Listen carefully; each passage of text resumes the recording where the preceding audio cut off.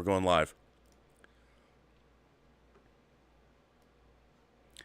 Well, greetings, imagination connoisseurs. Once again, it is I, your Duke of Dope Discourse, your master of fun and wonder, your viceroy of verisimilitude, yada, yada, yada. Call me what you want, you know. I like verisimilitude. Somebody called me that. I thought that was good. Robert Meyer Burnett, and welcome to Midnight Musings. You know what? It's amazing that I mean, this was Midnight Metal, which it still is, but this is Midnight Musings. I don't even know what number it is. What is it? 17, 18, 20? Who knows? But it wouldn't be a show without, of course, Lael Rockwell, who will be joining us later. And, of course, you know her. You love her. I mean, she says RM, but I like to say, welcome. How are you? I am well, Robert. How are you tonight? I'm feeling good tonight. Yeah. Maybe I'll just, if I spent the entire night talking in my ASMR voice. Good evening, everyone. How are you? You're hearing very well. You like that? I know, right? What if we love it? What if we did the whole show like that?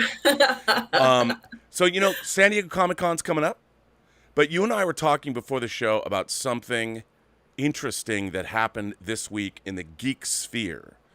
Yes. And a lot of people are talking about it, and you'd brought it up, and I wanted to talk about it.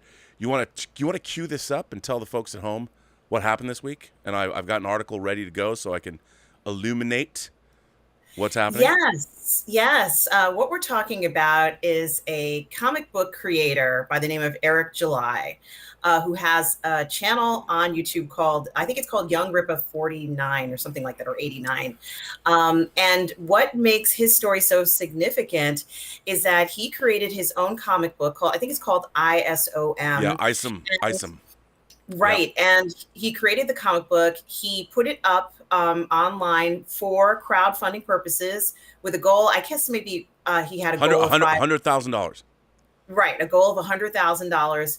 And when he opened it up for pledges, it turns out that he broke a record with having, 15,000 orders, 15,000 orders or 15,000 pieces sold. And right now he's up to a grand total of $2 million worth of sales of his comic book. Robert, for so long, we've been seeing many of the comic book industry struggle. And this gentleman is the perfect example to show people that there is money to be made in the comic book industry. Not only that, what I find very interesting is he's a conservative. Yes. Young Ripa is known as being a conservative. Obviously, he's a black man. He's a conservative, and now he's a multimillionaire, all because of his own hard work. And as the majors, Marvel and DC are struggling, Eric July and his Ripaverse, which actually is a really cool name for a comic universe, I approve. But let me just jump. There's an article from the New York Post I figured I'd read and bring people up to speed. There's Mr. July. Anti-woke comic book defies cancel culture and earns 1.7 in 4 days. So here it goes. In a world full of woke culture, one man is taking an artistic stand. Writer, content creator, and musician Eric July is adding a new feather to his cap, comic book creator.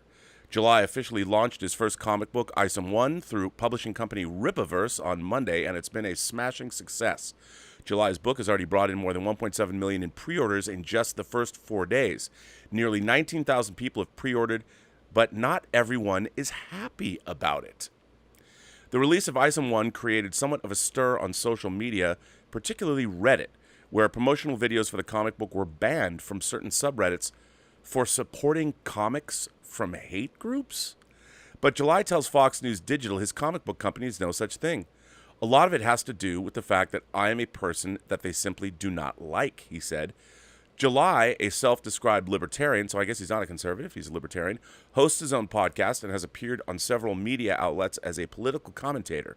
July said he's on a mission to spread liberty, speak out against nonsense, and work toward a more free and prosperous society. Now, I have to say, here, let me make sure that I'm centering this.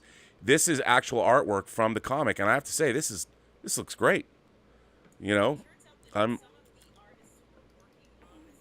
Robert, were previously working, I believe, on the Superman run, and many of them left that run, or let's say, are no longer working on that run because, and it says in the article that what they were asked to do, how they were asked to depict Superman, wasn't anything that they felt that they cared for. And as an artist, you got to love what you're making. You can't, Right. when you're drawing something, you can't go ahead and draw something you dislike. So for artistic reasons, they no longer work on that line, and now they're here on this line, and it shows. The artwork is amazing. It really does. Let me read more of this article and show more of the work.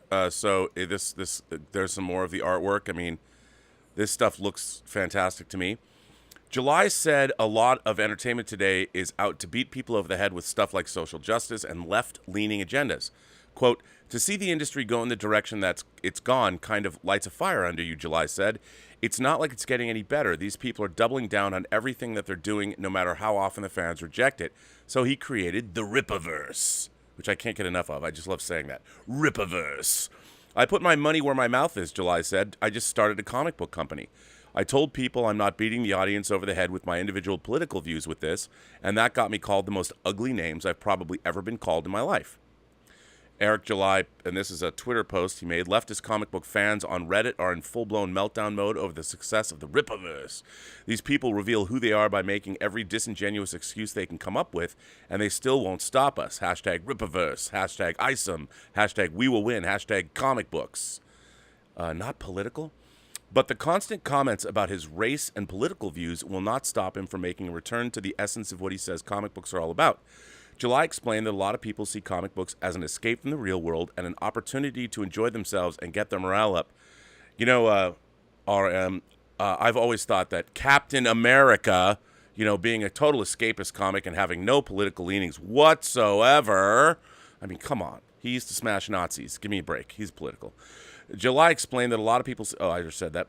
I like seeing people be stoked. I like seeing people be happy and enthusiastic about something that is happening in entertainment. The last 5-6 years, it's been rough for a lot of people because folks have... I love people who use the word folks. I use that word all the time. And people are like, don't you think that's a little old, Rob? I'm like, I love folks. How are your folks? Have just been holding their nose as they go through and consume whatever entertainment it is that they're consuming, he said. July said he hopes to build a fandom where people could share their theories and build friendships. We're seeing success, and people are enthusiastic. Customers are enthusiastic, and that's why they hate us, he said. This is what I do. This is my passion. I'm a comic book lifer. And then here's an Isom poster. That's his... I mean, I love this character design. It has a little Mr. Terrific vibe to it, but it's very cool. Isom 1 follows the story of Avery Stillman, a common rancher in Floor Park, Texas, who obtained some unique abilities and spent a brief time acting as a hero under the moniker Isom. Things take a turn for Stillman when he gets a call from his sister about an old friend who has become one of the most feared men in the city. Stillman goes to visit his childhood friend and ends up in some violent altercations and is sucked back into the world of accepts, I like that, or special beings. The 96-page comic book will serve as a launching pad for the entire Rippaverse comics universe.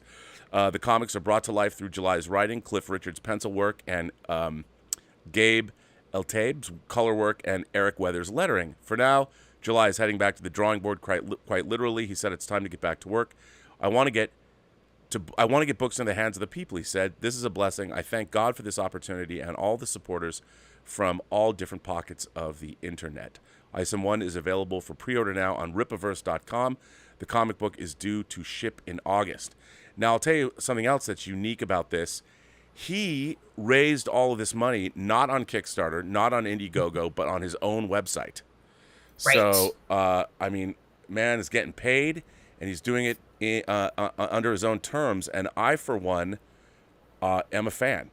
I think that what he's doing is incredible, and I think it's great. I really think it's great what he's doing, and I'm digging it. And what I find so interesting is any creation, anybody who's doing content creating of any kind, to me, is inspirational. Mm-hmm. Because you're bringing a story into the world, you're bringing your story into the world. And I guess I grew up in a world where I didn't dislike people necessarily because of their politics. I mean, sure, if you're going to be a white supremacist or a Nazi or a fascist, not going to be a fan of yours. But I have no problem with conservatives or people on the right I used to consider myself a left-leaning liberal. I mean, I find myself as I've gotten older, my side scares me more than the other side. So, I don't know, but I've listened to. I don't know Eric July, but I've heard him speak, obviously, and I've watched him on YouTube, and I think what he's done is pretty amazing. He went out there, created something, selling it directly to consumers on his own terms. Whether you like his politics or not, to me, is like, look, this is America, and clearly there's enough people. He has enough of a customer base, and it looks like he's making a great product. So he really is, Robert. I think this is a perfect example of the potential that we have, even with, let's say, YouTube or any of these streaming platforms, to create your own fan base. And for the longest time, comic book creators have had to go through somewhat of a complicated process of oftentimes not even be able to own their own creations. Right. And we've seen what happens in that regard. And, there are so many artists who are incredibly talented, but they just don't own those characters. And, the persons that do own them are doing whatever they want with those characters. So many talented creators, Robert, who, then when this crowdfunding, let's say Indiegogo, and I can't remember the other one, Kickstarter, I think is what it's called. Kickstarter, Indiegogo, We've seen so many stories and how there have been ups and downs using these crowdfunding companies. So I can see how a person might want to shy away from that now. You see the good and the bad with it. And if you can avoid it, you will.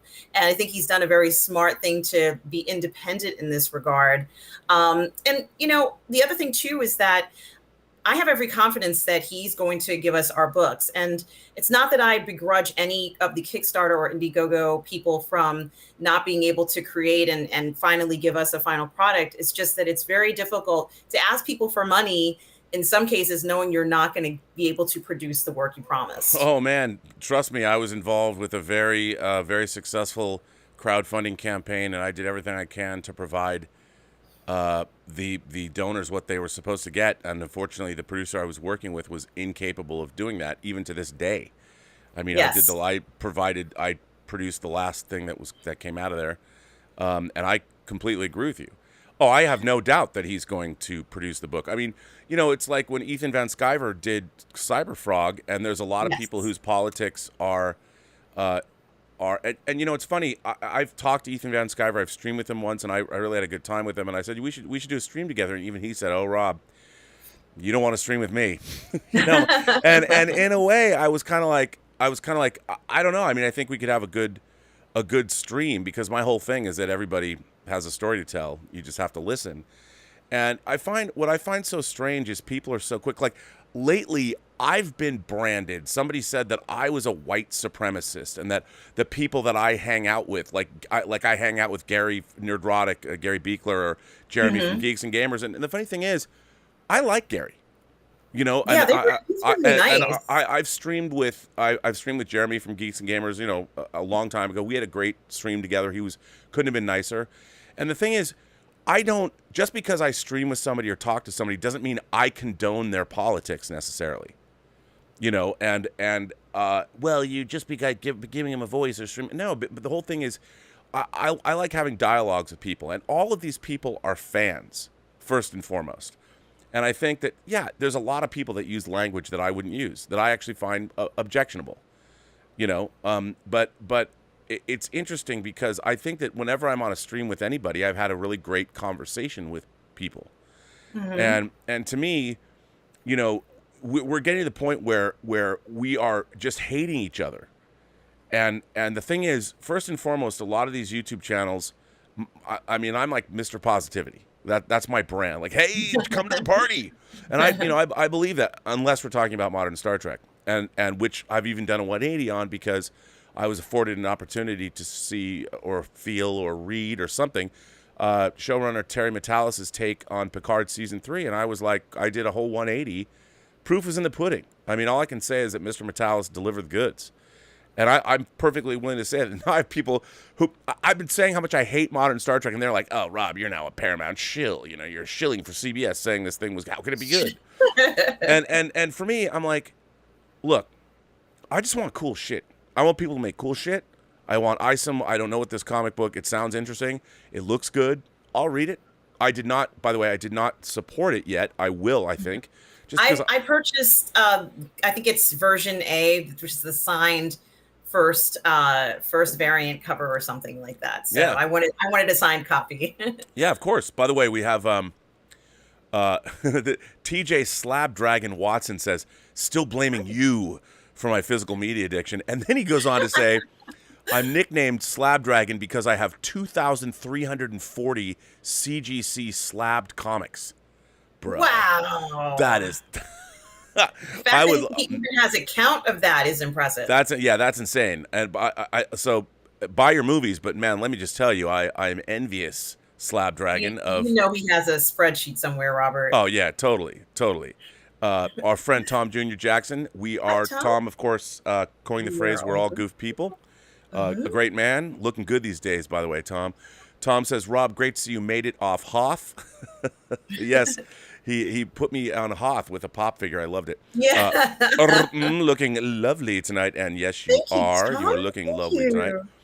Tony Reyes is a PGS hero, and he's been a member for 7 months. So thank you for that, Tony. I appreciate that. And the J. Shrey Way says, who would you cast Gosling as in the MCU? I say Gambit. That's not a bad... You know what? I think Ryan Gosling could be a Cyclops. Yeah. I could totally see him as Cyclops. I mean, all I'm thinking about with the MCU is X-Men. Bring me my X-Men. But so, you know, what's really interesting to me is that with this, I love seeing creators going directly to their audience. You know, I self-published a comic book about 15 years ago called Living in Infamy that was done by Ben Rabb and Derek Hughes. And it was a very I self-financed it, and it was not an inexpensive proposition. And, you know, we've been trying to turn it, I think it'd make a great TV series, which we've been trying to do. But, it was, at the time, we had to get into the Diamond catalog. And for a small company like ours, who was going to see the comic? And now that you have social media, now you have a following online, if you're a creator and you're going to make something and you can sell it directly to the consumer, directly to your fan base, that's like the greatest thing in the world for creators. And as long as they're not abusing, you're not taking the money and run, which I don't think he's going to do. He's a very high-profile individual on the internet. I think he's going to deliver a great product. And now there's all these people that either resent his success, and I'm like, why? Like the thing about when you're selling directly to your consumer base, you're directly to your fans, the relationship is between you and each individual person that wants to support you. And just because you have enough supporters where you make $2 million in a couple of days, no one should resent that. We talk about Brandon Sanderson, who Stubble McShave would tell you took over writing Robert Jordan's Wheel of Time. He famously wrote 4 books during the pandemic and crowdfunded them to the tune of $40 million. Yes. And in my mind, hey, that's a huge amount of money. But why shouldn't any creator who has a fan base and who has people, remember that creator, each individual person is deciding whether or not they should support their favorite creator. The fact that they have enough supporters that the creator ends up making $40 million should have no bearing on you. If you like a creator and you want to buy, like, how much did you buy Isom? You said you got a variant cover and you wanted to... Yeah, I think I spent $50. Okay, $50. But it's a 93-page yeah. book, Robert. 93 page. And let me ask you, you get this 93, or I think it's 96 pages. I'm sorry, excuse me, 96 pages. Yeah. So let me ask you this. By you spending $50, you obviously willingly did it. Nobody twisted your arm. And the thing is, you and Mr. July, you now have a relationship. You've given him $50. What you want from him is that 96-page comic book signed with a variant cover. Yes. That's your relationship. And that's what he's promising. And I think that's fantastic. And it looks to me that he's going to deliver. I mean, I'm sure the book is probably mostly done anyway. I think it's completed. It's completely done, Robert, from what I understand. Yeah. It's ready to go. Oh, it's not like a year from now or something like that. It's not going to be anything like that. And the other thing I wanted to say is that, for a long time, we've been seeing sales of comic books kind of have a very bumpy ride, especially from some of the major companies. I'm not going to name any names, but let's Right. just say at least two of the major companies that we know, the entire system of how comic books that you went through, you described, has changed completely. This Yeah. middleman Diamond is no longer doing that process, Yeah. or if they are, it's very modified, let's say, a very different, the sale, even the way that they track sales has been different. And, Yeah. Manga apparently is doing incredibly well in the United States, which is not a surprise.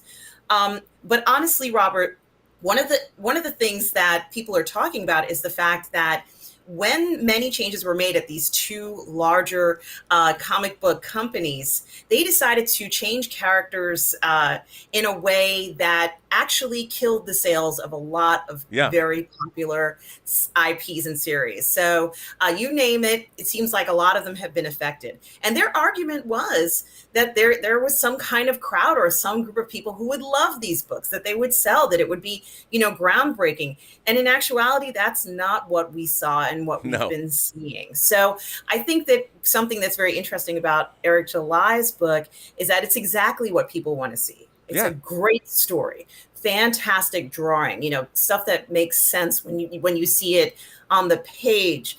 This is what fans are asking for. That's all they ever wanted. And you know what? He'd listen to the fans because he's been talking to us for years. For years. All of us who watch his show, all of us who have feedback, writing in the chat or whatever, he knows what we wanted. He gave it to us. And this is what happens when you go ahead and produce something that fans want. They will spend that money. That's where the money is. Fans are not going to go ahead and buy stuff now when they don't know for certain whether it's going to be what they are expecting or what they expect in a comic. Well, what I find really weird about, obviously this becomes like we talk about political agendas and marginalized people, and there's a lot of. And I think what's really interesting is I think a lot of us, even on people on different sides of the political aisle, we believe in that people should have a voice, and that various minority groups should have a leg up, and all of those things should be true. And they, I think most people believe that. And our society was on a natural evolutionary path. It might not have been. Might not have been as fast for some people, but it was happening. We had things like same-sex marriage being passed. We had people being accepting of more LGBTQ things and or subjects, topics, whatever. We had, there was a lot more racial awareness for people, and people were being more sensitive about these things. And then in the last decade, it's really been skewed, and things have gone, I think, completely off the rails into an unnatural, non-evolutionary path, and it's become it is not natural. What's happened is this normal progression of society, because eventually, the more people know about one another, like the more people work together of all different kinds of people. When you're working with somebody, it doesn't matter what their sexuality is. It doesn't matter what color they are. It doesn't matter what their religious preferences are. When you start working with people and you've got a common goal and you're all working toward achieving that goal, whatever it is, whether you're raising a barn like in Witness with the Amish, or you're trying to make a movie, or whatever it is, when you start working with people of all different backgrounds, you realize that we have more in common than less. And that's why I've loved working in Hollywood for 30 plus years, because I love the gypsy nature, pardon me, I shouldn't say gypsy, Romany nature of working with all different kinds of people. It's kind of like that traveling circus mentality. We're all kind of, we like that. Let's hit the road and, go from town to town. Let's put on some grease paint. Yeah, I mean, let's put on a show. I've got a barn, and I like that. I like those kinds of people, and people in the arts are my tribe. Those are the people that I found, and let me tell you, there's a lot of wacky, eccentric personalities, and I like that. But now I think, this evolutionary process has been hijacked, and there's a lot of things like, for instance, if you think about superheroes, the very idea of a superhero comes from this, I guess it's human nature. It doesn't matter what kind of human being you are, but to be powerful, to be strong, to be able to leap over skyscrapers in a single bound, believe in truth, justice, and the American way, fight for the oppressed. I mean, that idealized virgin, Freudian slip, that idealized, and I guess many of us are, well, I won't even say that, but the idea of the Ubermensch, the Superman or the Superwoman, the super character, that's a fantasy that we have since we're children, you know, Yes. and comic book characters, superheroes, and all that goes all the way back to the Greeks, you know, the Romans, mythology, and all of that, Hercules or Heracles, and these are tropes that have been with societies across the world of all different kinds since I'm sure since we were painting pictures on the sides of caves, and there was something, you know, pure about that, and now one of the things that the big two, Marvel and DC, if you look at their pantheon of characters, and I'm surrounded by, you know, the lower tiers of my bookshelves are all absolute versions or Yes. Marvel hardcovers, and the thing is, I've been reading these books my whole life, and what's interesting is I have no problem with people injecting politics into stories. I think almost every story has politics in it. What people are now objecting to is they don't want to hear a message that is contrary to what they believe in their comic books, which I totally understand. But the thing is, when you're telling a Captain America story versus Hydra, you're on Captain America's side because of his politics. I mean, that's Right. why, you know, that's Right. what you're Well, a fan. it has to match the sheet that describes the character that we've known for so many years, Right. that we've known has certain characteristics for 20 or 30 years. And when you veer away from some of that, that's when it starts to get confusing. And it's true that in comic books, there are lines where a character is now going to be doing something different. And they stick with that. But we've never seen anything like this before, where so many comic book lines have been subjected to a radical change. It's radical changes, not just in the character's behavior, but in what the focus of the story is in the comic books.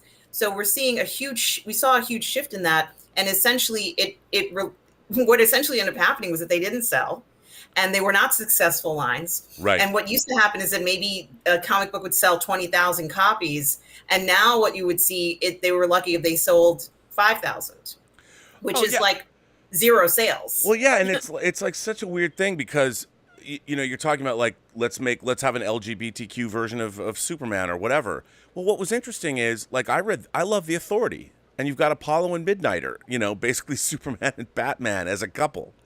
And this is stuff that was happening in comic books, but these were original creation. These were characters, and they were created to be that way. And I had no problem with that. I love The Authority. I have got for the absolute versions. I love The Authority because the art was big and widescreen, and it was awesome. And did it bother me that there were gay characters in The Authority? No, I welcomed it. I thought it was awesome. You know, if you're a super powered character, imagine the kind of great sex you could have floating above cities. I mean, what's not to love? You know, whatever. Well, the other element that you're talking about too, or at least what I imagine you're going to be leading into, is the idea that it was a good story. And even if it's a good story, it almost doesn't matter what their orientation or any of that other stuff is, as long as it's an entertaining story and you're enjoying it and it's done very well, you're going to buy it and continue to enjoy that story. But we haven't been seeing that, and that was something else that was very lacking. And, you know, so I kind of think that I kind of hope, you know, there are some other comic book creators who are very much like Ethan Van Sciver, who I know the guy who does Splato comics. He also kind of addresses this and he tries to figure out what exactly is the state of the comic book industry today. Sure. And, you know, I think it's very interesting. I haven't heard his comments about this, but I'm sure that, you know, like many other people who, like yourself, have been looking at comics for the past 40 years, 50 years, whatever, you see something like this happen. And it does feel very good, because now it seems like, you know, as consumers, we have the power to promote something that is high quality. And that's all we ever wanted, was a high quality comic, because that's what we've been getting before. Yeah, I mean, and what's interesting, what I like about what Eric's doing with this comic, Isom 1, he's a rancher in Texas. He's a black man who's a rancher in Texas. I mean, I'm already thinking this is interesting. Like I'm Yeah. already curious about this man's story, interesting milieu, and I'm sure that there's already some interesting. Like I have no problem with politics. I love political thrillers. I love political stories. I love them because they can be great. The real question is it's the you have to tell an organic story, and a story encompasses all of those things. Like what I find so interesting is a protagonist. Like if let's say you're telling a story with a gay protagonist, just like a straight protagonist, if they're involved in, say, a murder mystery, they're not going to get out and go, I'm gay, and now let me solve the murder mystery. That's just a part of it's in the background. It's a part of and maybe what I want to see is if you're going to tell me a story about a religious person, say somebody who's LGBTQ, make that trait about them integral to the story that you're telling. Give me some insight. I think that's really interesting. Like if somebody is I love stories when people go into communities that aren't their own. Like Witness with Harrison Ford. He goes undercover in the Amish community, which I love. William Friedkin, who directed The Exorcist, he made Cruising, where Al Pacino goes into the leather daddy gay underworld, the rough trade underworld in New York. I love that film so much. Yeah, I mean, I when I saw it, my dad took me because Jerry why am I drawing a blank on his name? Jerry Weintraub produced it. My dad insured. He had no idea what the movie was about, so he takes me, and I was like, I probably was like, I don't know, 12, and I'd never seen anything like this before. I didn't even know anything about the leather daddy gay underworld. I'm like, this is pretty awesome. I've never seen this before. It's like in Star Trek when they go to an alien planet. I don't know anything about this, and my dad's like totally mortified. I'm like, we're not leaving, Dad. I want to find out who the killer is, but I think that I love stories where people go into environments that aren't. I love stories about people that aren't like me. I mean, because that just is an extra added layer of interest. By the way, Bear Down Adam sends in a super chat. The Robo Producer says, Rob, cool stuff, period. That's all we want to see too. Even if we don't agree, we can be positive, do so. I think that's what you're saying. Haven't seen Picard season 2 yet. Worth it? I would say no, Robo Producer, but I don't want to keep you from liking something you might like. Man says, my man Rob, love your vids. Well, thank you, man. Thanks for being here. Appreciate the support. And we have a gigantic super chat coming from Jaimin D. Really? Jaimin D says, interesting to chat, and interesting to see that the same people who talk about inclusion and diversity, and here's a black man who created his own brand new character and universe, and those same people are now upset. If there are racist and toxic fans, would they have supported Eric? Again, a perfect example. I think Eric and what he's doing here proves that he has a lot of fans and a lot of supporters, and I'm there for it. I think that isn't that the way it should be? And I think that we've forgotten that there's nuance. People can have individuals can have many opposing viewpoints in one person. They can be interested in a wide variety of things, and now we so want to pigeonhole people. I got a lot of flack. Ben Shapiro, whose politics is much different than mine. Yeah, I like Ben Shapiro. I do too, and people hate him. And he has the Daily Wire, been very successful. He started a film distribution company. And back on Robservations, I did a story. Now, I wasn't doing a story to necessarily support his politics. I was doing a story about his new film production company. They first acquired Run, Hide, Fight, about this assault on a high school. And then they recently made the... Terror in the Prairie? Yeah, Terror on the Prairie with everyone's favorite, Cara Dune, And she canceled, whatever. What I thought was interesting was that the Daily Wire became a film distribution company, and they're distributing their movies, and they're acquiring people's movies that might skew toward their politics, but it looks to me like they're making genre fare. They're making low budget genre movies, and I'm all for that, whether it's exploitation or horror, whatever, call it what you will. And people just came after me. And they're like, how can you support that? And I'm like, well, I'm looking at it as a filmmaker myself, as an independent filmmaker. It is so hard to get paid when you make movies. Mm-hmm.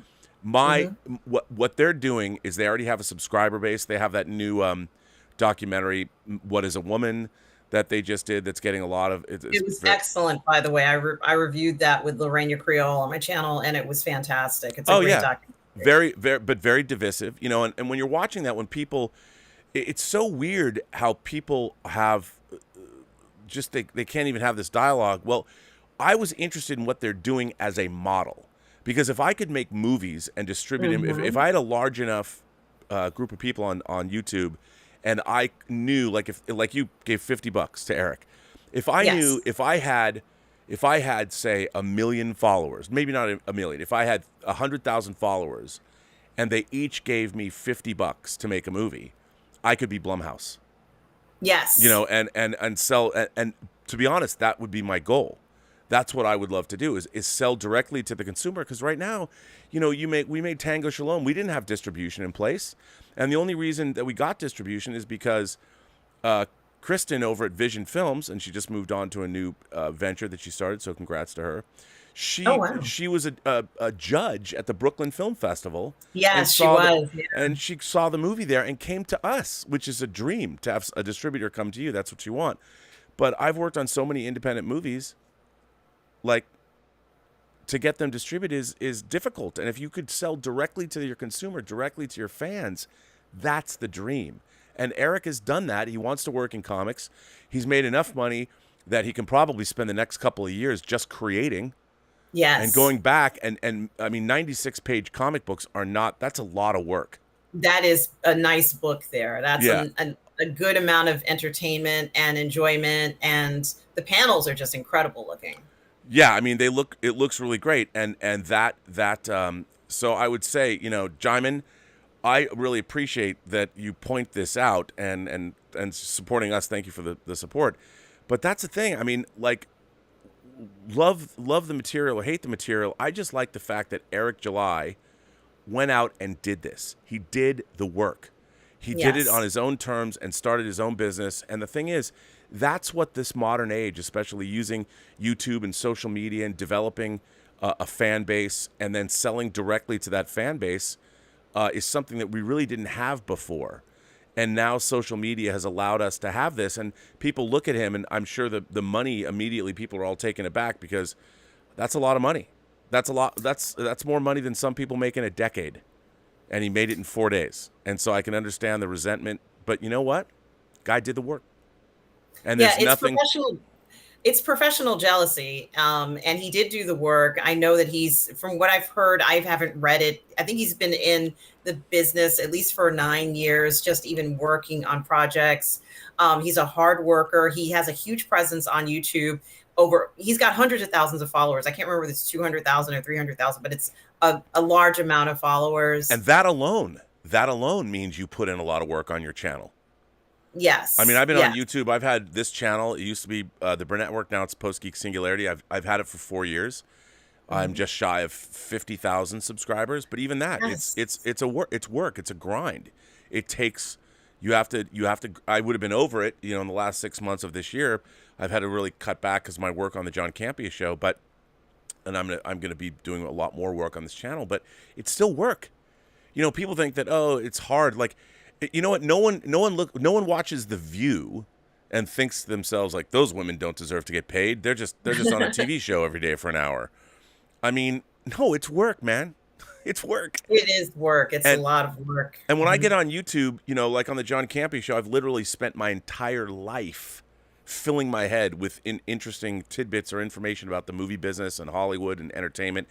I've spent and I spend all of my off time, whether I'm reading books or scouring the internet, I'm filling my head with more information about the rapid changes in technology and where we're going, and, you know, having a lot of interest. So I never stop working. And I'm sure when I'm dreaming up stuff to talk about too. So it's all work. And the modern era has afforded us this great opportunity. And it is, we are creators. This is a form of entertainment, so we can't push that aside and pretend like Right. it isn't. People are watching this like they would watch a regular program. So, they are expecting to be entertained somewhat. And the other thing I wanted to focus on was the fact that this is record breaking. I think there was another comic book that had a Keanu Reeves in it, Berserker. Berserker, yeah, and Um, that's a Boom Studios comic.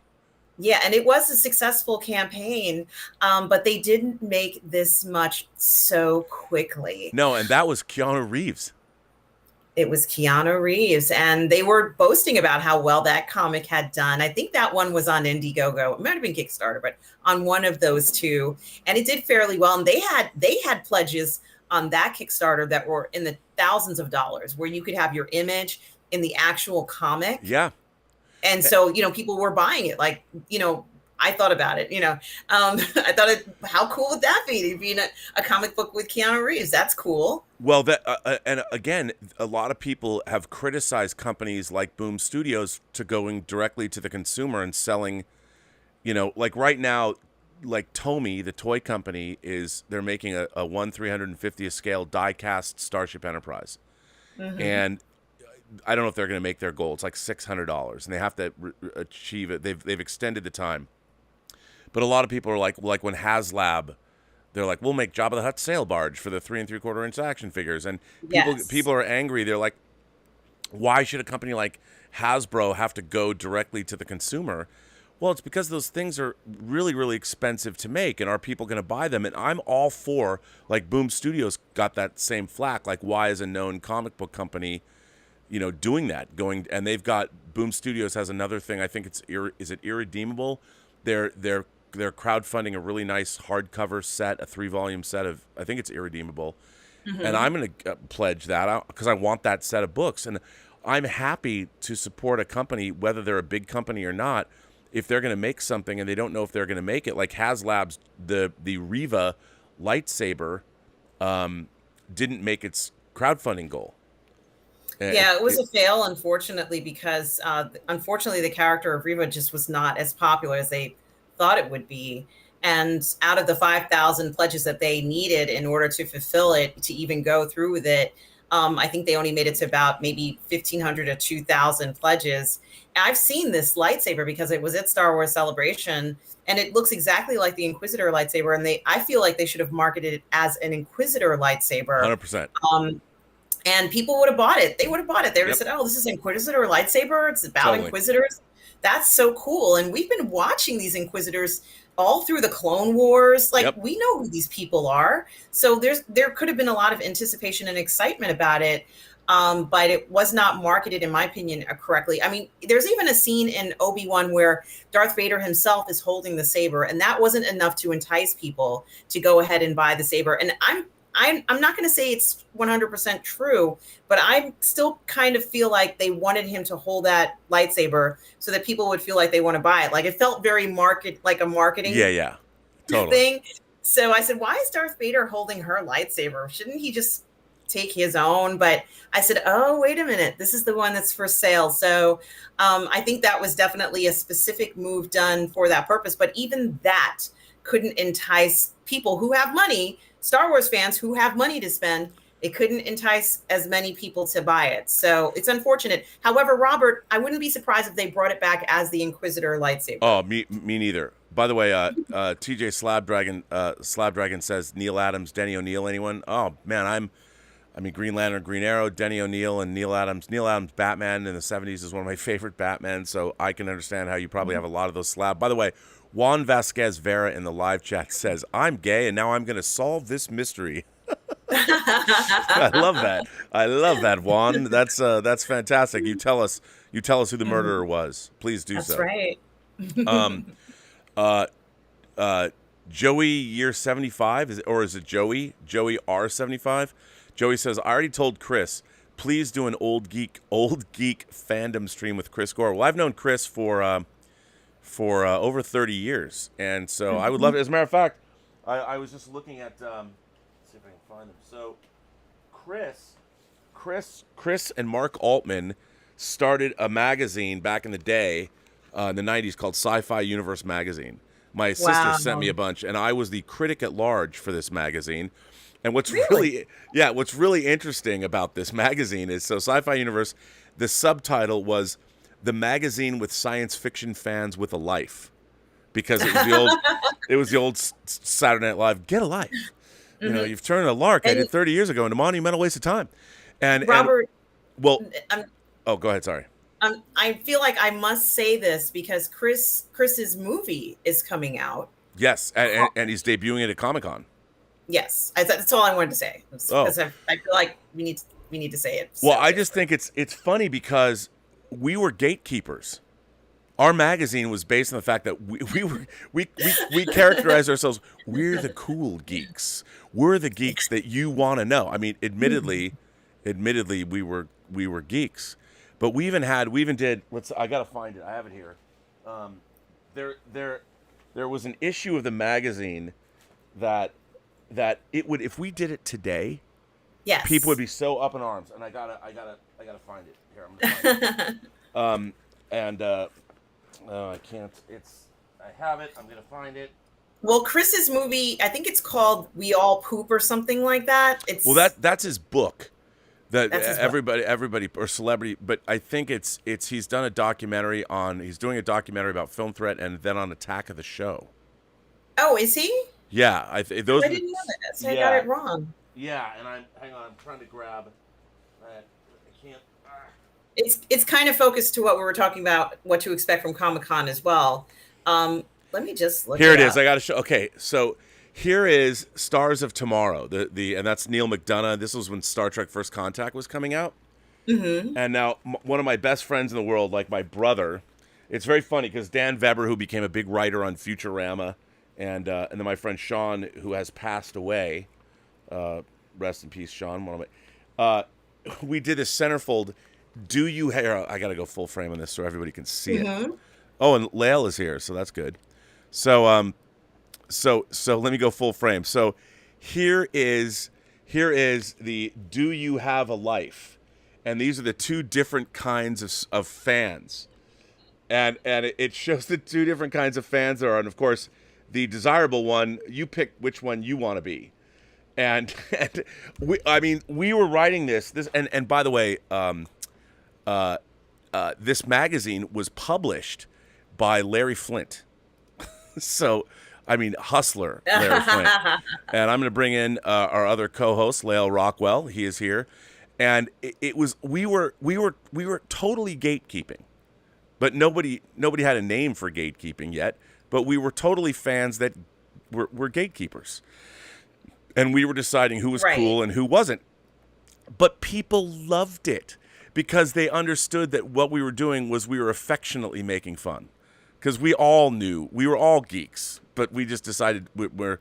So, Lael, I was talking about this magazine I used to write for in the 90s. Please welcome the very smooth 1/6 scale man himself, Lael Rockwell. Come on, Now, Hey, man. Lael. Come on, man. Come on. There's nobody smoother than you, Rob. that's not true. That is true. You're Rob. Every time I watch you on the John Campea show, it's just like the thing is, it's no coolness on the show unless you're on there. You have to be on the show because you elude the coolness. Like, Wow. I've seen pictures. The thing is, you're so smooth. I didn't see smooth pictures, bro. So you can't deny that. I didn't see them. I've Well- seen them all. Well, I appreciate that. Listen, you sounded like you were at a concert tonight. What were you seeing tonight? Yes. So the Roots. So the Roots actually came here. They had a full-fledged concert. It was Questlove, Black Thought. Basically the Roots crew. Dude, how much do we love the Roots? Oh my God, bro! It But was now, the best concert. You can't just say Questlove. You now have to say Academy Award winning. Academy Questlove. Award winning. Yeah. Love. That's exactly. And that's, you know what? It's crazy because that's how he signed him off too. Because he was the last one. He like when they signed off the concert, they started introducing the band. He was the last person. He said Academy Award winner, Questlove, and everybody just went crazy. So yeah, it was a great concert, man. By the way, for those of you who don't know, Questlove made a documentary called Summer of Soul that was about a music festival in Harlem that kind of was overshadowed by Woodstock, so it was kind of forgotten to time. Mm-hmm. And it's an incredible documentary with incredible performances. Mm-hmm. And I have to say, Questlove, not only is he a great musician, but he is a music historian par excellence. Yes, he is. And yes, he is. you know, when Prince passed away, and I don't know if I'm a huge fanatical Prince fan. Questlove was doing like DJ sets for like 12 hours, and I mean, he just playing nothing but his I mean, he's amazing. So to see the Roots now, were they actually performing outside somewhere? Yeah, they were performing outside. It was crazy because the venue. Here's the thing, like it was on because we have Front Street. You know, it's called Front Street. It's right there on the riverfront. And this is Harrisburg. And yeah, in Harrisburg. And the thing is, it's like, so you have Front Street, but then across, you know, right, basically across the bridge is City Island. That's what we have, like the Senators baseball games, stuff like that. But on the other side of the stadium is another concert hall that you can have, but they didn't do it over there. They did it on the riverfront. And I was like, I didn't understand how they would be able to do it, but they pulled it off. And bro, it was so many people there. It was crazy. But it was festive. It was great to see like so many different personalities, so many walks of life, and everybody was there for the Roots.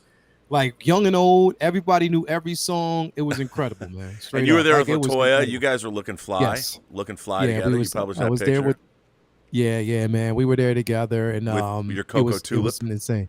Yep, Miss Coco Tulip. She was actually there. She wasn't.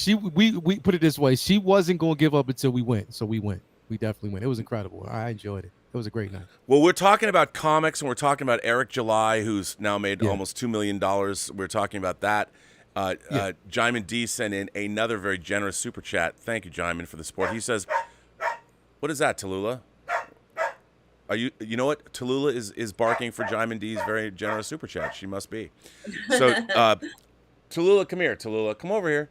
Jaimin says, "I don't know if you've seen the sales for DC and Marvel, but they have not been good. Whereas indie comics and manga have been selling great. Check out Ablaze Comics. They've been translating European comics, especially Conan, to English.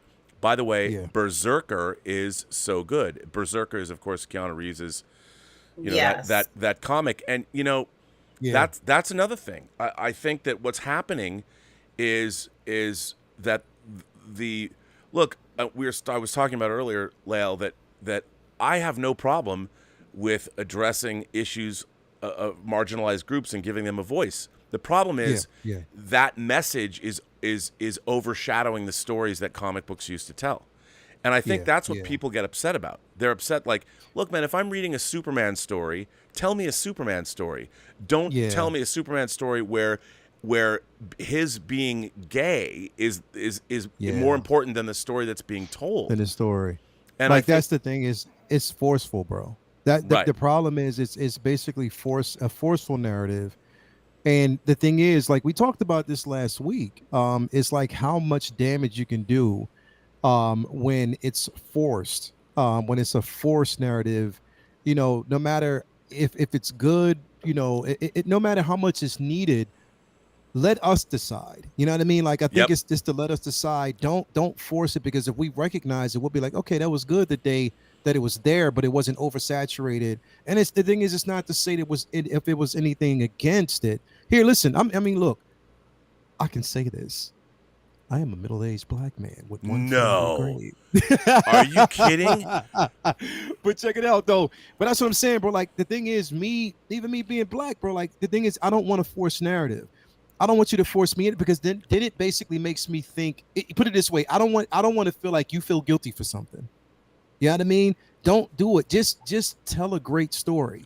Tell a great story of a black or white character in a story that isn't forcing a narrative. Just tell a story. You've done it for so many years. Like, I mean, it doesn't have. And I think that's where certain comics and certain stories suffer.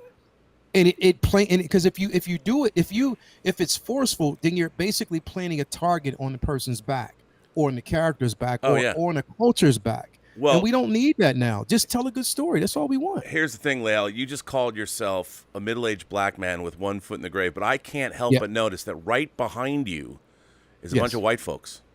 You got a bunch of white folks in a glass case there, and I'm like, you know what you are? You're a race traitor. You're not supporting your people. I don't understand what is going on behind you with all those white people. What is that, Lael? What is going on? Oh wait, Yeah. oh wait. It's a universal story of compelling characters that has been with you your whole life that you Yeah. love. That I love. That you That's love. it. I mean, That's it. I mean, That's it. it's and That's it. right, and That's it. it's like I bought Shuri and the Throne of Wakanda. I bought an action figure of a hot black lady and put her in the Throne of Wakanda. As a matter of fact, I just realized she's not on my shelf. I need to put her back up. But I'm like, I didn't think to myself, you know what? As a middle-aged white man with one foot in the grave, I'm not going to buy Shuri. I'm not going to buy her, and nor am I going to buy because Hot Toys sold the Throne of Wakanda for $100. It was $100, and I'm like, take my money. And Hell yeah. the other very interesting thing about this is that, in regards to Eric July, is that I think that somebody as talented as him, if he were to go to a comic book company, they may not even give him the opportunity to publish something like this. Right. That's the thing. They probably wouldn't. The contradiction, of trying to say that they want to increase creativity, they want to bring in new writers, they want to do this, and from what we've been seeing, that hasn't been what they've actually been practicing. Right. Well, and that's why I think that we live in a world, it used to be hundreds of years ago, there were patrons of the arts. People would pay artists to paint, and wealthy people would put in money to create the arts and that was something that happened. So there's a long tradition of fans of artists or artwork paying for them to create art. And I think with what Eric did, you can't resent the guy. All he did was make a product that people wanted to buy, and people bought it. And it's not like he wasn't stepping on anyone else's toes. No. He did all this. He had his own website.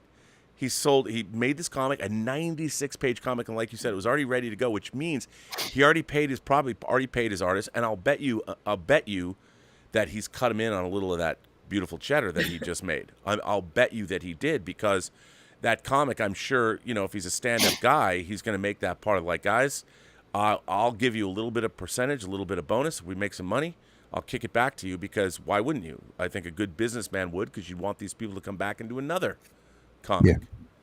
Yeah. By the way, a Bright Mutant says, Rob, I went to Amazon to satisfy my annual Free Enterprise craving, but it's gone. Is there someone else I can stream it online? Well, our movie Free Enterprise, no. You can't stream it online, but stay tuned, because hopefully one day, and that day is hopefully coming, you'll be able to see it in a different format. So, speaking of which, Rob, I got to show you something really quick. I have to show you something really quick. Oh my goodness! Can I show y'all real quick? Oh yeah, yes, please. Of course. Please.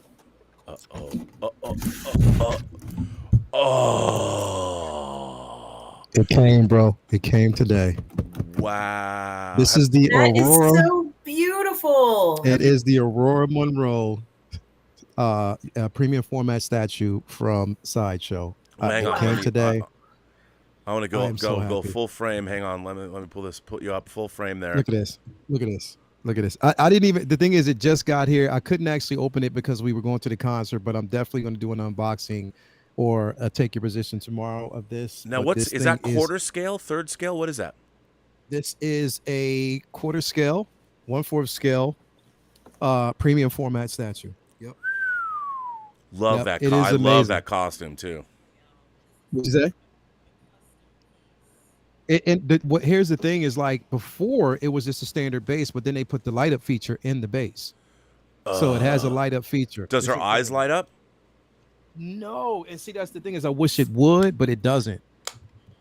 It doesn't. Wow, that man. thing is incredible, man. Yeah, it's an incredible piece, man. Her body is so beautiful that, I always say that you can tell a beautiful figure. You don't even have to see anything. When you can see the physique of that character, and it looks so incredible like this. It's just really a wonderful figure. Congratulations on that.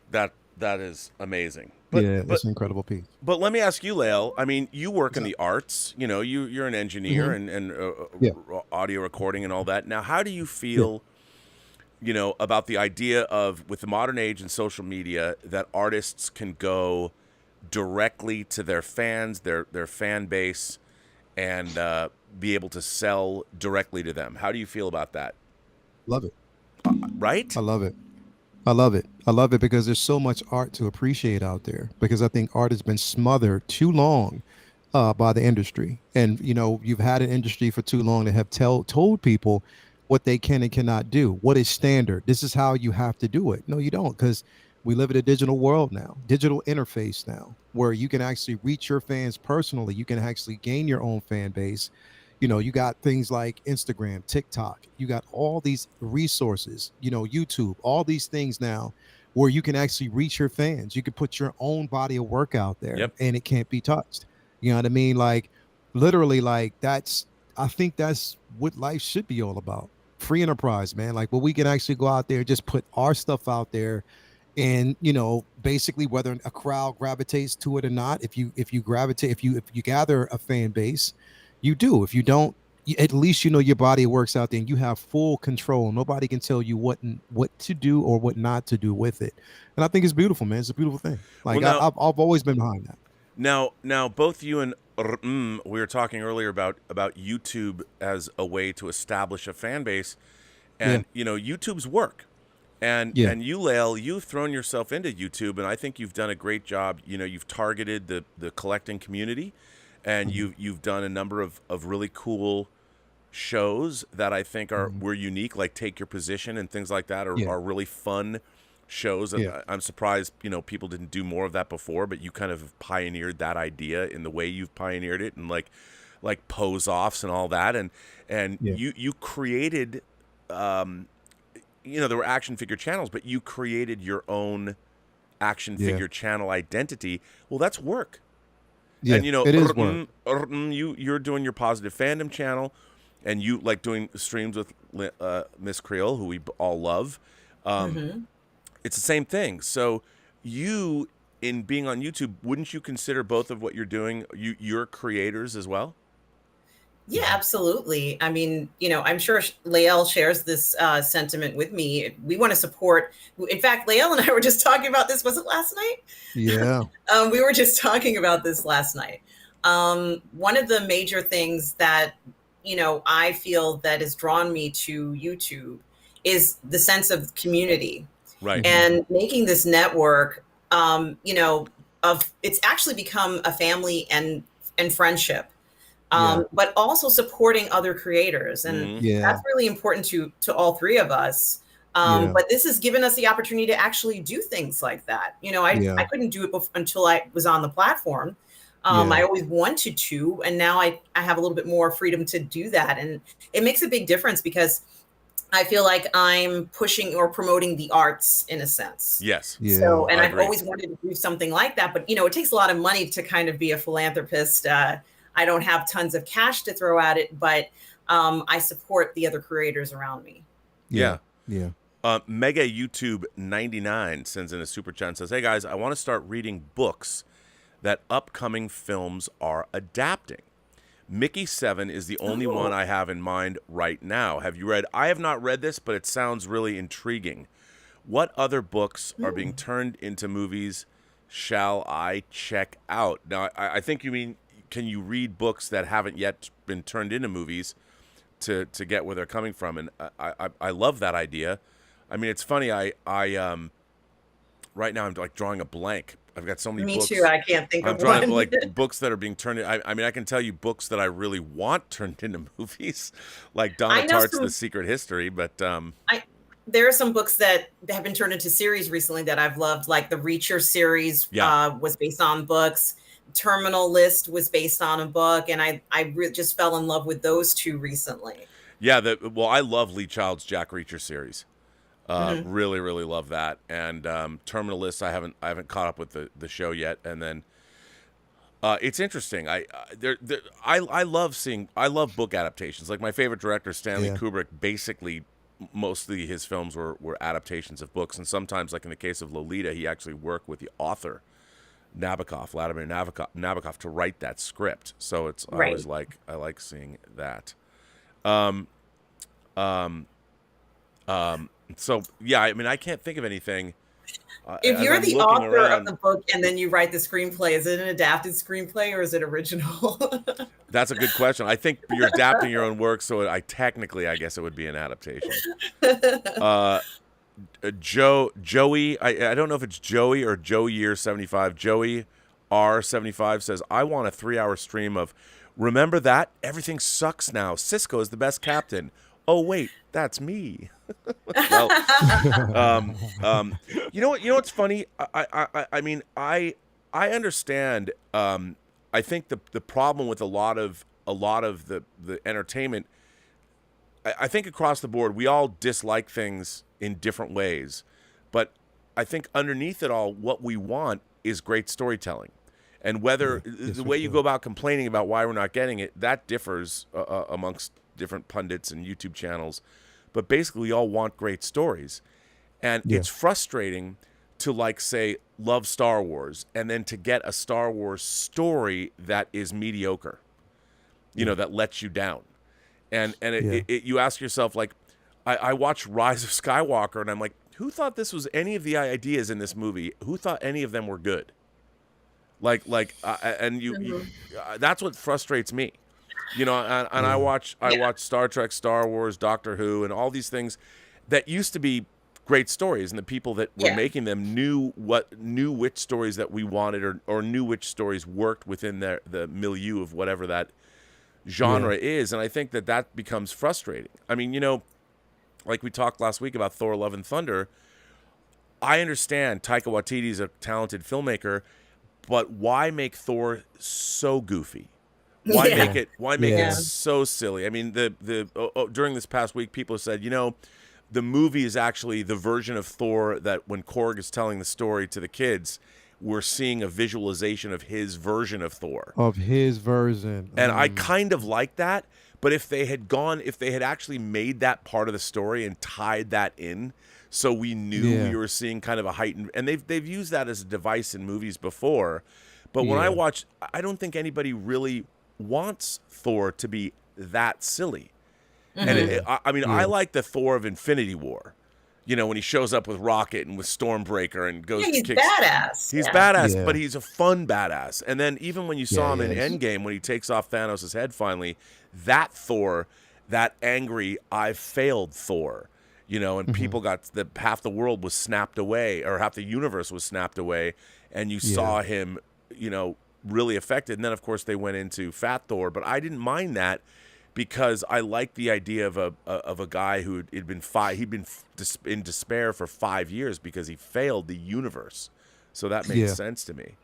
Well, it's interesting to talk about this, and I feel like I kind of spoke to Lael about this last night as well, in regards to looking at the work, that they're giving us, whatever they are producing, whether it's, a TV show or a movie, whatever they're handing us, and looking at it. And there are certain things we know that we'd like to kind of excise out of it. And Robert, you're an editor, so I'm sure, in your mind, when you see films where you're saying, well, that probably should be placed somewhere else, or, that they need to insert this here. And last night, Lael, you and I were talking about this re-edit of the Obi-Wan Kenobi episodes, and how different it was. And the most noticeable difference for me, it was really two things, was how much more important the Reva character became after the edit. And the second thing was that they decided to go ahead and go in and de-age Hayden Christensen. So he actually looked like a Padawan in the scene. He doesn't look like an old man. And, started to kind of look at certain elements, and it's like there's a myriad of reasons why they pushed it through, why they had the trench coat scene. There's a myriad of reasons. If it were up to the three of us, we would never push that through, but there's a myriad of reasons why it went through. But this gentleman edited out all the stuff that wasn't significant, and the character shined, the video shined. He also went ahead and made sure that the final fight between Vader and Kenobi was continuous. Like, you don't want your concentration broken at these really critical moments where they're supposed to be having this intense fight. And I think I fantasize about somebody taking these films and removing stuff and saying, oh we got this really good edit. It's you got to see this incredible edit. It's a fantasy. I think it's a great thing to do. And I think people, as editing tools become more of the norm, this is going to be something we're going to see more and more and more.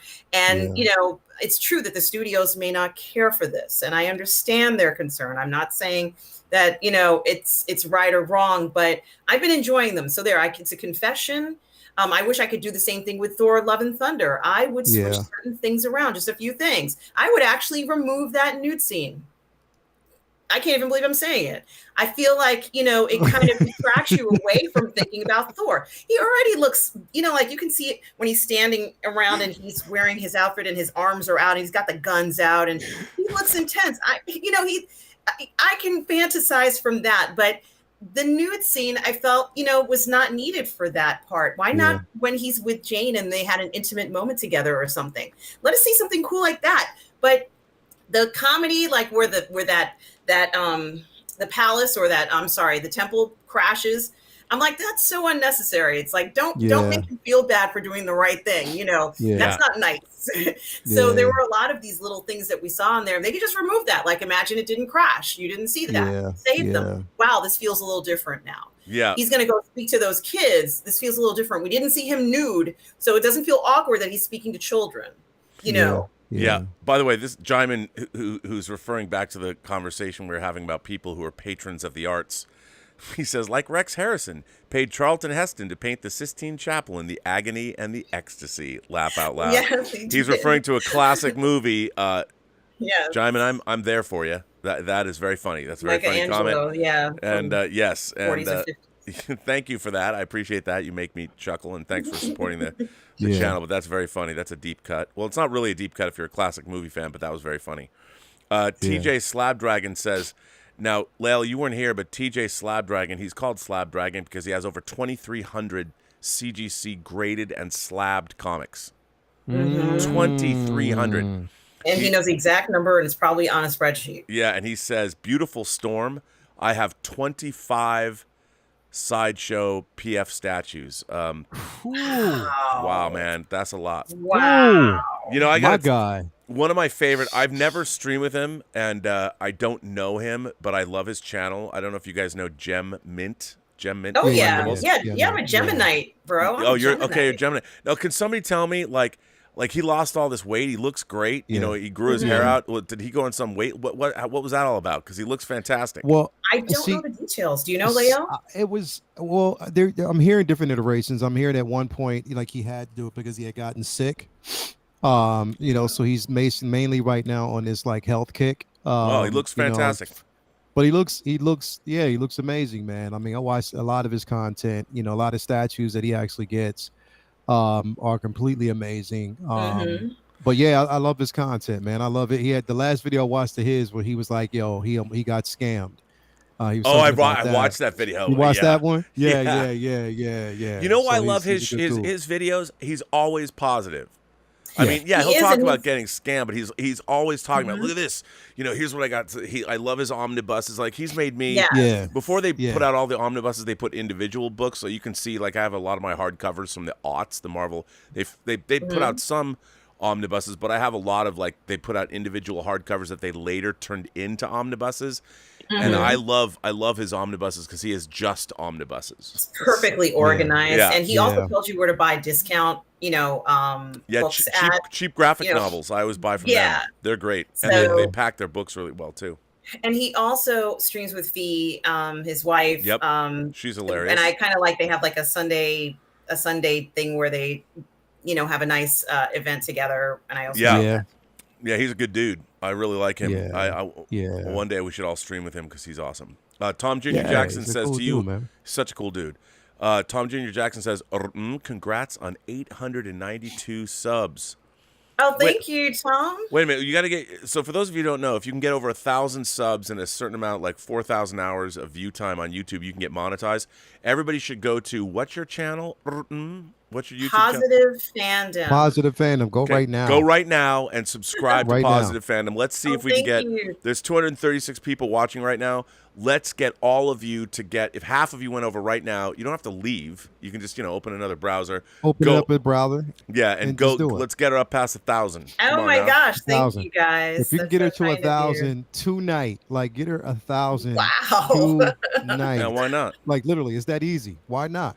Let's Oh let's my let's gosh! just Thank happen. you. yeah, we'll do something positive for Positive Fandom, like right now. I appreciate Right it. now. Thank you, everybody. Sail go. over Like, let's 1,000 do it. subs. Like this is like a telethon. All you gotta Yeah. do is just do it right now. Everybody get over there, just hit like, subscribe. we right need a now. tote board in the background. Like, let's go Let's to have the like tote a, board. like a count and have it run like a count. So where's it at right now? And then you just see it, you know what I mean? Like, yeah, just go ahead and do it. And we right have now, a bell everybody. going ding, So ding, ding, much. ding, ding. 1,000 subscribers. Thank Yes, you all thank very you much. so much, guys. Thank Yeah, you. definitely I do it. appreciate it. I support all content creators and the art. So it does mean a lot to me to get monetized because it means that I'll be able to continue doing that and including everybody in the community on the PGS and beyond. So thank you so much for the support. Definitely. You A deserve member it. of our channel and the great S Beam, by the way, who did new artwork. In case you didn't see it, he changed things around a little bit. Here it is. Here's the artwork. This is one piece he did, so he changed it up a little bit for Midnight Musings. He added Post-Geek Singularity and stuff. So thank you, S Beam, for doing that. S Beam, who's been a member of the channel, he is a friend of the channel. He says he's also making a 6-scale action figure of me. Yeah. S Beam That's says my having guy, S Beam. I know. He says having a YouTube channel is tough, and it's hard to stay up late while being a single dad working full time. But it's so much fun sharing figures and talking poses and displays. The Post-Geek Singularity needs a show like that again. Well, I will bring back Fully Articulated. I mean, the difference is when I first was streaming with John Campia, I was just doing it part time, and during the pandemic for 2 years, we would stream in the morning and I'd be done. And we started earlier, like we'd start at 9 a.m. or whatever. And I did Fully Articulated with Az, and we talked. Look at that! Yeah, there you go. There's me. There's Mirror Spock is giving me, the 6-scale me, a mind meld. And that is S Beam posted that, I believe. That's S Beam's figure of you, Robert. Yeah, hang on. Yeah, that's me right there. That's true. And I like that I'm wearing that's Winter Rob. That's Winter Rob wearing the which is great. Wow. I know, right? That is dope. I know. I like that. I mean, I have to I get like that so I can. I will add that figure when I finally get it. I will add it right here to my super group. I'll be the ultimate groupie. Yeah. I'll be like, yeah, dude, rock. I'll put that in there. Yes, S Beam. Thank you for that. Joey R or Joe Year 75, Dark Benedict by Walker Miller. Oh, is that being turned book? into a movie? That must be a book that's being turned into a movie. That Sounds good. sounds good. I mean, Dark Benedict. What a cool title, or what a cool character name, Dark Benedict. So where are you at in terms of your subscribers now? Positive. me. Fan? Where you at right Yeah. I hadn't been looking. Come on, if we're I doing am at we got 250 concurrent viewers right now. All of you go over to Positive Fandom on YouTube. 921. 920. Oh, look at that. Come on. We're jumped up. 921. What have we added? That was 25 921. subscribers. We're gonna get you above. Yeah, I see Darshan Cal. Thank you, who subscribed. Yes. There's too many for me to name, but thank you everybody who's subscribing. I so appreciate it. Thank you so much. 921. You Wow. come on, man. Everybody head over right now. Yeah. Right now. There's and 250 subscribe. concurrent. If you don't already subscribe, a lot of people probably already subscribed to you. But if you don't Yeah. subscribe to Positive Fandom, we're gonna get this stream. We're gonna get above 1,000 subscribers, Tonight. tonight, right now, we're gonna do it. We're By the gonna way, do it right now. Oh Lael- my God. Lael, thank give me you. your smoothest smooth voice and tell people, everyone. Me? Yeah, you, come on. It's you. I don't have a smooth voice, man. Yes, you do. I love Thank listening you, to your John voice. Argett Rodriguez, for subscribing to my don't. channel. It's Just say it. it's Come giving on, me man. notices about the people who subscribe. Everybody do it. Yeah, Just Thank do you, it. everyone who's subscribing. Thank you so much. Just do it. I could give you my That's all you gotta do. my ASMR voice. Everyone watching right now, jump on over on YouTube to Positive Fandom and subscribe to Mmmm's great channel. Yeah. She has great please content, and her vision of positivity is something you need in your life. Yes. Right. 9:26. That's what she's at 9:26. Come on, let's get it. There you go. Let's go over there. And Thank you, everybody. Thank you so much. Go over there right now and subscribe. The Robo producer says, Rob, you've kept me going with your amazingly positive attitude while dealing with health issues of late. Love physical media too. Man. Live long and prosper. Well, the Robo producer, I very much appreciate that. I'm sorry you've been having health issues. I hope you're getting better there. And I'm glad you love physical media. But the great thing about having health issues, it gives you more time to watch your physical media. You know, I'm sorry, baby, I'm bedridden. So pop in another 4K. Let me watch the special features on this Criterion disc I just got from the Barnes & Noble sale. So, Raging Bull in 4K. Hell yeah. Get better, bro. Definitely get better, man. And I don't mean to make light of anyone's physical ailments. I hope you're feeling better, but I'm glad that the positivity. By the way, speaking of positivity, if you haven't jumped over to the Positive Fandom channel on YouTube and subscribed, what are you waiting for? There's now 253 people watching. Go there right now. Michael, 250 people. Michael Preston says, I just subscribed to Mmmm. Thank you. Now, here's, do you think Thor missed an opportunity to visit Latveria? In the books, they were at war with Asgard. Is that the time when Asgard was in Oklahoma? That could have been cool. Did Lael, did you read the Siege storyline? Yes, I did. I have it. I haven't. I have it too. I love that storyline. I thought it was great. I want that. Yeah. And see, here's the opportunity. Like, we'll see. I'm hoping everybody, put it this way, I'm not going to spoil it, but I'm hoping that everybody's actually seen that movie by now, because we got one character. There's another character I'm hoping that we get. It's an important character to the Siege. And I'm hoping we get this. I don't want the Wonder Woman version. I want the real version of this character. I hope we get Of which character? You have to Ares. say. Okay, good. Yeah. Yes. I'm at 942 subscribers. 942. Come on, man. We only need 6. There. There's 253 of you right now. Just go over to Positive Fandom and subscribe. Tonight on Midnight Musings, we are going to get over 1,000 subscribers. Hey, wait a minute. Jermaine King. Okay, look, I appreciate Jermaine King is supporting the channel. I appreciate that, Jermaine. But listen to what Jermaine King is saying here. Rob will give us all hot toys if we get RM over 1,000 subs tonight. Come on, let's do this. This is a disclaimer. I'm not giving shit to Shinola. You're getting none of my hot toys, okay? Let me just say, no hot toys for you. I love and maybe I would part with 1 or 2, but I'm not giving everybody a hot toy. Come on, man. What do you think I am? What do you think I'm running here, Jermaine? I mean, I understand it's a charity, but you're supporting the channel. I appreciate it, but you know how much those hot toys mean to me? A lot. A lot. Apparently not as much as the many people behind Lael here. Look at that. Look at that. Look at how many. Lael's, first of all, there's some really cool, there's a lot of cool rooms. People have great figure rooms. But I love yours, Lael. There's something unique. The fact that it's you got your detox, but it's minimalist. But if you can't see right now, but they go down into infinity.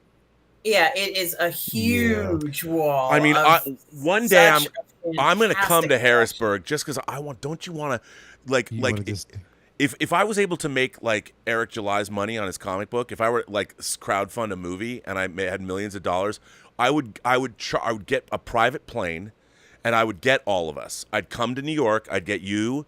I'd get a lot of other people that we stream with, and we'd all go to like Lael's house just to see. I'd have Justin fly in.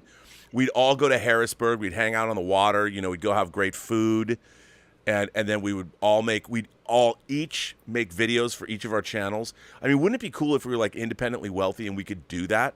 Like we could be like someone like the Stradman or like Mr. Beast. That's the dream. You know, I mean, and we could just travel around the world and make videos with our friends. It'd be great. That's the mission. That's the mission. Jermaine King says, just give us the George Lucas hot toy that you don't like. Okay. If I ever parted with my George Lucas hot toy, if I ever parted with it, there's only one person that can have it. and he's right here on the stream right now. I already owe him an Asajj Ventress I was going to give him, but unfortunately they were stolen.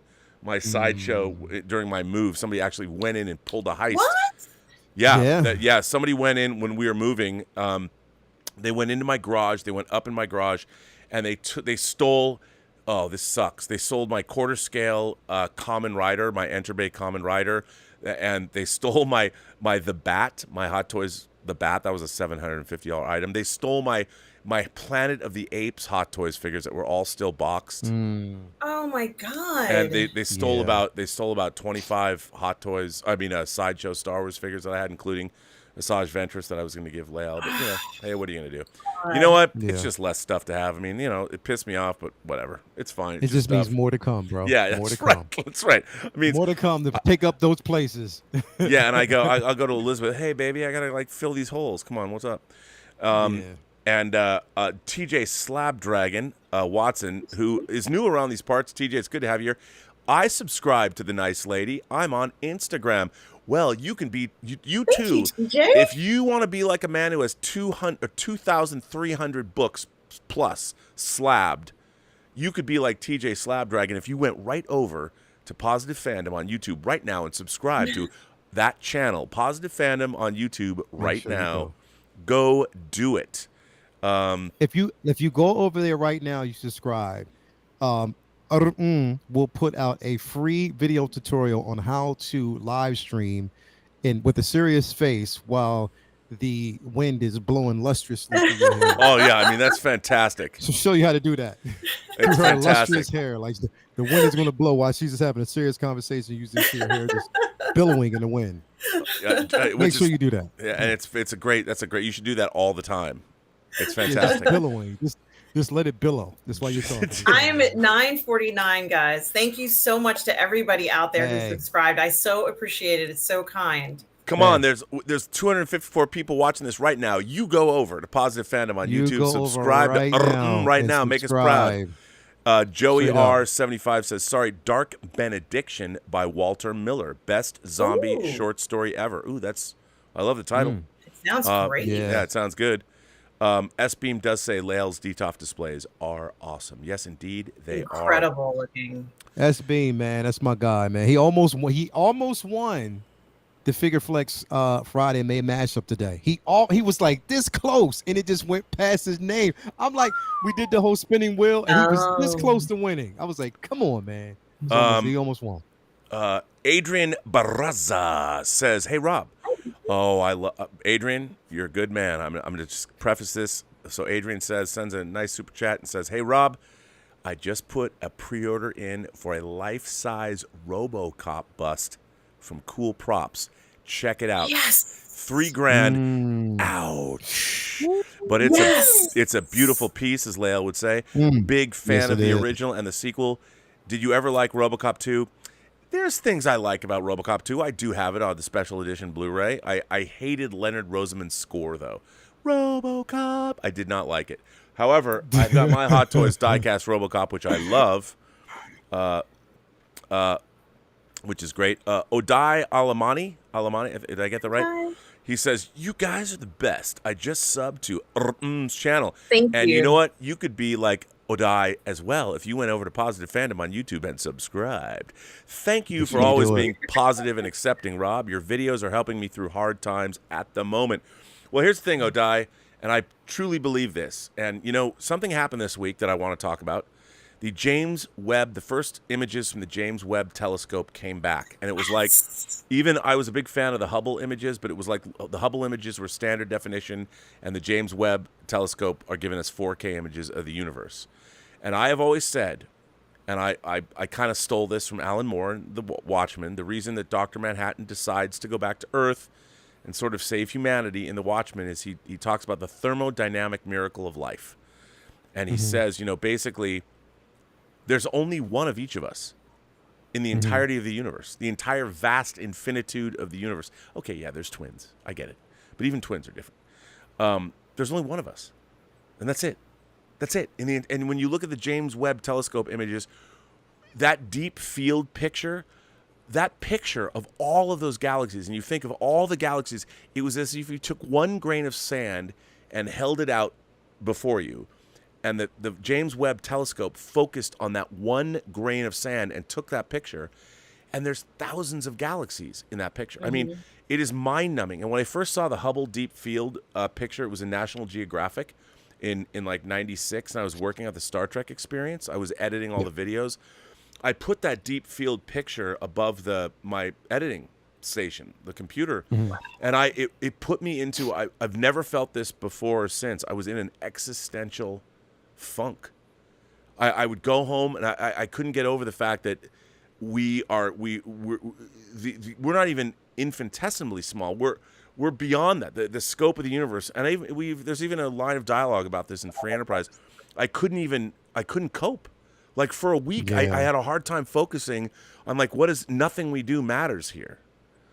Looking at that deep field picture, but then I had my big realization. I mean, I was in the depths of despair. I was gonna go to therapy and like, my God, and then I realized everything we do matters here. Like everything, all of human endeavor. This is the only place in all of that, in the infinitude, the mind-crushingly huge infinitude of the universe, everything that human beings do, whether we build pyramids or make movies or Eric July's comic books, any endeavors, this is the only place in the entirety of the infinitude of the cosmos, of all of the heavens, which are vast, 13 billion. If you really start examining the distances, everything humans do, this is the only place in the entire universe where this is happening. Yep. And that means all of us are amazing. All of us. And it would be more amazing in saying that if you jumped over to Positive Fandom on YouTube and subscribed to the channel. Thank you so much. That was a dope segue. So there we what? go. What was good about it is that you drew everybody. See, Lael, that was smooth. That was smooth. That was. You drew everybody in and had them right there, and then just dropped that. Just like, it was incredible. That was incredible. But did it work? It worked. Did it work? I think It's working. It worked. I'm at 957 subscribers. There you go. We are Come 43 subscribers away. It's like I feel like I'm on NPR. Subscribers away. Come on, 43 man. subscribers. Make me proud. You know 43. what? Maybe I will. Maybe I will give away a hot toy if we can get the person your 1,000th subscriber. Your 1,000th subscriber. How will I know who's the 1,000th subscriber? I don't know. You're gonna have to figure this out. Here, hang on a second. What do I got? Let's see. Oh my gosh, Robert. Let's see what's in this box. I'll tell you what I'm gonna do. The 1,000th person, your 1,000th subscriber. Let me open this up. Your 1,000th subscriber is gonna get whatever's in this bag, whatever's in this box. I'm not gonna tell you what it is. Actually, you know what? I'm not gonna tell anybody what it is. I'm going to keep it a secret. I am going to give away, and this gives me excuse to give Brother Cousins his Joker figure that I owe him. I am not going to tell. So you're just going to send out a mystery box? No. I'm going to show it when we get you to 1,000 subscribers. When we get you to 1,000, the 1,000th, you're going to have to say who it is because I can't. I'm going to this hot toy figure is going to the person, your 1,000th subscriber. Oh my God. Yeah. Oh my God, Robert. Yeah. That's so generous. Where are you at right now? Yeah. 960. 30 you are literally 40 away. And by the way, this is a hang on, let me look at this just real quick. Take a gander. Yeah, let me just say I'd want this. I'd want it. I'd want it. So yeah, we're giving it away. Some old guy in Hawaii says, "What a great band name, Existential Funk." That's right. Yeah. That is a dope name. That's a good name. I love that because I love funk, and that would be great. Ahmed E. 1 of 2. Hey guys, I just bought and read The Boys Omnibus, and it shows just how hard it is to make a comic true to the source material. Adapting is hard, and the writers deserve. This is the second part. The writers deserve a lot of credit. I also just purchased the So-So Toys Butcher figure. Much love from Sid. Just subbed to all of your channels. Ahmed, I got to tell you, first of all, Yes. Lael, I had the Butcher figure on my desk at the Yeah. John Campea show, the duration of The Boys. That figure is great. It comes with 2 head sculpts. It comes with a baby, Ryan when he was a baby with the light up eyes. Yeah, the eyes. Yeah. That is a dope figure. I can't wait to get their Homelander. I paid for that. I ordered that whenever it was, and then they're doing Starlight and Yes, the home light. they call one. the Homelight. Yeah, They call it home light. Yeah. they call it Homelight. So now it is a telethon. So for those of you, if we get to 1,000 subscribers, the 1,000 subscriber is going to get this hot toy. What is this hot toy?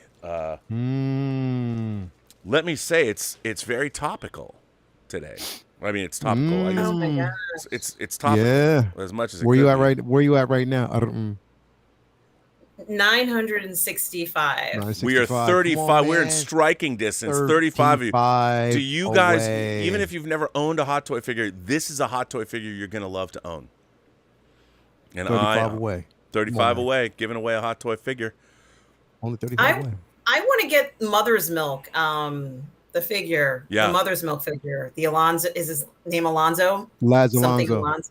Yeah, I want that figure. I hope they make it, or someone makes it, even if it's They like need to make all of them. They grandma's just milk need or to whatever make they all want of to them, call man. the Come on. figure. I'm a kinky sphincter, and I'm a big fan of being a kinky or having my sphincter kinky, whatever you want to call it. Kinky sphincter says, give away Lael's Gin Urso. Or That will never happen. Or a foot rub. That would never happen. That would never happen. That would never happen. Yeah, it's never That going would to never happen. happen. No. No. Maybe a foot rub. Well, does Latoya But- give foot rubs? I just gave her one before I came down here because she had been walking all day. So I just gave her one. Yeah. Aw. Yeah. She needed one. So because her heels were bothering her. So I gave her one. Now, So, this is just in the chat. The Hookman777 says, Rob pulling out his worst hot toy to give away. That isn't true. Okay, give away the Kirk Cameron Left Behind faith-based movies limited edition 6-scale hot toy worth $7. I would actually, if they made a Kirk Cameron 6-scale figure from the Left Behind movies, I'd buy it. And then, of course, there's the Nick Cage version, too. So there you go. And Joe, I don't know if it's Joey R75 or Joe Year 75, just sends in a $20 super chat and says, great stream. Well, I think we should get back to our stream, but if you haven't, we're going to get back to having a conversation, but if you haven't yet, you 258 people, jump on over to Positive Fandom. We're going for 1,000 subscribers tonight, and if you get, the 1,000 subscriber gets, should I do a little, like, can you, if I do a little, let's see. A sneak peek? Oh, did you see it? Didn't see No, it? I didn't. Good. I wasn't Couldn't looking. see it. Yeah, because I didn't want to, Sergio, this is what a great name. Sergio Cisneros says, "What's up, guys? Just subscribe to Positive Fandom. Love your content, Rob, and I totally agree. Pacific Rim is such a great film, super underrated, dude. Pacific Rim, or as I like to call it, Pacific Rim Job, is such that movie. So when I saw Pacific Rim, I went with Derek Hughes, who's a TV producer, and it was a special screening 4 months before the movie opened. And we saw it, and I was so excited for it. It was like being it was like we were all like 10-year-olds at a wrestling, at WWE. It was we were literally like jumping around in our seats, screaming in ecstasy. And it was a preview screening, so the people at Legendary could tell whether or not they had a movie that people liked. Guillermo was in the lobby after it was over, and it was so funny. We're like, can we like tweet about this? Like, is there a social media embargo? And he's like, tell your friends. This is Guillermo. Tell your friends. Tell everybody. And it was. And that's not a very good Mexican accent, but that's what he said. And I thought that movie, it did not do very well in the United States. It did well overseas because, especially like the Chinese and the Japanese, they got it. They understood what it was. But Pacific Rim, to me, Oh man, do I love that movie? And I was going on Twitter going, this is a Pacific Rim job, and it feels so good. I was being so crass about it, but that's exact. I still feel that way. I love Pacific Rim. Yeah. Unfortunately, the second movie was not so good. Yeah, the S-Beam second one. and Yeah.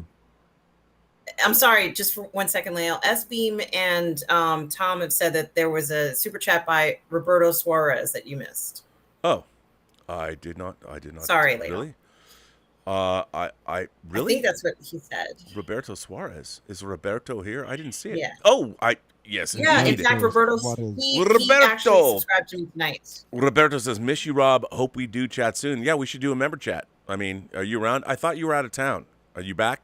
He was in. I think you were in Puerto Rico, and you were. Thank you, Roberto. Roberto Suarez. By the way, Roberto. You owe me a show. You know what you owe me. You owe me a show, and it's gonna be great. I can't wait to see the show. Wait till you see the show he's doing. So Pacific Rim is very underappreciated. The Robo producer said subbed already to her amazing channel. Rob, can I get a Funko? Thank you.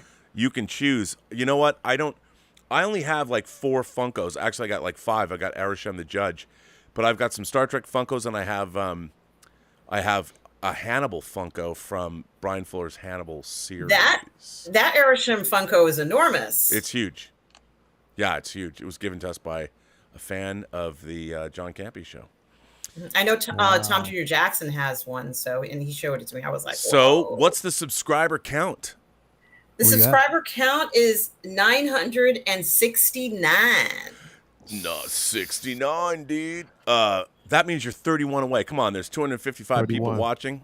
Come on. 31 away. 31 away. That 31st person, that 1,000th person that subscribed is going to get a Hot Toy figure. And only from 31 me, away. Only 31 away. I'm telling you, 31 away. You get a Hot Toys and a tutorial on billowing. Yes, billowing hair. That's right. So yeah, it's gonna be great. So let's get back to a discussion. You know, we've sidetracked into our nightly or our sorry, telethon. Robert. The second super chat is won by S-Beam. Oh. There was one. I did. There, we were talking. We did do an S-Beam super chat. Did he do another one? I didn't see it. That's what Tom and S-Beam are saying. Lael played. S-Beam says Lael played my stop motion video today, and that's a win, dude. I would have played your stop motion video. I'll play it tonight. Send it to me. It's an amazing stop motion video too. Yeah, man. I'll play. I love that shit. Come on, we'll play it tonight.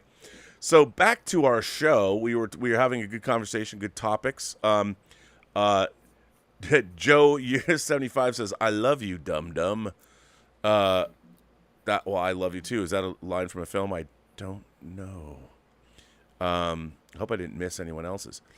But no, that was only 2 according to Tom and S-Beam.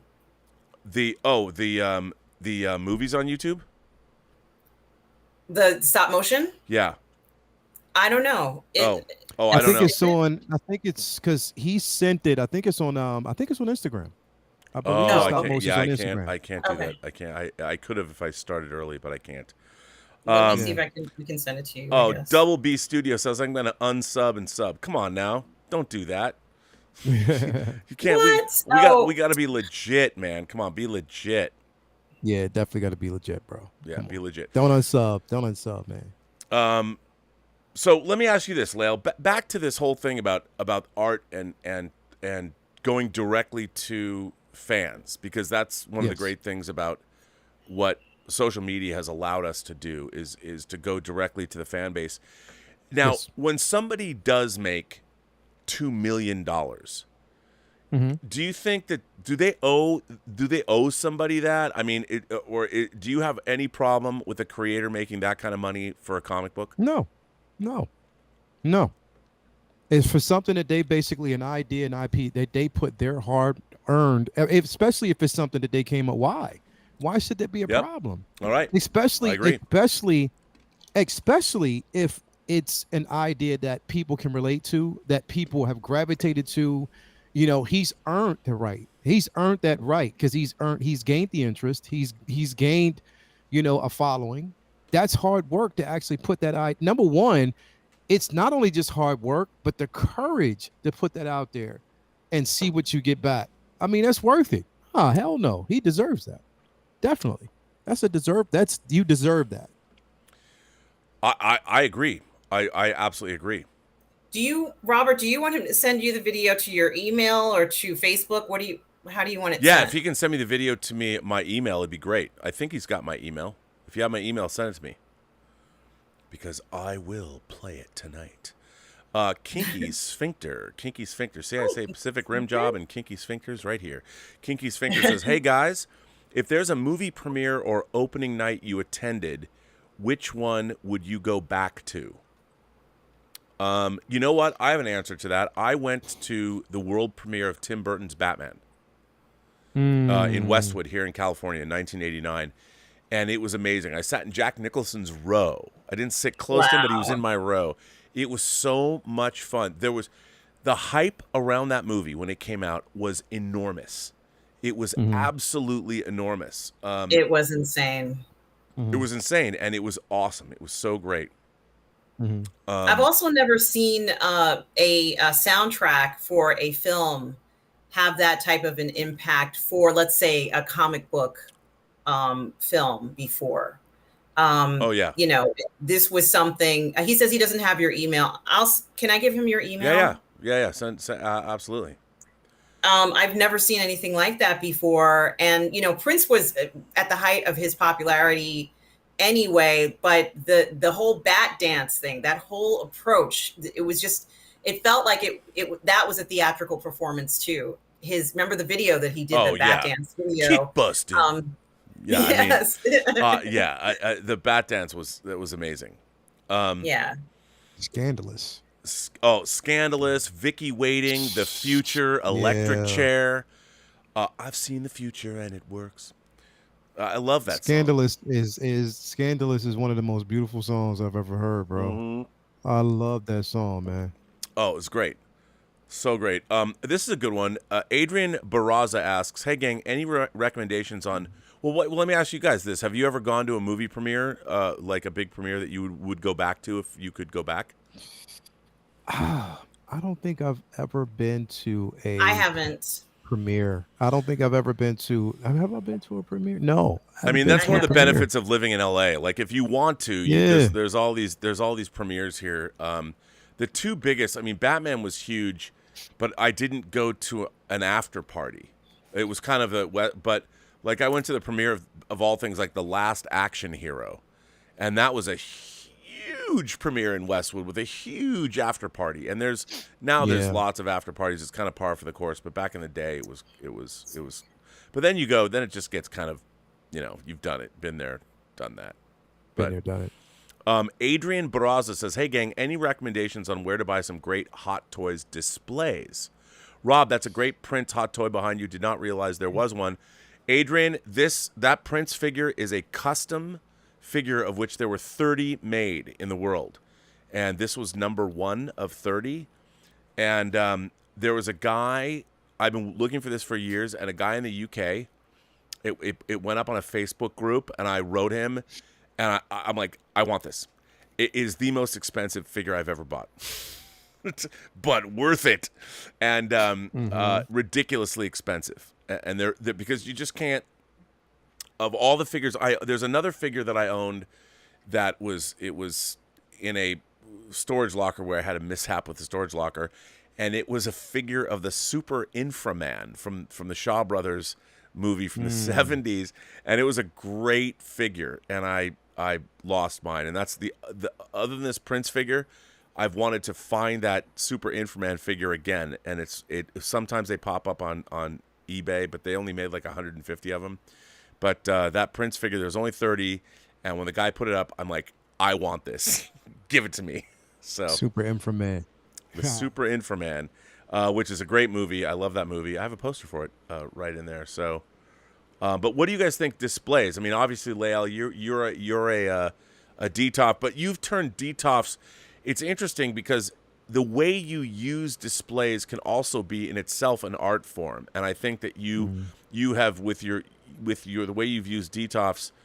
And I wish, how many DTOFs do you have? Like, if you tell people, if you look at where Lael's now, like Wow. frame right. If you went right of where Lael, if you're looking at Lael and you went right, how many Yeah. detops do you have all the way to the end of where you're at right now? Where I'm at right now. Yeah, like if you just your detops, not your mod That cases. wall, the back Yeah. wall that your Yeah. back is against. Yeah. Just that wall.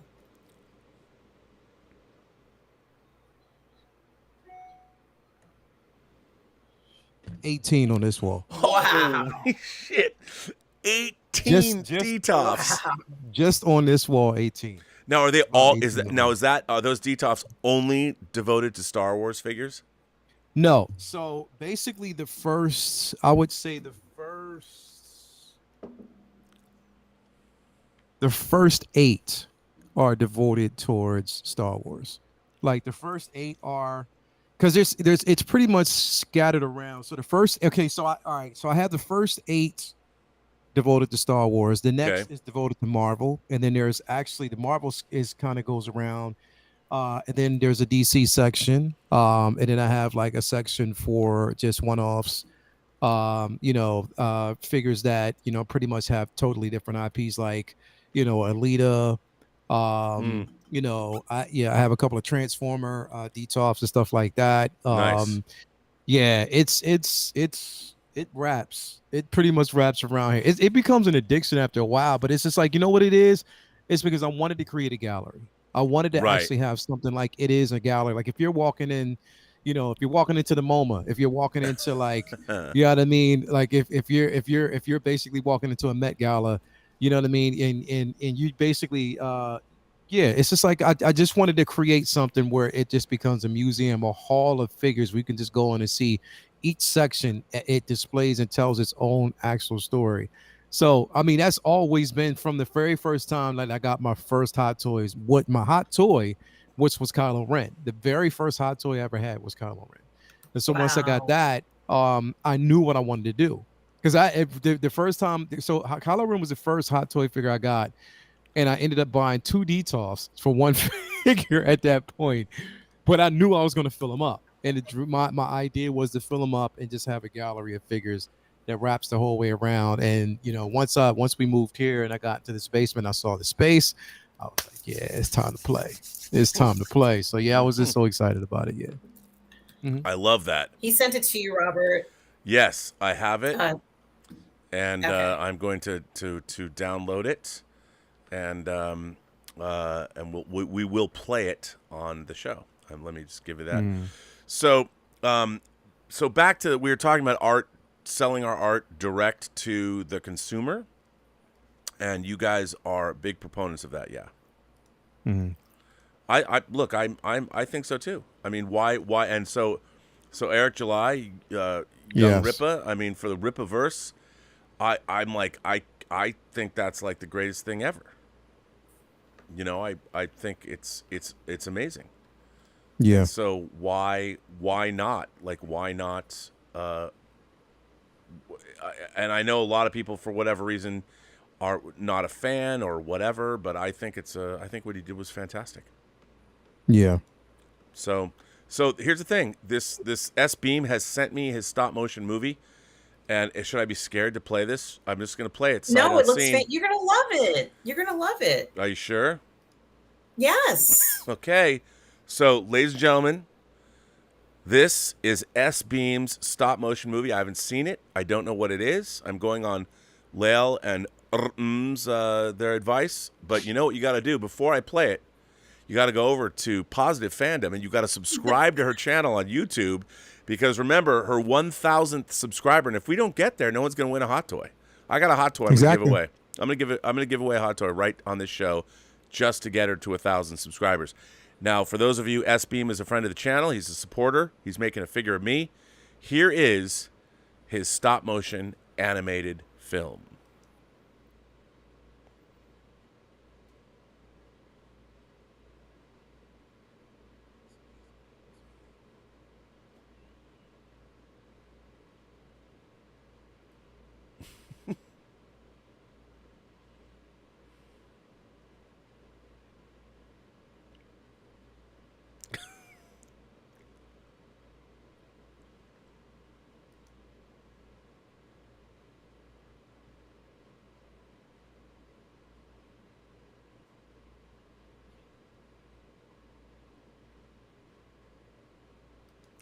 Okay, that was great, dude. Mhm. Where can He you? killed Where it, else right? can you? He killed it. S-Beam, you killed that shit. That was awesome. Very funny. Good use of Doctor Strange's cape. I love that. That was fantastic. See, that's why we have action figures. That's why we Yes, love it them. is. Now, That's why we do this. we played that because we wanted to get you subscribers. Where are we at on the subscriber count? 974. Oh, Come on, man. we got 26. Come on, 974. 26 Come people, on. and one of you 26 people will win a hot toy. If you come over there, you're gonna win a hot toy. We're giving away a hot toy right here. Juan Angel says Neil Peart should round out my supergroup figure. Now, let me tell you about the supergroup, the 6-scale supergroup. So I have Bowie and Bob Marley coming. Right. Okay, I've got Zeb from La La Land. He's coming because he comes with a piano. So got a piano. I need Michael Jackson, and I want to get the hot toy of. I used to have the 2-pack Michael Jackson 2-pack Thriller 2-pack. What I want is Billie Jean Michael Jackson because I want him moonwalking in front of the band, with a microphone, and I need a drummer. But I mean, there's the Misfits, but they don't make a quality. I need to find a drummer. I need a drummer, and I need a bassist. And is there a quality 6-scale bassist out there? Like, I would like to get Pete Townsend, or I'd love to get Peter Hook from New Order, but no one's going to make a Peter Hook from New Order 6-scale figure. But I would love it if they did. So hey, keep on the lookout. Keep on the lookout. If you've got high-end 6-scale rock band figures from history, I want them. Right now, I've Rob, got. did you get your Elvis yet? Yeah, Elvis is up Elvis is up there. Okay, cool. Elvis Gotcha.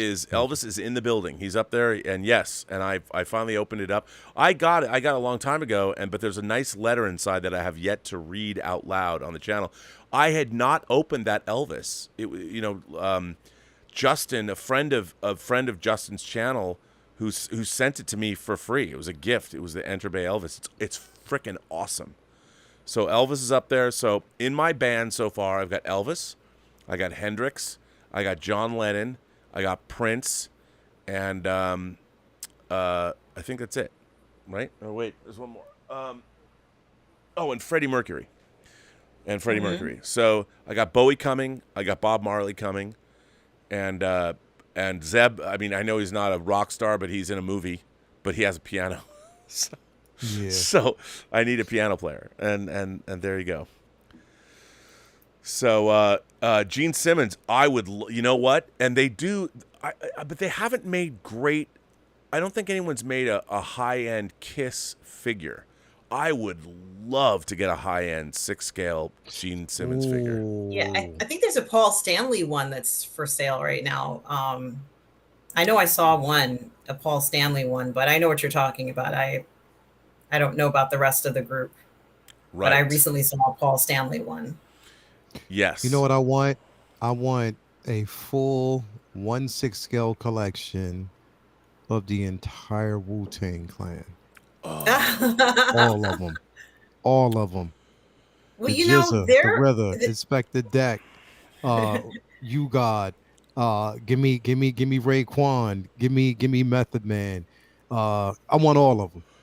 Dude, and I would reach out to them and they would make it because they're like that. Yeah, if they made a Wu-Tang Clan, I would surround them with all of my samurai figures. Yeah, like right. My Lone Wolf and Cub. I got my 7 samurai. Like, you could have the Wu-Tang Clan guarded by samurai. Perfect, bro. Yeah, that would be perfect. Wouldn't that be the most awesome display? Hell yeah! But I think you could contact them and ask them for those figures, and they would make them for you and sell them to you because they're like that. Like they made the most expensive record in the world, right? Yeah. So they did. They did. By the way, we still didn't answer. We talked about DTOFs, Adrian.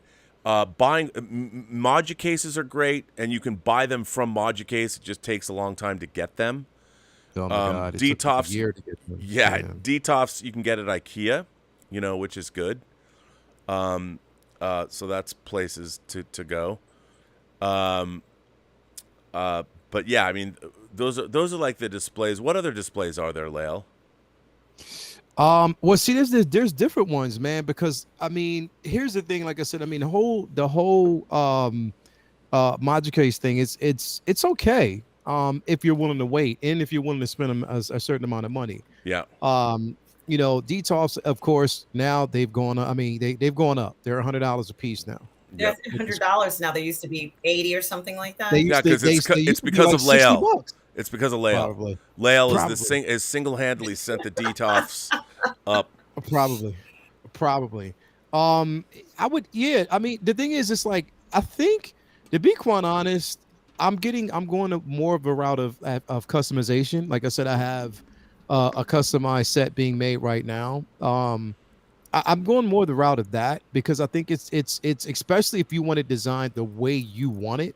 Right. If you give them a vision, if you let them know basically how you want to display, especially the space, the depth, I think it goes the route of more customization than anything.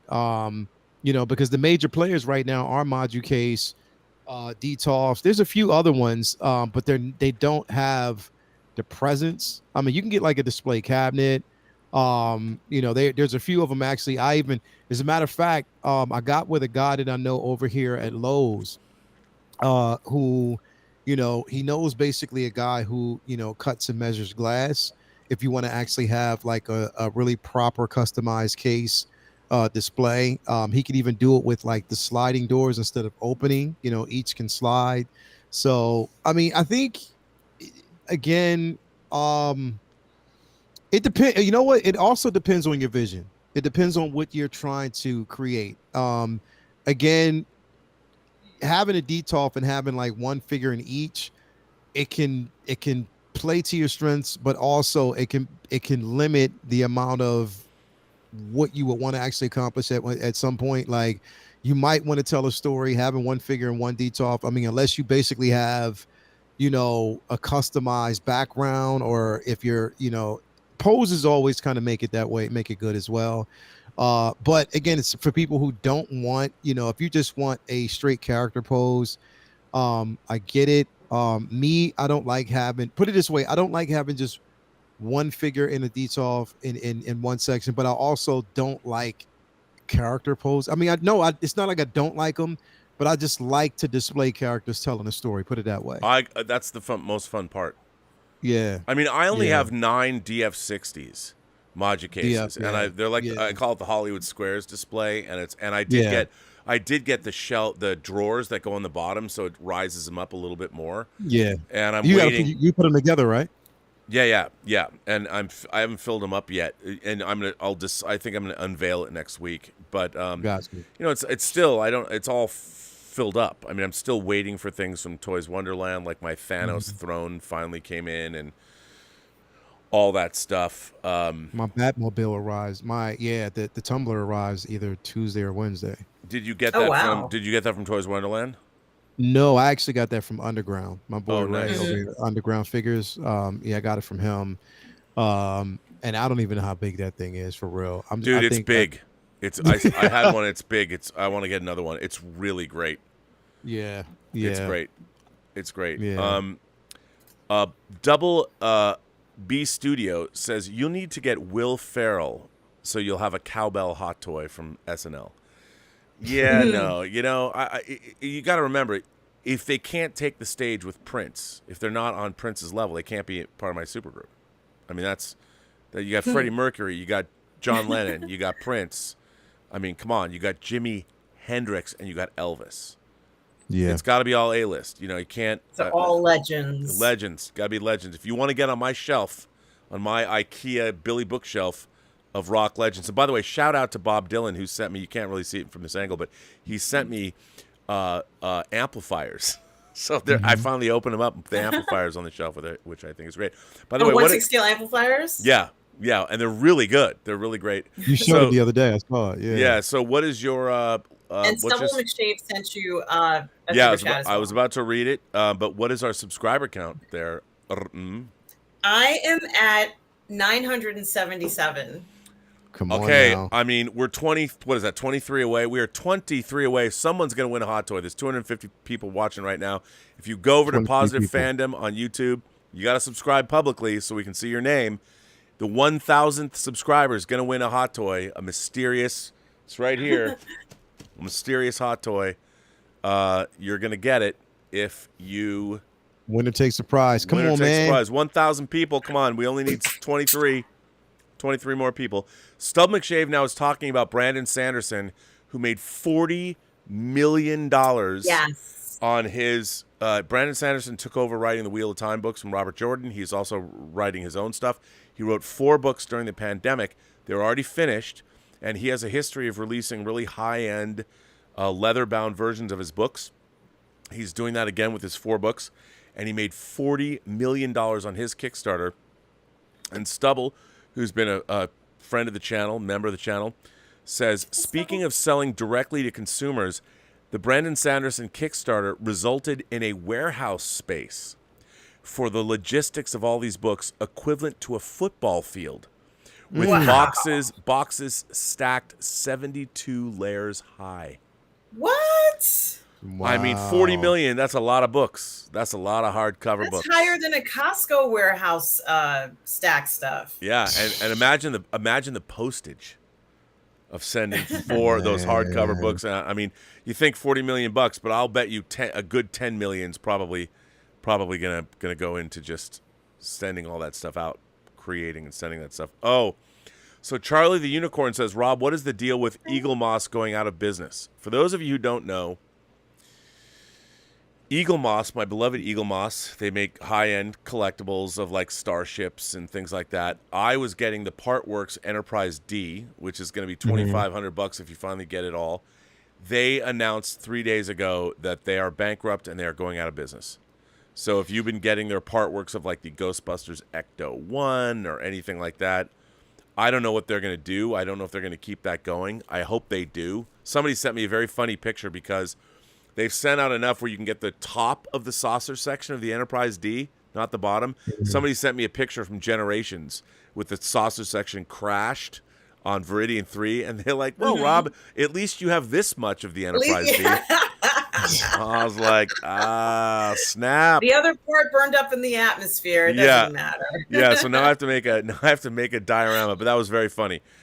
Sonny Dominguez says, our friend Sonny says, San Diego Comic-Con booked an Airbnb at the Ocean Beach solo this year as friends are busy. Any bars or food recommendations in San Diego or the Gaslamp area?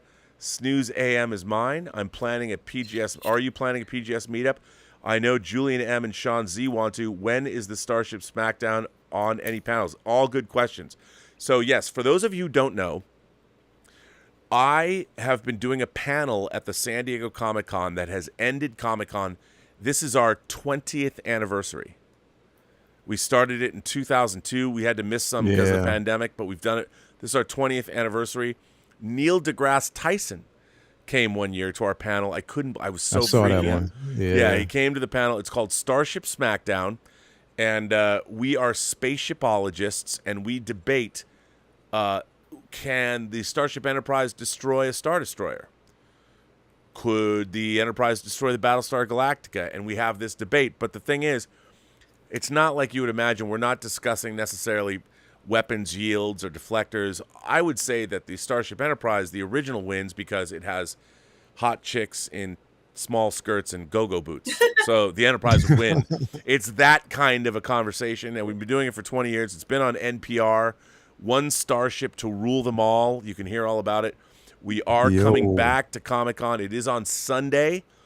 And I think that, traditionally after the Starship Smackdown is over, we usually go next door to the Marriott and drink, which we will be doing. So plan on that.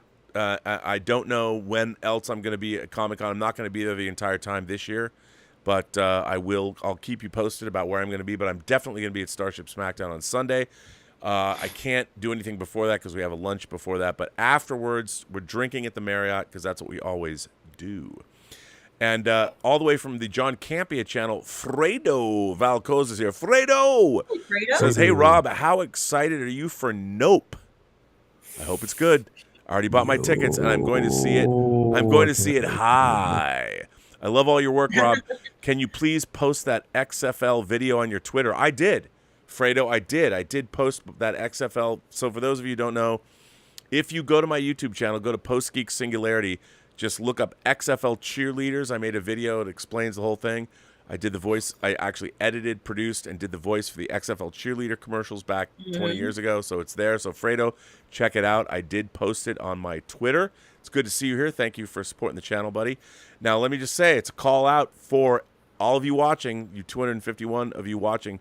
Go over to Positive Fandom. Go over to right now channel right now. Right and now. Sign up. Not tomorrow. Right now, and the 1,000th person, you got to put your name down. You got to sign up. This is no anonymous bullshit. You got to put your name down. If you are the 1,000th person to sign up, there's a hot toy figure right next to me that I'm going to give you. 1,000 subscriber gets some hot toys. It's not a hot toy that's easy to get anymore either. I'm just saying. It's I call it vintage. It's not really that. But it's a couple of years old, but it's really hard to get. Man. And it is not generous. Oh my gosh. It's not generous. Oh man. It's not generous. It's definitely not generous. No. Now let's talk about Nope. I'm a big Jordan Peele fan. I loved Get Out. Yeah. Us was a little, I don't know, but I'm really looking forward to Nope. What is your level, both of you? I can't wait. What is your level? Okay, you can't wait. Tell me, why can't you wait? I can't wait because from what I understand, it's about UFOs, correct? Well, maybe. Maybe it is. I hope it is. Something about it reminds me of Fields of Dreams and maybe like that, I think it was called Contact or, the guy who gets abducted by the alien film. But I hope that's what it's about. So I'm suspecting that they see an anomaly. They don't want that to happen on their property, and they're like, that's not going to happen to us. So it's like, what can you actually refuse an alien contact? That's what I think it might be about, and I think that would be pretty cool. So I'm excited to see what it's going to be like. Yeah, me too. I don't know what it's about, but I can't wait. It looks terrific and crazy and wacky, and hopefully it's great. I don't know. By the way, Jack X sends in a tip and says, hey, gang, love the show. Look forward to it every week. In fact, it's 7 a.m. here. I just woke up, and here I am. Have you heard the rumor that Anthony Starr, a.k.a. Homelander, may be cast as Dracula in the upcoming Blade movie? I can't imagine a scarier-looking dude. You know what? If you put a beard on that guy and period pieced him up, I mean, I know it's a modern-day take, but that could be great. I love that idea. I love him as Homelander. I think he's fantastic. He's very talented. He carries a lot of the show. So good. Yeah, my God. And by the way, Homelander became even scarier in the third season. Yes. Now that he has Ryan on his side. I mean, father and son, sociopaths. It's going to be great. Like Mordred from the Arthurian legends. Nope is good. So Lael, I mean, obviously we got Marvel and DC both going to, there's obviously Marvel, there's D23, but do you think, between the two of you, what do you think that they might announce? What do you think DC and Marvel moving forward might be sharing with us in the next couple weeks? Secret Wars, Blade, Justice League. I mean, what do you think might be coming down the pike? All I know is that whatever it is, the Hot Toys Index is going to be high on whatever it is they announce. We could get some information on the Marvels, considering the simple fact that Miss Marvel has just ended. Especially for anybody, I won't spoil it, but if you've seen the final episode, if you stay past the credits, the end credit scenes, there's a particular reason why I think that could also be a go right there. We might see some footage from that. We definitely will see some footage from Wakanda Forever. I think we will get like a trailer or something like that. That's to be expected. By the way, I can't wait to see. I mean, I'm very excited for Wakanda Forever because of what it can be. I have no idea what they're doing. They haven't. We don't know anything about Wakanda Forever. It's the last Marvel movie that comes out this year. Obviously, it's coming off the $1 billion Black Panther, and of course the tragedy of Chad Boseman losing him. I don't know what they're going to do, but I can't wait to find out.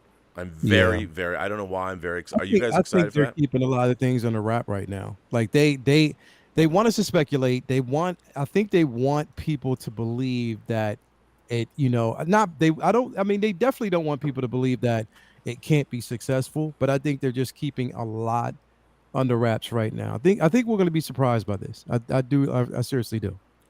I think so too. I know we're also going to see Guardians 3 and can you maybe both of you explain what the Marvels, what is that? Do we know the Marvels? Well, I think it was originally Captain Marvel, but they changed the name to the Marvels. Yep. Okay. And you've got Kamala, and then you got Monica Rambeau. I mean, look, man, I just want a Monica Rambeau hot toy figure. I know. I'm surprised they haven't made that. I mean, I want the 80s. I want the 80s fro, like that sword sweatshirt that I actually bought kind of resembled. But I want that full-on Monica Rambeau Captain Marvel from the 80s with the fro and the black and white outfit. I fucking love that. But it looks like whether she does, if they're going to make her Polaris or whatever they're going to do, it could be awesome. But I want after that final costume, I want all 3 of those Hot Toys figures. Yeah. I thought we would have at least gotten a third-party figure of Monica Rambeau by now. You know, I don't know why I thought that was coming. Well, but she wasn't really in a suit, though. She wasn't really in a costume. You know? She was still in that sword type of ass. It resembled what it could be. But I think definitely in the Marvels we're going to see her own. She's going to have her own costume, so I can't wait. Can't wait to see it. I can't wait either. So what is our subscriber count? I am currently at 985. Oh, we are 15 subscribers away from giving away a Hot Toy figure. I know. Remember, you got to put your name down. You got to subscribe and put your name down. You can't be anonymous because we're going to give away 15 away. So if you are watching this channel right now, 15 away. Come on. We got 261 concurrent viewers right now. Head on over to Positive Fandom, and if you are the 1,000th subscriber to Mm's channel, you win a Hot Toy figure, a mysterious Hot Toy figure. I don't want to give you a hint of what it is, but it's a main, I'll tell you this, it's a main MCU character who headlines his own movies, or her own movies, and it's a figure from one of their movies, just so you know. Adrian Barraza says, Rob, I'm a big fan of the original Twilight Zone, yes, but I also like Jordan Peele's reinterpretation of it. Did you ever see it? I wonder why it only had 2 seasons. Personally, I thought it was pretty good. First of all, the Twilight Zone is one of my favorite things in the world. Do you guys watch? Have you watched the original Twilight Zone? Are you fans of the original? Yeah. Heck yeah. It's one of the greatest TV shows ever made. Rite of passage. I was not a big fan of what the Jordan Peele reinterpretation of it was. Not because it was well made. I just thought, again, the storylines suffered. They were a little too, let's call it just on the nose, maybe. Mm-hmm. Their messaging, the message was more important than the story, I thought. Mm-hmm. And that was problematic for me. What did you guys think? Did you guys watch that show? I did watch it. Some of the episodes freaked me out, like the one where he actually has Rod Sterling talking to you. Right. That totally screwed with me. Like I'm still like not even the same because of that. I like that. I always thought, I think Rod Sterling was a very talented creator as well, but I also find him a bit creepy because he would always do these forwards at the beginning of the show, which were meant to creep you out. You know, like it's meant to be creepy. So, you know, it's for him to kind of come back from the grave, if you will, and do that presentation of like, you are in. I was like, no, I'm not comfortable with this. I'm not ready to be in the Twilight Zone yet. Like, so that one kind of freaked me out. But I think that he should have gotten a few more seasons because no one else is doing it, right? No one else is doing the Twilight Zone. No. And that was actually the third. So there was the mid-'80s Twilight Zone revival that I actually liked a great deal. There was 2 seasons done, and then they did it to round out the syndication package. They did a 3rd season, but there's some great stuff in there because they adapted. They had really great directors like William Friedkin, who directed The Exorcist, directed one. Joe Dante directed a few. Wes Craven directed some. There was some great stuff. Then there was the I'm trying to think. The other revival of the Twilight Zone that was in the early aughts was Mix-a-Lot. It was Sir Mix-a-Lot was the host, wasn't he? I don't remember. Of that Twilight Zone version, which was it was all right. And then there was the Jordan Peele version. They keep going back to, well, and of course there was the movie too. They used to show Twilight Zone marathons on like July 4th.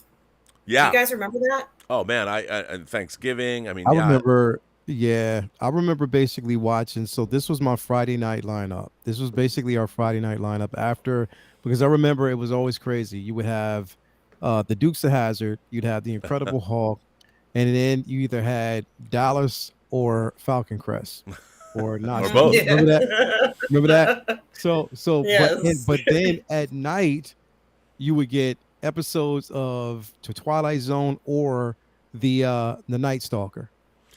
Oh man, Yes. Kolchak the That Night was also Stalker. scary. Kolchak the Night Stalker. That So bro, good. the was night also when scary. he went to the episode that scared me the most was when he went to that mall and the mannequins came to life. I was like, yeah, I'm done. I'm done. I'm done. I'm done. I'm done. That movie. That show used to just freak me out all the time. But yeah, that was my lineup. But yeah, the original the thing is you'll never be able to replace the feel that you got from the original because it was so entertaining and it was unique for its time. Yeah. To really catch that lightning in a bottle again with a redo, it's not that it's hard, it's just that the magic that we got from the original. And even though I enjoyed some of the episodes with Jordan Peele, he gave it his own spin. He gave it his Right. own initial spin with it, which I appreciated. Yes, they definitely should do another season, but I think the original though, I mean, it just captured it. The original Twilight Zone ran 5 seasons. I believe there's 157 episodes.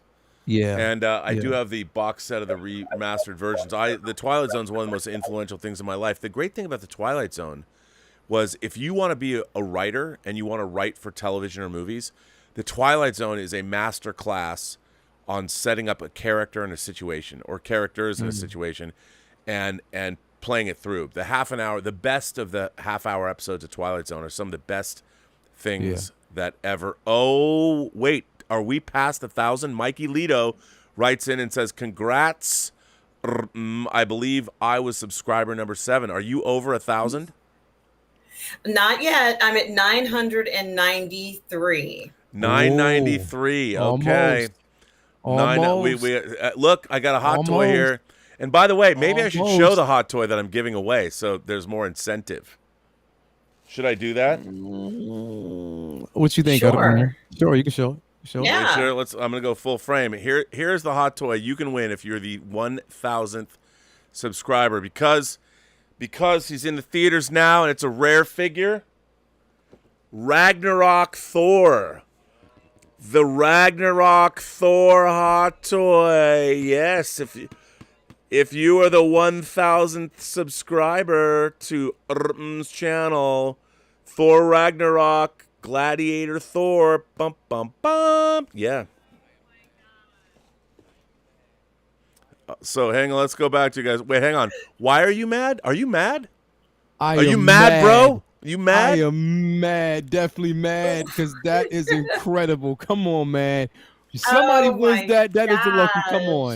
Come on. I can't even believe it. Where are you at right now? I'm at 994. By the way, Word Balloon, John Suntress, the Word Balloon plot, he's right. Rob, you're thinking of UPN's The Strip with Mix-a-Lot. Forrest Whitaker did the UPN Twilight Zone. That is correct.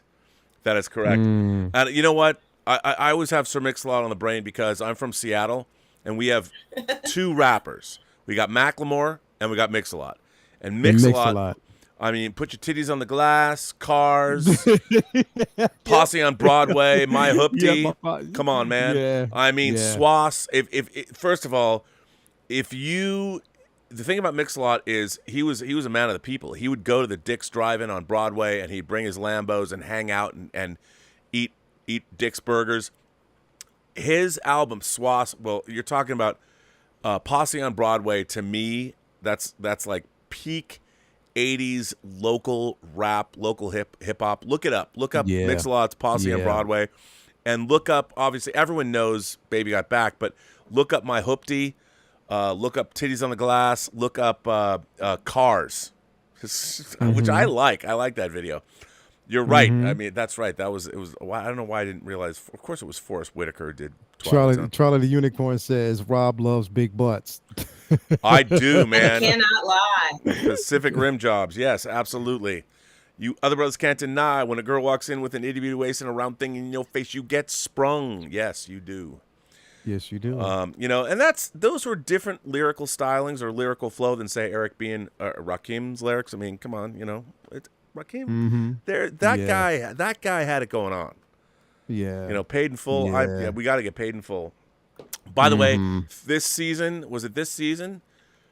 It was either season 3. There was some Eric B. and Rakim in the beginning montage of this season of For All Mankind.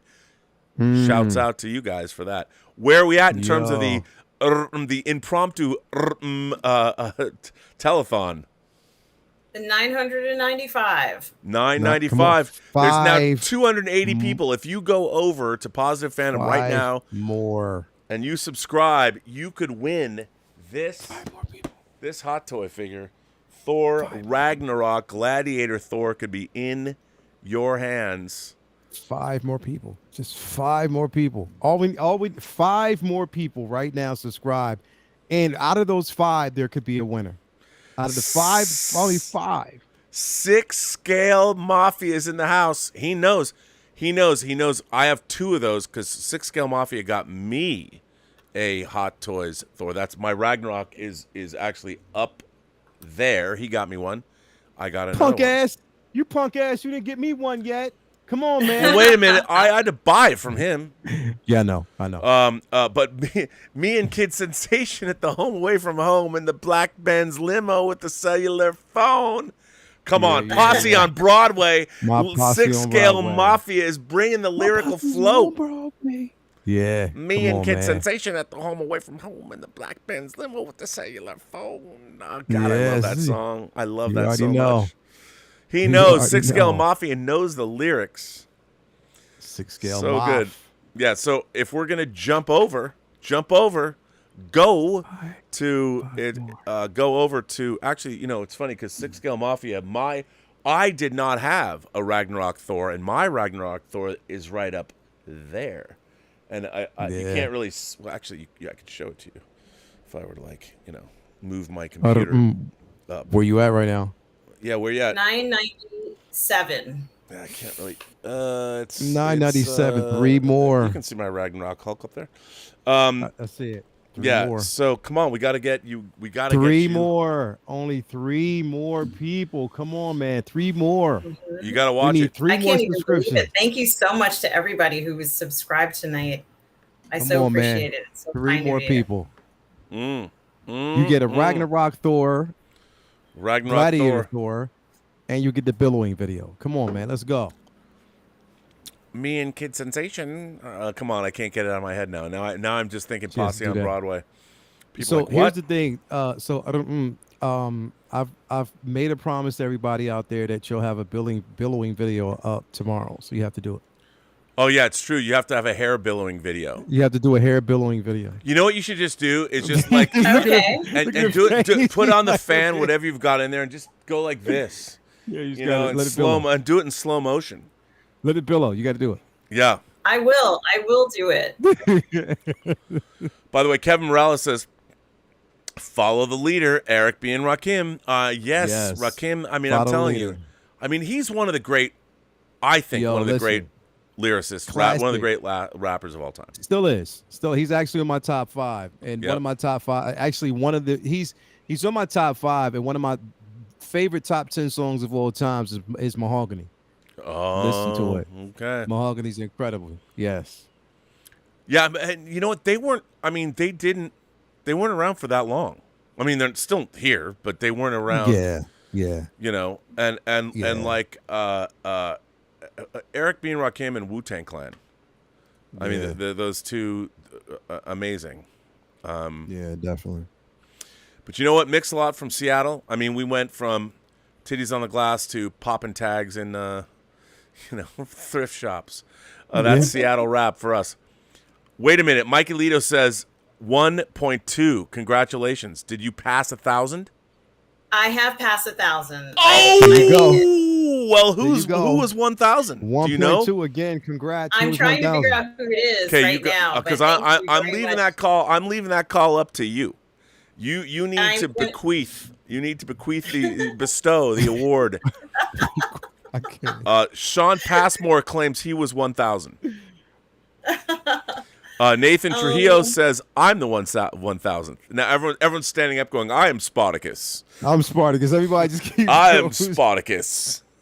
Give me a minute and I will say who it is. Okay.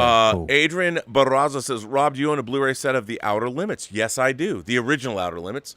My friend Dave Scow wrote a book, actually the writer of The Hills Run Red. Yes, I do. And whatever happened to the Tales from the Crypt reboot? Thank you. And gang, all of you have been great. What do you mean have been? Aren't we still? I don't know what happened to the Tales from the Crypt reboot. I'm surprised it hasn't come out. I mean, I would love to see another reboot. I don't know why. There was supposed to be one, wasn't there? There was. Yeah. We got Miss Flacca 34 says, I'm 1,000. Juan Rodriguez says, hi, I'm the 1,000th. Vic Mandy Santiago says, yo soy 1,000. Right. S Beam says, oh, I'm 256. Well, there you go. Ray B says, I am the T1000. Jack Cochran says, I was the 1,000th. Adele Adib says 1,000. Miss Flacca says, no, it's me. Everyone, like, we got to find out. I was around 1,000, says 66 Starship Alien. I am 1,000, man, says Bloodsport. Cy Cata says, I was 1,000. Yeah, I mean, look, man, this is all up to tell us who is 1,000. You got to figure that shit out, son. We will find out shortly in a few more minutes. Okay, we're going to find out shortly. So let's go back to our conversation about art and contacting your. By the way, how much fun did we just have? We got you past 1,000. We got you to a milestone. Thank you so much to everybody and to you, Robert and Lael, for helping me. Now you have to get 4,000 hours of viewing time to get monetized. Yes, yes. That's the next milestone. We can't have that happen tonight, unfortunately. And you got to create a billing video. That's true. Yeah, it's the billow. The billow video. Yeah, you do. I mean, all this show. I've been watching your hair billow in the wind, and it's been beautiful. You got to do it. It's a billowing video. It's beautiful. You look great. You got billowing hair. Billow. Thank you. It has to be in slow motion too. Have your mom shoot it for you. I'm so grateful. I am so grateful to all of you for being so kind and for subscribing to the channel and just for the overall support. Thank you so much. Juggalo Chef 2399 just sends in a $5 super chat. Thanks for the support, Juggalo Chef 2399. I appreciate that. Thank you so much. Some old guy in Hollywood says, "Let's be clear, I am not 1,000." Six Scale Mafia says, "No one be queefing unless it's on Midnight Musings." Okay. Yeah, I heard that queef comment, and I was thinking something about it. Usually I'm close up when I hear that. And it's great. I like to hear it. I like to, I'm done. I'm done. I'm done, man. I swear to God, like straight up. It's just amazing. The comments just flow out of his. S Beam says, "Congrats to well-deserved, great channel." Thank you. S Beam, and thanks for your video tonight. Retro Nerd Girl, she sends in a super chat, but she retracted her message. You know what? I'm just gonna say, Retro Nerd Girl, she's just cool. She's just cool. Yeah. She doesn't need to send a message. She can do that. She just has to show up, and everything is that much cooler. That much cooler. So thank you, Retro Nerd Girl. So there you go. Freaky Rob says, John. Well, you know what? Just talk to the ladies in my life. They'll tell you. Oh, wait, what? Elizabeth? Huh? Anyway, what was I saying? Where are we back? We're talking about art. When is the regular show coming back, says Colt? Next week. It's true. Charlie the Unicorn says, I'm a man of the people. It's true. So back to this whole thing, Lael. I mean, what do you see, like with all of these, obviously the nerd pundit community is pretty diverse in terms of different kinds of channels. There's the action figure channels. There's more movie punditry. There's reaction videos. Where do you see YouTube going in the next 2 or 3 years? Is it going to stay the same? Is it going to evolve? Where are we all going to wind up 5 years from now? Well, I think it's going to evolve because the thing is the opportunity for it to. Well, I think the evolution started again where it really showed the wave of evolution was during the pandemic. That at the peak of, actually at the beginning and the peak of the pandemic. Mm-hmm. You know, no one could go anywhere. There were, you know, you couldn't go to a movie theater. You know, watching television became more repetitive, and people were just trying to find things to do. You know what I mean? There were a lot of we had DJ D Nice, we had Questlove, we had so many actually doing live Yeah. streams, like they were DJing actually live. And we had these verses, we had like a lot of actors even stepping in the arena to do like live streams either via YouTube or Instagram. So I think it's now creating a platform where it's more entertaining. Like people are watching us sometimes more than they watch television. You know what I mean? Because we provide more realistic jargon back and forth. You know, it's not Right. it's not scripted dialogue. You know what I Yeah. mean? So I can only see it going up. Like I think it's going to continue to elevate. You're going to see new content creators. You know, the community is going to continue to grow. So, and I'm here for it. I'm here for it all. But I think it's it definitely will evolve. I think you're right. I mean, obviously, I started my channel in 2018, but the pandemic was good for the Post-Geek singularity and did a lot of fun stuff. But I do think that watching the channel evolve, and also YouTube itself, it's really interesting to see these tech companies like Google owns YouTube. So how they manage their content and what they're trying to do. And one of the things I find really interesting is I think that YouTube, like I watched a lot of what they call the intellectual dark web when it started. And all these people like Jordan Peterson, whether you believe in his politics or not, but I was watching a lot of these academics because he was a professor. And there was people like Gad Sad. They were the two Canadian professors. And now it's weird because their politics have been brought into it. But I really liked watching, and Joe Rogan, of course, whether you like Joe Rogan or not, I really appreciate the fact he would have people on and talk to them for 2 or 3 hours. Yeah. And that's something mainstream media could never do. And I mean, they're like, I watch model building, like spaceship model building channels. Yeah. like Aztec Dummy. He's awesome, and I'll watch spaceship model. I watch, like some people watch pornography. I watch people build spaceship models. It's just anything you want to find on YouTube, you can. Yeah, action. I mean, that's how I found Justin. Justin on Justin's collection. I started watching his videos, and I still, it's funny. Even now, I love Justin's format because I feel that he really. He has an academic approach to action figures that I really appreciate because he says, okay, here he has the same format, but you get to see everything about the figure and you hear his commentary. And I like that he stuck with this style because I want to know, is this figure good and do I want to buy it?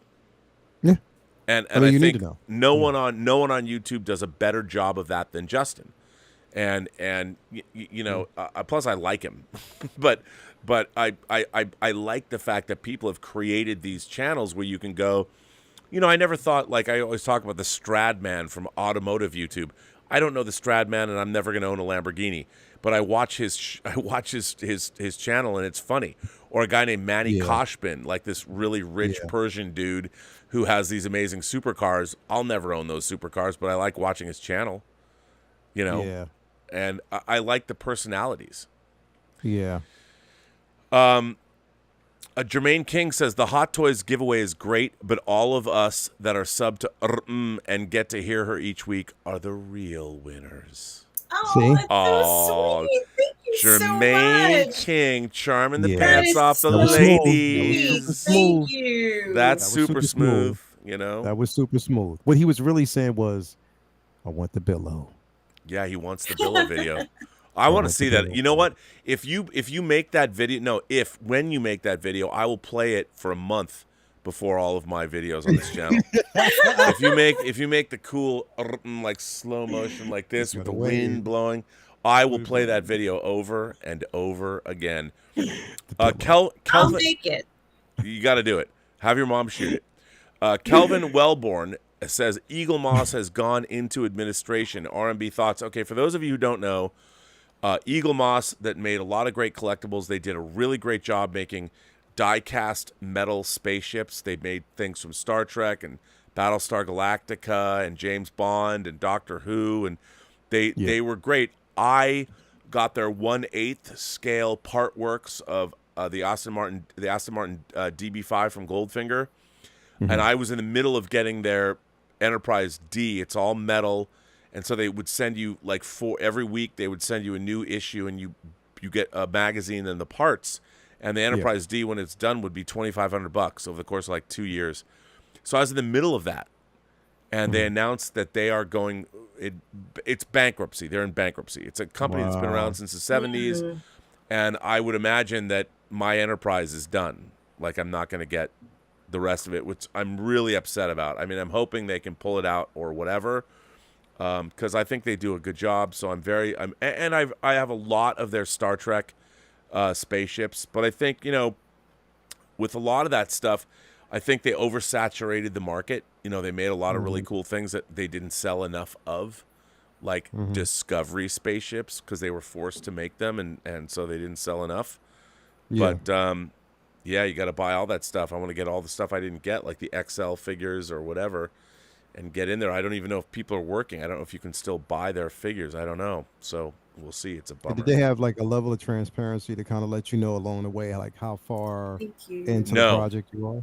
Well, yeah, you knew. I mean, I think, I think there were like at 40 or 50 sets, or probably 35, 40, but it came out of the blue. They've been a little erratic during the pandemic and stuff, but it's a bummer because they do some really great stuff. But I can understand, like so many people, there's only so many collector dollars to go around. And they just have to read the room, and I think they went a little too far. It kind of bummed me out.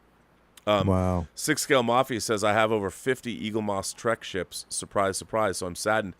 Me too, and I really wanted to finish. I mean, that Enterprise D was, you have to build it, but it's really big, and I really wanted that, a big die-cast, chunky Enterprise D, and now I spent $1,000 on parts, and I'm never going to be able to finish that model, and it sucks. Although maybe they'll keep it going on. I don't know. Do we know who our 1,000th subscriber is? Almost. I needed to count down a few more just to make sure, because I don't want to mess it up. All right. 2 more minutes. That's good. I mean, I just want to make sure that we got to find out who's getting Gladiator Hulk or Gladiator Hulk. I want Gladiator Hulk. If anyone has a Gladiator Hulk, I need Gladiator Hulk. I need Gladiator Hulk. You just created a new character. I need Gladiator Hulk, and I need Hela. I need those 2 figures. Those are the figures I want, and I have no Rogue One figures. None. I got no Rogue One figures. I want to get Director Krennic. I didn't. So I need Rogue One figures, and I need Hela, and I need Gladiator Hulk. That's what I need. So, hey. I ended up having... Hela right there. Yeah, thanks. Rub it in. She's amazing. She is. Oh, damn it. God, she is. Hey, I had to get that. I actually got that. It was expensive, but I had to do it because I needed it. Yeah, I know. It's true. Yeah. 6 Scale Mafia wants to know, what do we all think of the new Munsters trailer? I didn't see it. I haven't seen it yet. You're better off. I have honestly not seen it yet. it looks like some kind of direct-to-video movie from like 1993, or somebody decided to do a cable access version of the Munsters. I've been told that it's kind of a troll, that they're trolling us, or maybe they're just trying to mitigate the damage. But if you look at it, even the actual graphics look like, I mean, it's a movie now. It's on, what is it, on Paramount Plus or whatever it is, or it's on Peacock, or it looks not good. I haven't even. Yeah. Well, maybe it's good that I didn't see it yet. Then. Yeah, it's not good. What are you gonna do? Because it doesn't sound good. I mean, especially hearing you guys talk about it on Campia, man. I was like, yeah, I'm not even gonna watch it. The thing is, I keep forgetting to watch it, But I mean, I remember how I felt about like just the classic, and I'm like, come on, man, I don't want that tarnished or tainted, so I'm not gonna do it.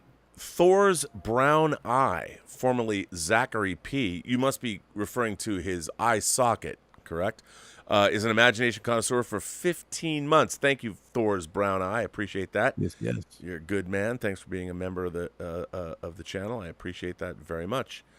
A 6'6" Starship Alien does ask, has anyone seen the Terminalist? I haven't. Have you watched the Terminalist with I have, yes. Is it worth watching? Yes, it's fantastic. You will love it. It's as good, a little bit different than Reacher, but it certainly is as intense as Reacher, and I think that you'd really enjoy it. Oh, then yeah, I will. I'll definitely watch that. It looks right up my alley, so I'm like, okay, I'll definitely watch that. It looks good. I mean, you know, Chris Evans. Actually, it's not. That's the gray man. Chris Evans and Ryan Gosling. It's Chris Pratt that's in the Terminal. Yeah, man. Yeah. The Terminal List. What is it? Terminal List, right? Yes, the Terminal List, and Lorraine and I do a watch party of the Terminal List on Thursdays at 5 p.m. on her Twitch channel. So, you know, we're enjoying it. It's a fantastic series. It's really, they've gotten really lucky. Amazon with Reacher and with Terminal List. I think it's Amazon for Terminal List.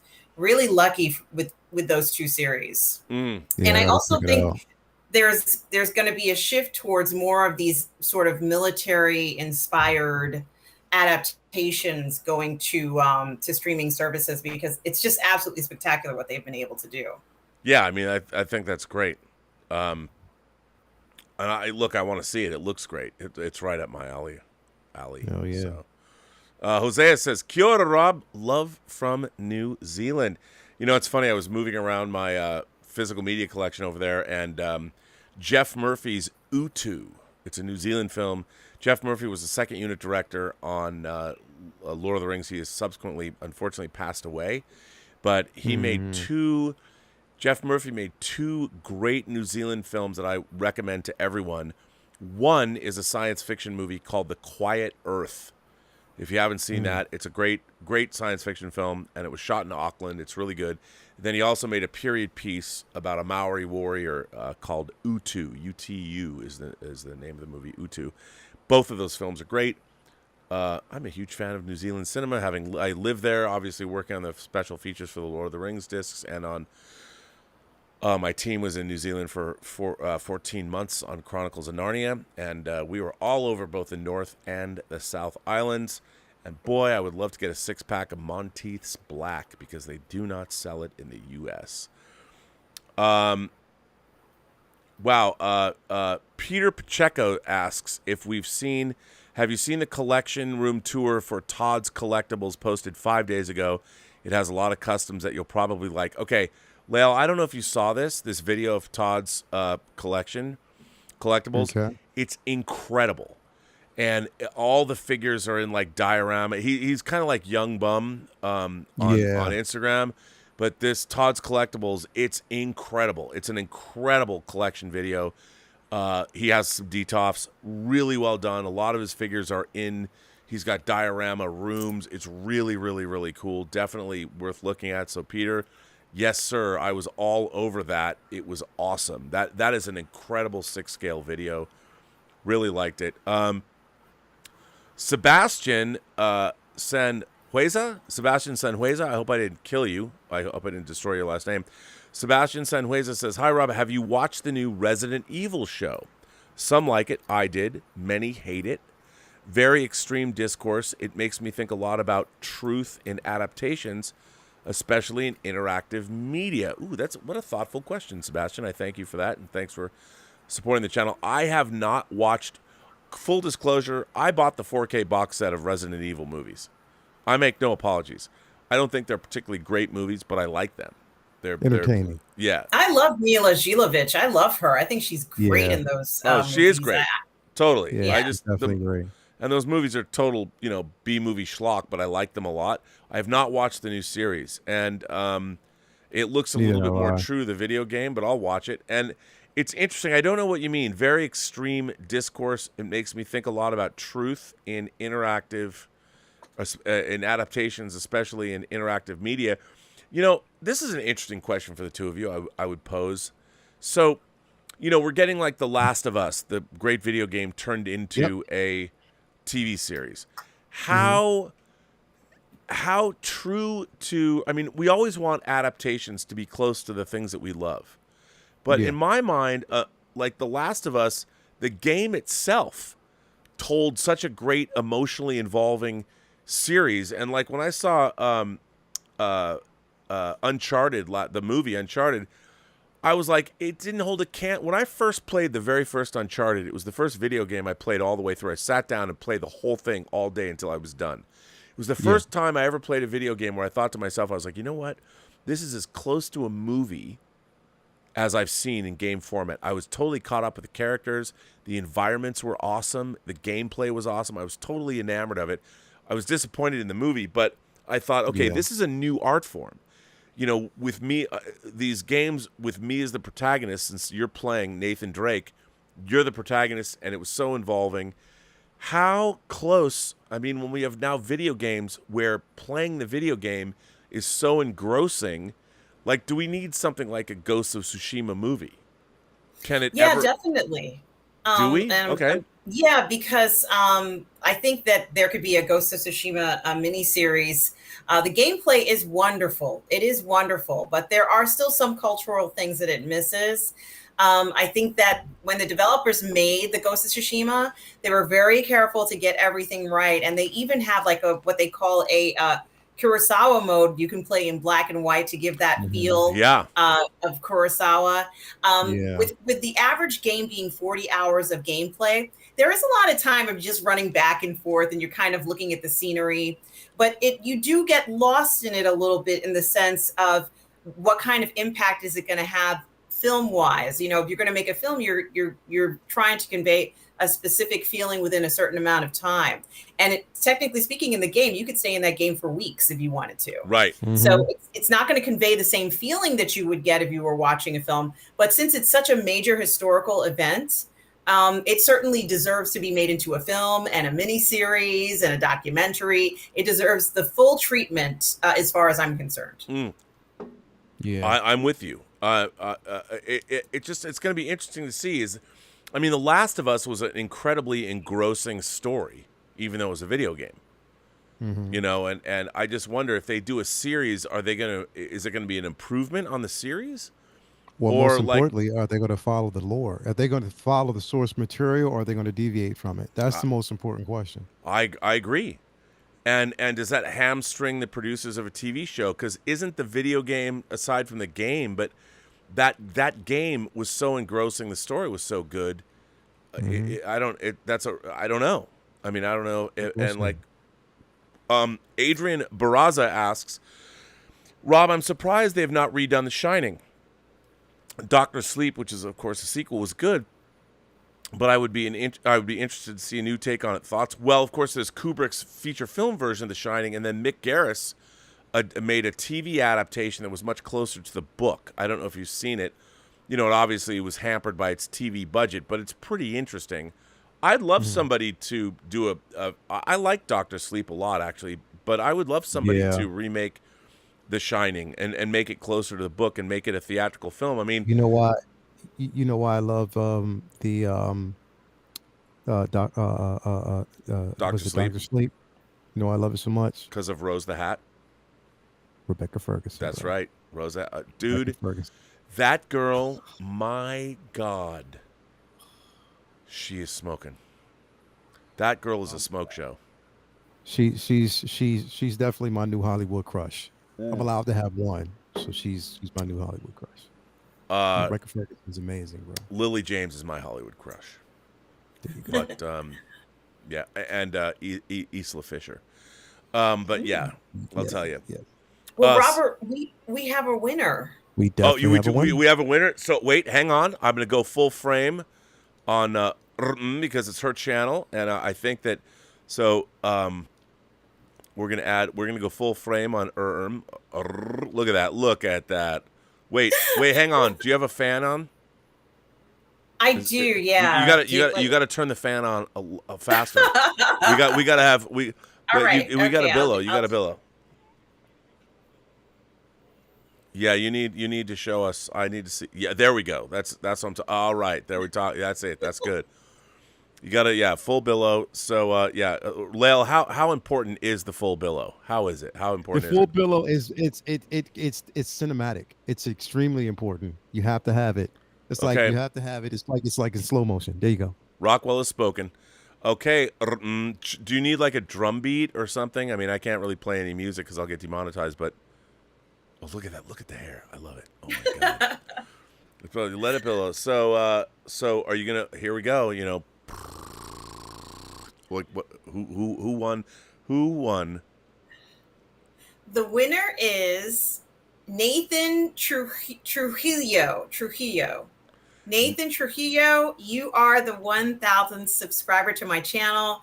Thank you so much for everybody who subscribed to my channel tonight.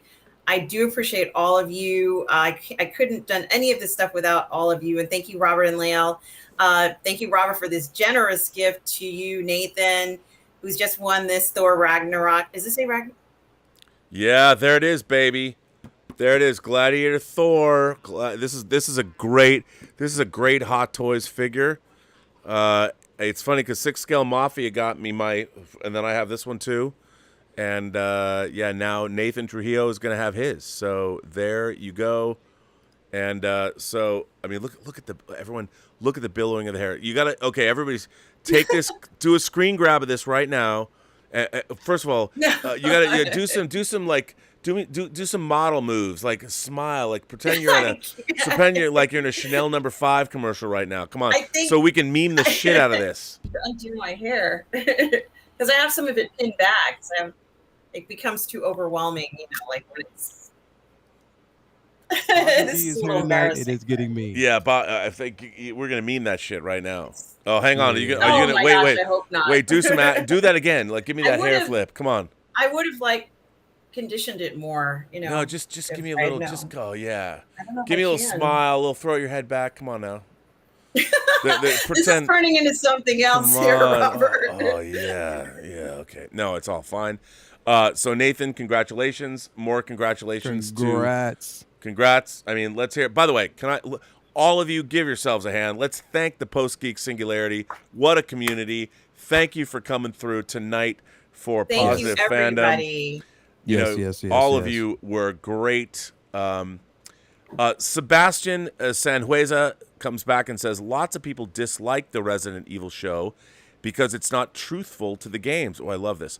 But games have so many elements, adding to the fact that each gamer has a different experience since they act differently. Those are very astute comments.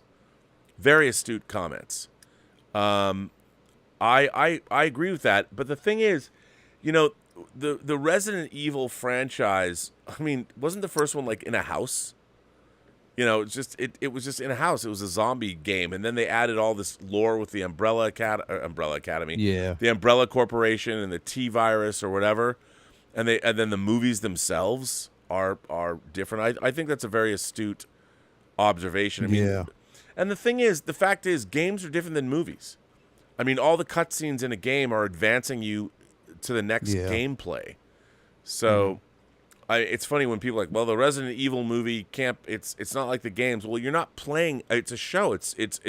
You're not in it. You're watching it. So it's removed from that. I mean, I don't know how truthful you can be. How important is it? How important is it to be truthful to a video game when you're making a movie? Resident Evil was one of those initial video games that we got. I think Tomb Raider was another one, sort of like that new era of video games where we could do things with the characters we couldn't do before. I remember like the Lara Croft character, you could kind of like make her do cartwheels and handstands, and you couldn't do that stuff before in a game. And I think it was it might have been Sega Genesis. I could be wrong, but my cousin had it, and I remember watching it, and she was playing Resident Evil at the same time, and that game itself evolved over the years. So, it is going to be hard to kind of make it into something that you can see in a film or somehow go ahead and adapt it for something else. And you're right about the Raccoon City, and then the infections and everything. And the fun part of Resident Evil, of course, was just being able to fight off those zombies. But it's hard to kind of stage the experimental parts and make it into something new and exciting. I think Mila Jovovich did it in the Resident Evil films, and the films themselves oftentimes were somewhat directionless, but it didn't matter because you had these big spectacles of with explosions and guns, and she was running around, jumping around, and there was fire in the ground, and it like in the background, and those are the types of things that were entertaining about it. We didn't take it too seriously. Resident Evil wasn't an IP we took too seriously. I'm sure there are people out there who love that IP, but for me, I was fine with what they were giving us. And she continued to make those films. She was great in it. I was enjoying it. I said, "Oh, she's coming back for another one." Oh, this, like it was really. So I kind of think that sometimes you can capture the feeling, the essence of a game, or something like that. But you don't necessarily need to have any real tie or connection to it because it's just too complicated. The story's been fooled around with too much. I mean, we had the Tomb Raider movies, and those were they successful films? Were the Tomb Raider films with Angelina Jolie and I guess with Alicia Vikander, were they successful films? They were pretty successful. The Tomb Raiders with the first two were pretty successful, and I think they're doing a second one with Alicia Vikander, so I think it did okay. Mm-hmm. So, sometimes, what is it now, 20 to 25 years later for Tomb Raider with Alicia Vikander in the role. She's very different from Angelina Jolie, and that's okay because we don't want an exact carbon copy to play this woman. It's okay to have a different look to the Lara Croft character. And I remember when they first made her, when I say made her, I mean when they first formed her form in the game, and people had said, "Oh, her shorts were too short." Like there were these comments that we never heard before about a character in a video game, but we were hearing it for the Lara Croft, and they said, "Okay, we're going to change it. We're going to make them longer shorts. They'll be like Bermuda shorts, and the top won't be so low cut anymore." But of course, we can see now, since that time, games have gone, to many extremes. So, I think for the Alicia Vikander film that's coming up, it's probably going to be fantastic. And we're expecting an adventure. We're expecting that fun that you got when you played it. But, nothing can replace that first Tomb Raider game when, like you could make her do all these different things that just were not possible before. It really was, pretty interesting. And pretty much every game copies that. But Ghost of Tsushima was very special because of its historical element and the amount of work they put into that game. I don't even know how they could do it. It must have been so labor intensive, but it would make a fantastic film. It'd be like Shogun, Robert. It'd be like Shogun. That's what it would be like. It is. By the way, I've got my 6 scale. That figure is amazing. Now, for the Last of Us, I think that if they adapt The Last of Us and don't make it the same storyline as the video games, they'll be fine. Because if they try to say that this is that character or it's that character, even though we love Joel, I love Joel, I think that they've changed his importance, at least in the story for me. He's different because after The Last of Us 2, something happens to him. So I'm trying to figure out, well, how are they going to do this? We know what ends up happening to Joel.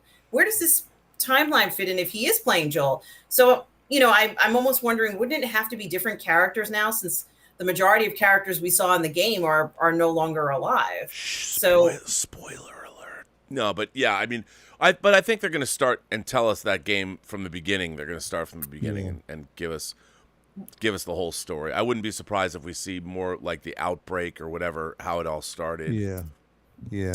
By the way, I think it's like every game has been self-contained, so they sort of have to, especially when you make it cinematic. You have to add elements to kind of break it up and make it more interesting.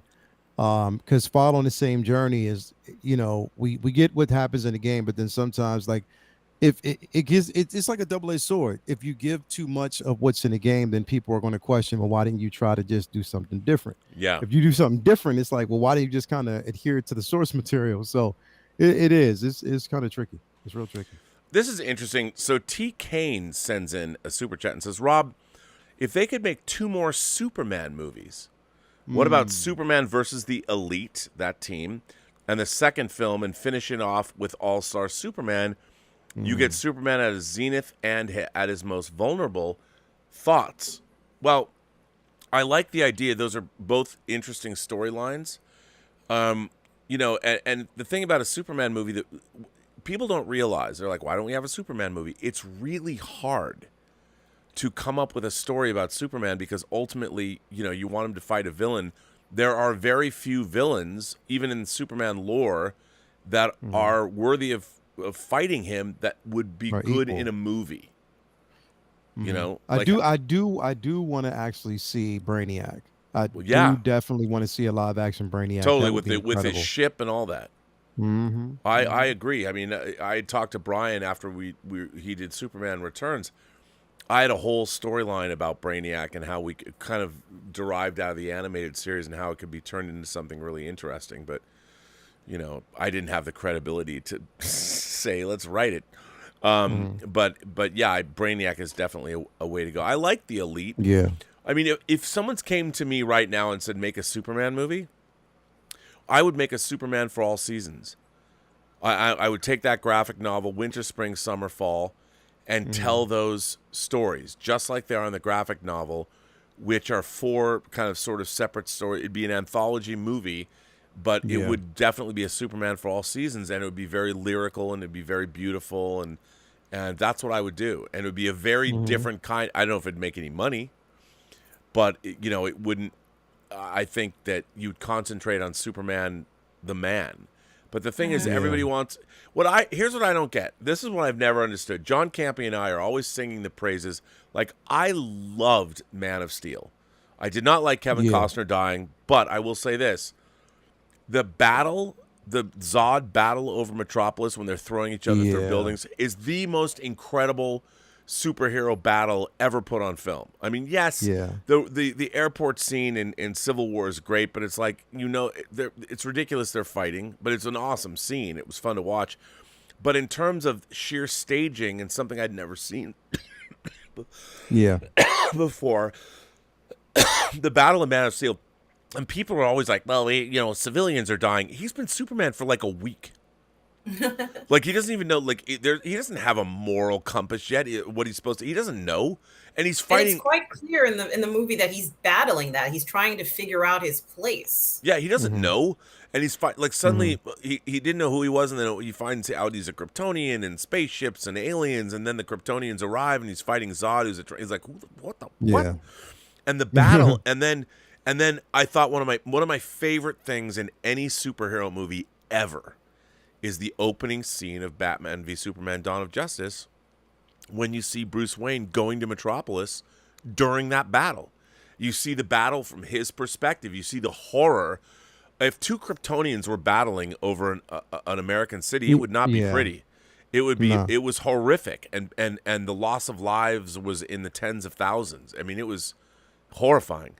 And it wasn't like it was intentional on Clark's behalf. You know what I mean? It wasn't an intentional thing. He was trying to stop mass genocide. You know what I mean? Like, straight up. So it's like, you know, it's like a tough situation, but I love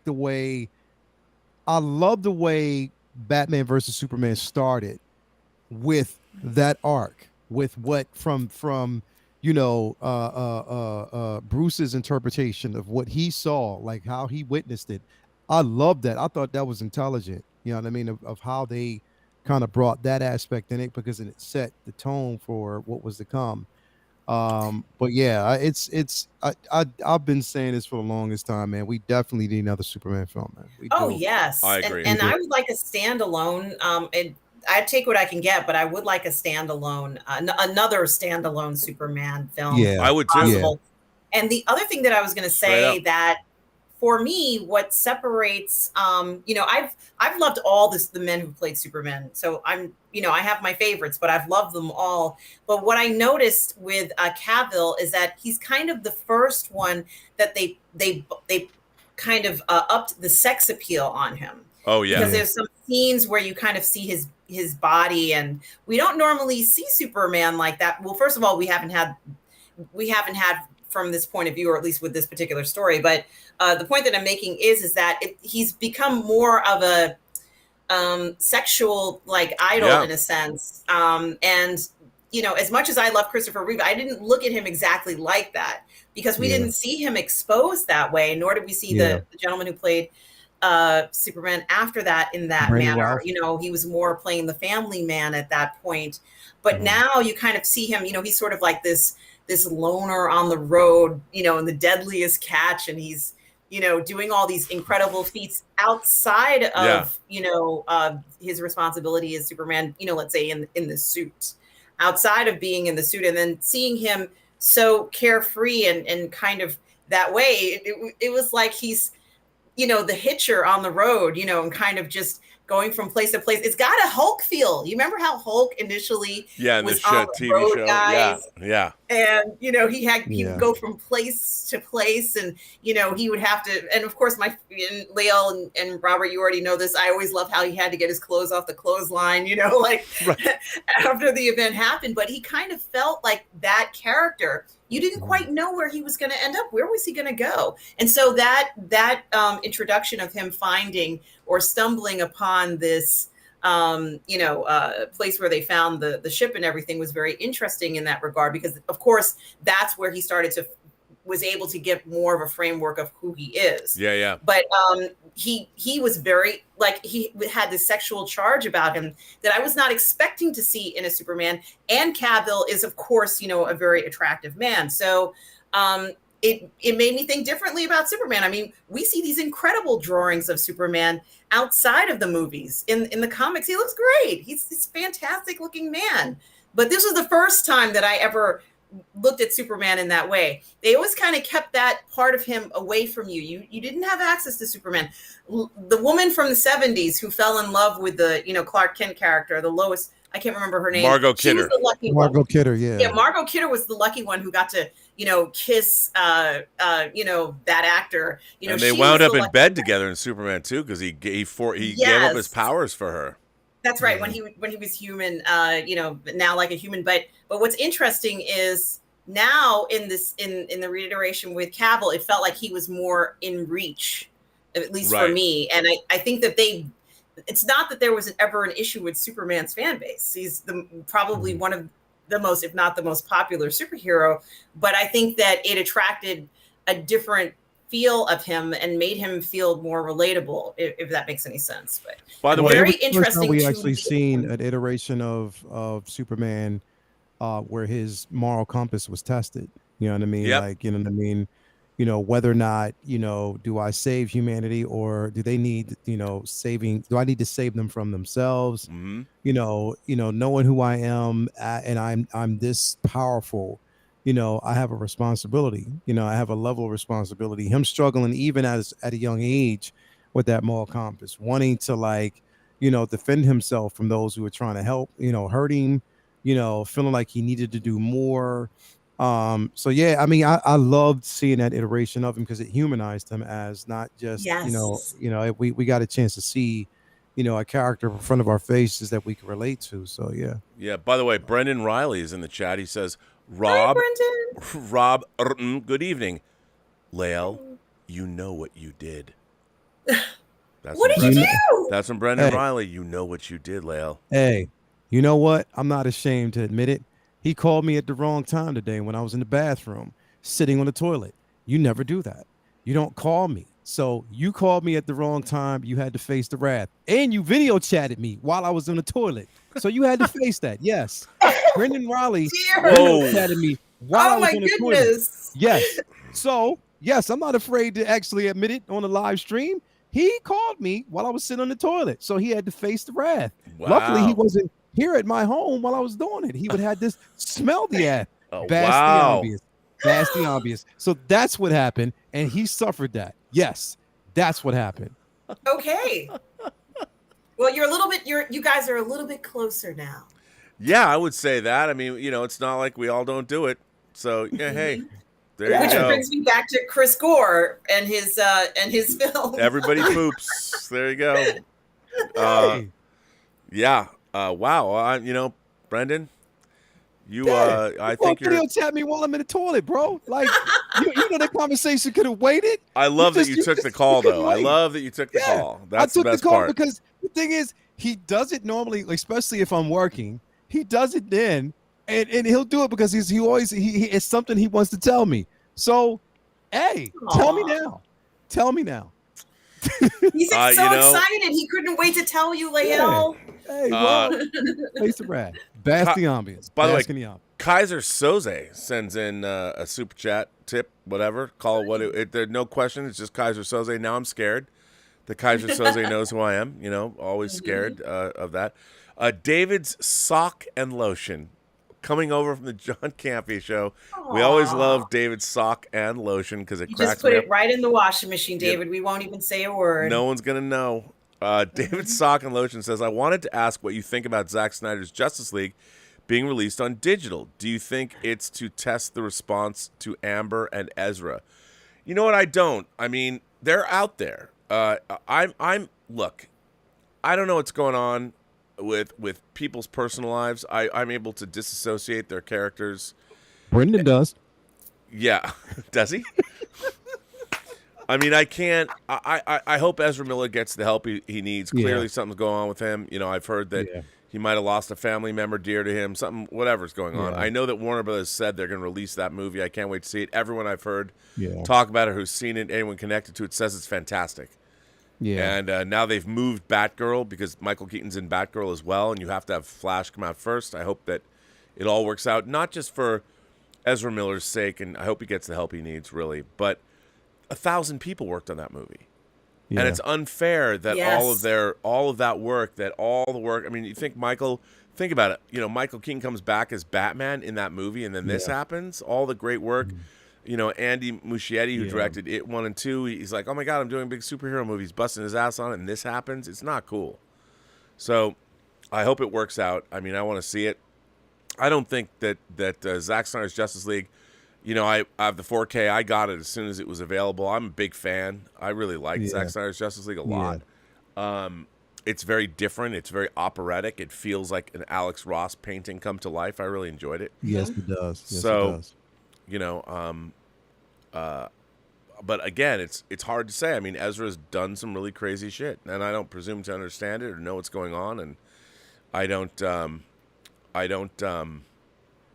But here's my question.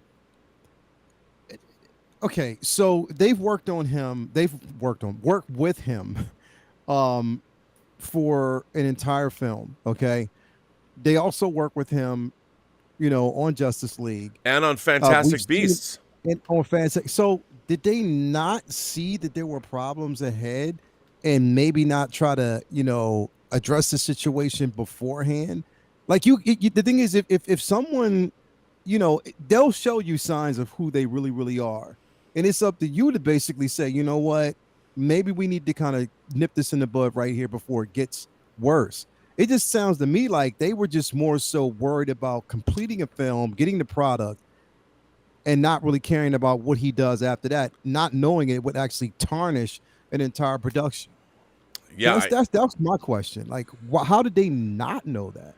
I don't know. I mean, I think they probably did, but you know, actors, there's a lot of wacky people in Hollywood, and you make movies with them, and you get through it, and then you cut them loose. But nowadays, in this day and age, when you're working on a big effects-heavy superhero film, you might shoot it, and you're done, and then you have a year until it's going to come out, or a year and a half.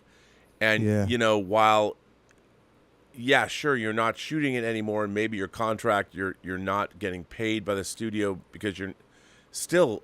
I've always felt that if you accept the mantle of responsibility for being in a $200 million movie, you owe it to your employers and you owe it to your coworkers to keep your nose clean until the movie comes out. And this kind of strange, erratic behavior, and it is strange and erratic, it's bizarre. And if half of what's been said is, I mean, clearly there's something going on, and I feel bad. Somebody's got to help them out. But and look, it's funny because at the end of the day, I want people to be safe and happy and all that. But I do want to see this Flash movie. I definitely want to see it. Because the thing is, I think Ezra Miller is a fantastic actor. I do too. Like, he's an amazing dude. Like, I mean, I loved him you know, in pretty much everything he's done so far. So I mean, I want to see him succeed. I just right now, you know what? Aside from filming, aside from I just want him to get the help he needs so he's safe. Yeah. Plain and simple. So he is safe.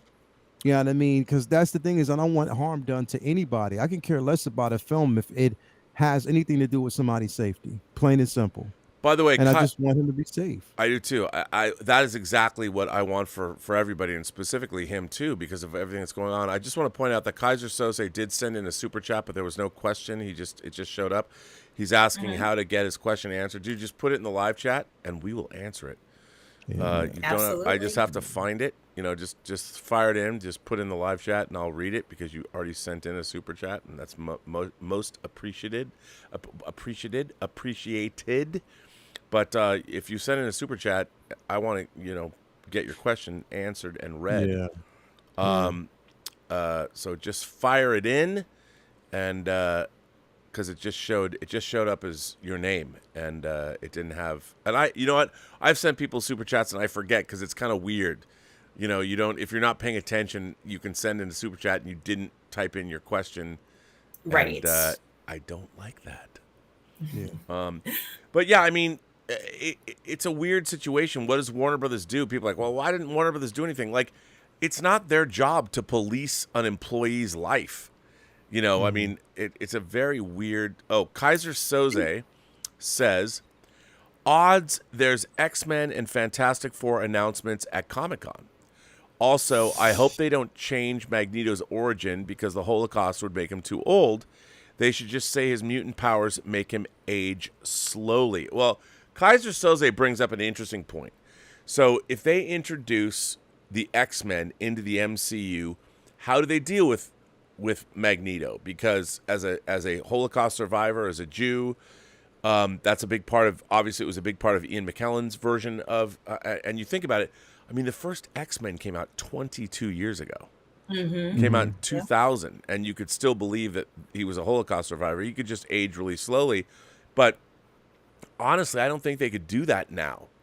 I mean, we're too far away, and if you're going to deal with a modern Magneto, maybe he came from Africa and he was a Tutsi or a Hutu, and he survived that massacre, or something along those lines, or somebody who's a victim of another kind of atrocity. Maybe he's from Bosnia and was in the Bosnian conflict or something. I mean, I don't know. But I think that the real important thing is it's the conflict between Magneto and Xavier, Malcolm X versus Martin Luther King. Like, it's that conflict, like how it's methodology. If you believe, and it's going to be interesting to see how they actually do that. I don't know. I find that the MCU and the X-Men have a real problem. How do you introduce, I mean, Kamala Khan now is a mutant. They flat out said it. She's a mutant. But is she a mutant or did she have a mutation? We don't know. Is she really Homo superior? Is her DNA such that she's a mutant? Probably. But how are they going to do that? Like, I don't know. And is Fassbinder going to come back and play Magneto or not, do you think? I think they have to recast everybody. I mean, I really think the X-Men needs their own mythology inside the MCU, and I don't know what it's going to be. I have no idea. Because I love him as Magneto. So. I do too. He's great. Really, really good. He was really great in Days of Future Past. I mean, I loved when he went to South America and all that. That was great. Oh, I love that so much. So good. So good. Well, kids, let me ask you. I mean, for you guys, it's 3:25 in the morning. Yes, it is. So, I mean, I never want to keep you guys. I've already kept you late. Lael, you were at a concert tonight. You've been with me since we got you to 1,000 subscribers. I want to thank the community for stepping up to the plate. Yes, so I could let you both go. This has been fine.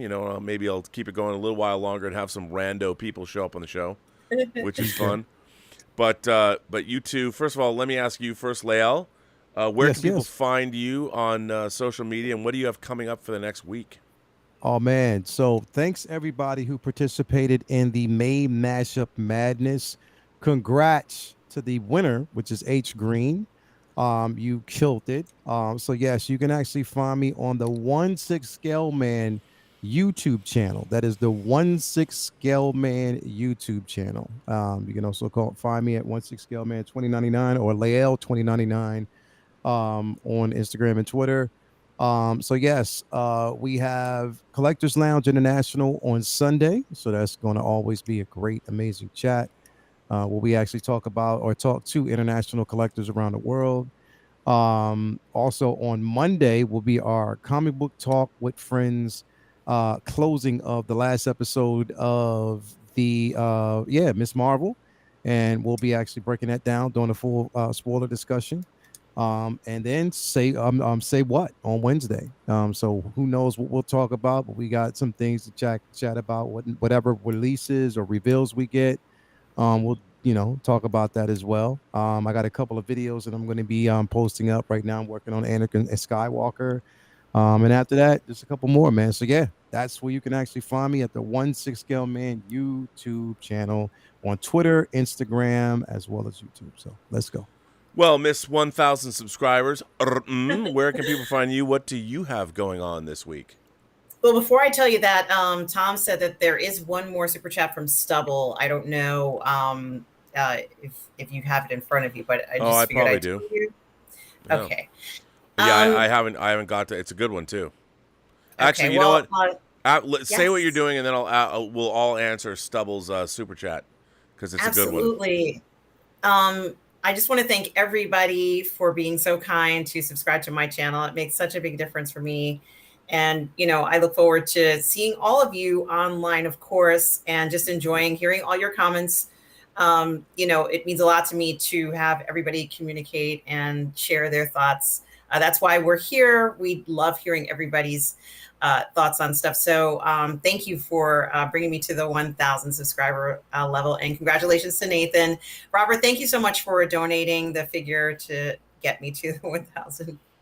Come on, you got that was cool. We gave you a little superpowered nudge there. You certainly did. And of course, guys, you can find me on Positive Fandom, my YouTube channel. On Sundays, I do have my show, Sunday Brunch, at 10:30 a.m. Eastern Standard Time, where we do all the parlay in the fandom. Certainly do check it out. You can also find me on Monday nights on Toxic Femininity with Lorena Creole and Nina Infinity. Sometimes on Wednesdays and Thursdays, you can find me on the 1/6 Scale Man Network. Yes. Either on Say What or Uncivilized Scoundrels. Nice. Thursdays at 5 p.m. Eastern, I stream with Lorena Creole on her Twitch channel for our show Toxic Male Appreciation. On Fridays at 12 p.m. Yes, it is. And we're going to be doing the second episode of the Terminal List. So you guys certainly should check that out on Twitch. On Fridays at 12 p.m. Eastern, you can find me on Midnight's Edge in the Morning with Tom and Andre.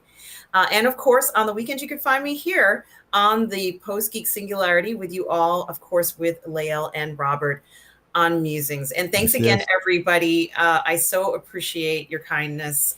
Thank you so much. Well, now, before you go, Stubble McShave asked a really great question all the way from Sweden. Stubble says, if you had a superpower, what would you pick? And would you would you use it for good? Would you use it for selfish reasons, or keep it hidden and rarely use your power? Great question. I wouldn't use it very much. It would be force jumping. Wow, okay. Why force jumping? Because it reminds me of gymnastics. I just like the thought of being able to jump as far as you want to, or have that ability to fly around. It's like flying, but you can't fly. So I kind of equate it to like a decent compromise. You can get out of the way. Kind of like the moves you said that you liked in Man of Steel, Robert, of the Kryptonians. You remember how she moved? She kind of like had that slide, and it's like, how can she do that? To me, that's the force jumping that she can do. You can't catch her. So it seems like fun and exciting. And of course, we got to see Grogu do a little bit of force jumping, like in the Book of Boba Fett. So I think force jumping is really something that's fascinating to me. Lael, if you had a superpower, what would it be? And would you be altruistic with it? Would you become a villain? What would you do with that superpower? So one of the characters that I find interesting happens to be part of the X-Men run. It was actually a newer character that came out a couple years back. Think about back in 2010, 2009, 2010. That character is Elixir. Okay. Um, Yeah. I like the simple fact that this character because there's he is a healer. Right now in the latest X-Men run, he is part of a team that of course with Hickman's run right now. Yep. He's created the Powers of X, House of X, to whereas each individual mutant, if they're killed, they can be Resurrected on revived Krakoa. and resurrected on Krakoa. And at one point they could be resurrected with their memories. But the newer version, I guess something happened now to I forget how, but now they cannot be resurrected with their memories.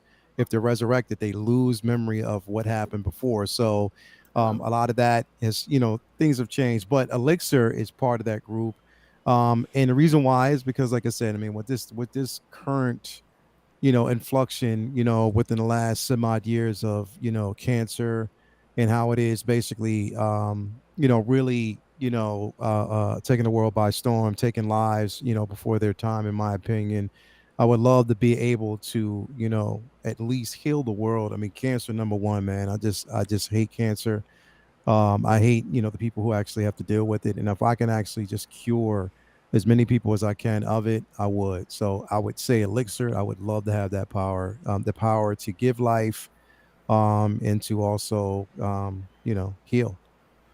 What a great answer. I love that It's answer. very Yeah, altruistic and responsible. It is a yeah, fantastic answer. I mean, yeah. I'd love to do that, man. I would want to have time travel, the power of time travel, like time travel at will. Ooh. And what I would do is, I mean, I would go and I would like win lottery numbers and place bets on sporting events and gather tons of money, so then I could come ahead in time and make movies and employ my friends. I mean, that's what I would do. I would travel through time and I would meet beautiful women. I'd go back in time and all the beautiful women in history and be the cunning linguist that I am. And but then I would also make the investments and then use those investments, and I would become a philanthropist in the future and also make movies.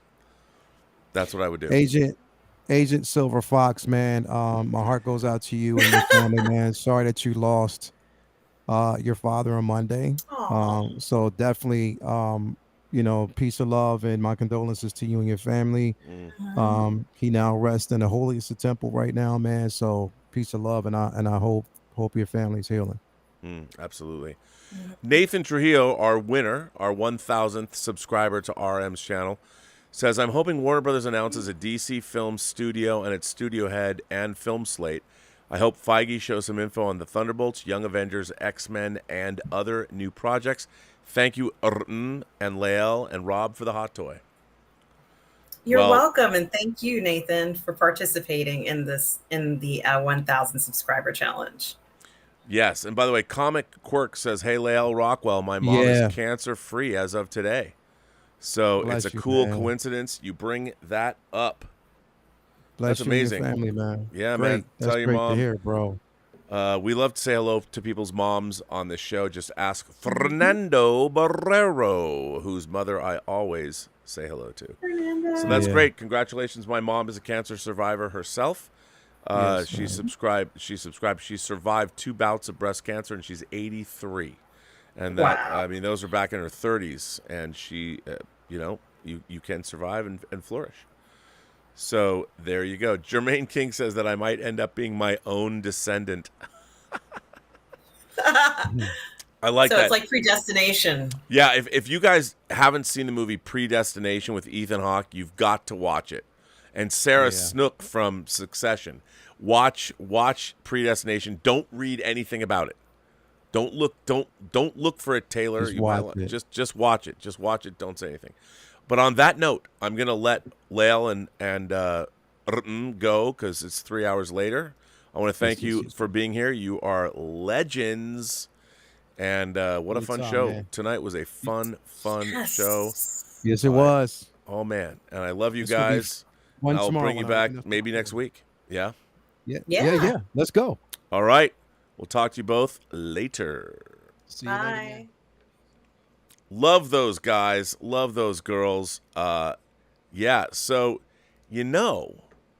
what we do once they're gone. On this channel, I like to bring on randos, you randos out there. So if you've got a video camera and you've got a decent microphone, and maybe you've been on the show before, maybe you haven't, who knows? And what we do is we bring people on. We bring people on the show. That's what we do. And you know what? If I drop the link into the live show or the live chat, which I'm going to do right now, we'll see which one of you could come on this show right now. Let's see who's going to be on. Charlie the Unicorn. Everyone's like randos. Oh, there's already somebody here, or there was. I don't see them now. But yeah, randos, if you're out there, I'm going to put you on the show. I'll put you in, coach. If not, hey, that's okay. You don't have to come on. If if you're bashful, if you're shy, I understand.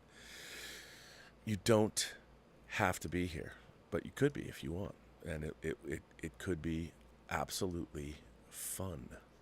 I don't know. Anyone? Oh, we got somebody. We got S Beam. Our man S Beam is in the house. Let me put S Beam into the show. Hold on, S Beam. I'm going to put you in, and we're going to add you into the show. Oh, wait. You know what? Tom Jr. Jackson's here as well. It's always you guys. You guys are quick on the trigger, man. But I'm happy to see you both. Let me just put you in. Please, everybody, wait. And I will add you to... Actually, I have to get rid of everyone else first so I can put you in.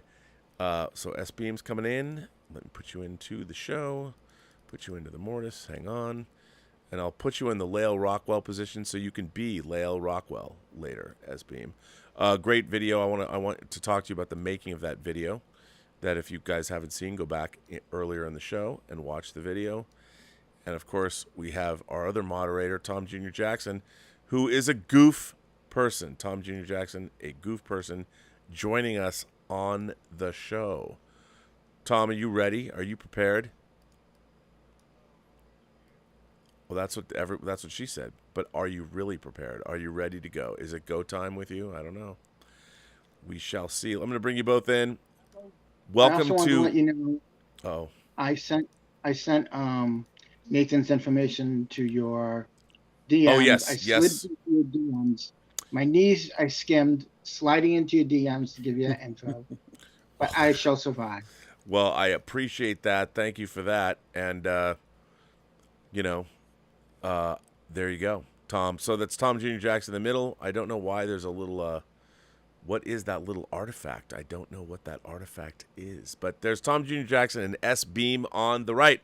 So, gentlemen, how are you feeling tonight? What do you have to tell us? First of all, S Beam, tell us about your stop motion movie that we showed earlier today. How long did it take to make that? Oh, it was about 36 hours or so, about 338 pictures. Wow. And then, yeah, I just edited it, and it started on Figure Flex Friday on Lael's channel. Oh. And I was sending in pictures of Strange and Gandalf, and it started with those two, and then I had Jack Sparrow come in, and then I was like, wait a second, I should make something else with this real quick. Yes, you Change should. it up a little bit. Yes, you and then, should. Yeah, it evolved into that. So. Well, it was quite good. I did send you another one with sound. Video.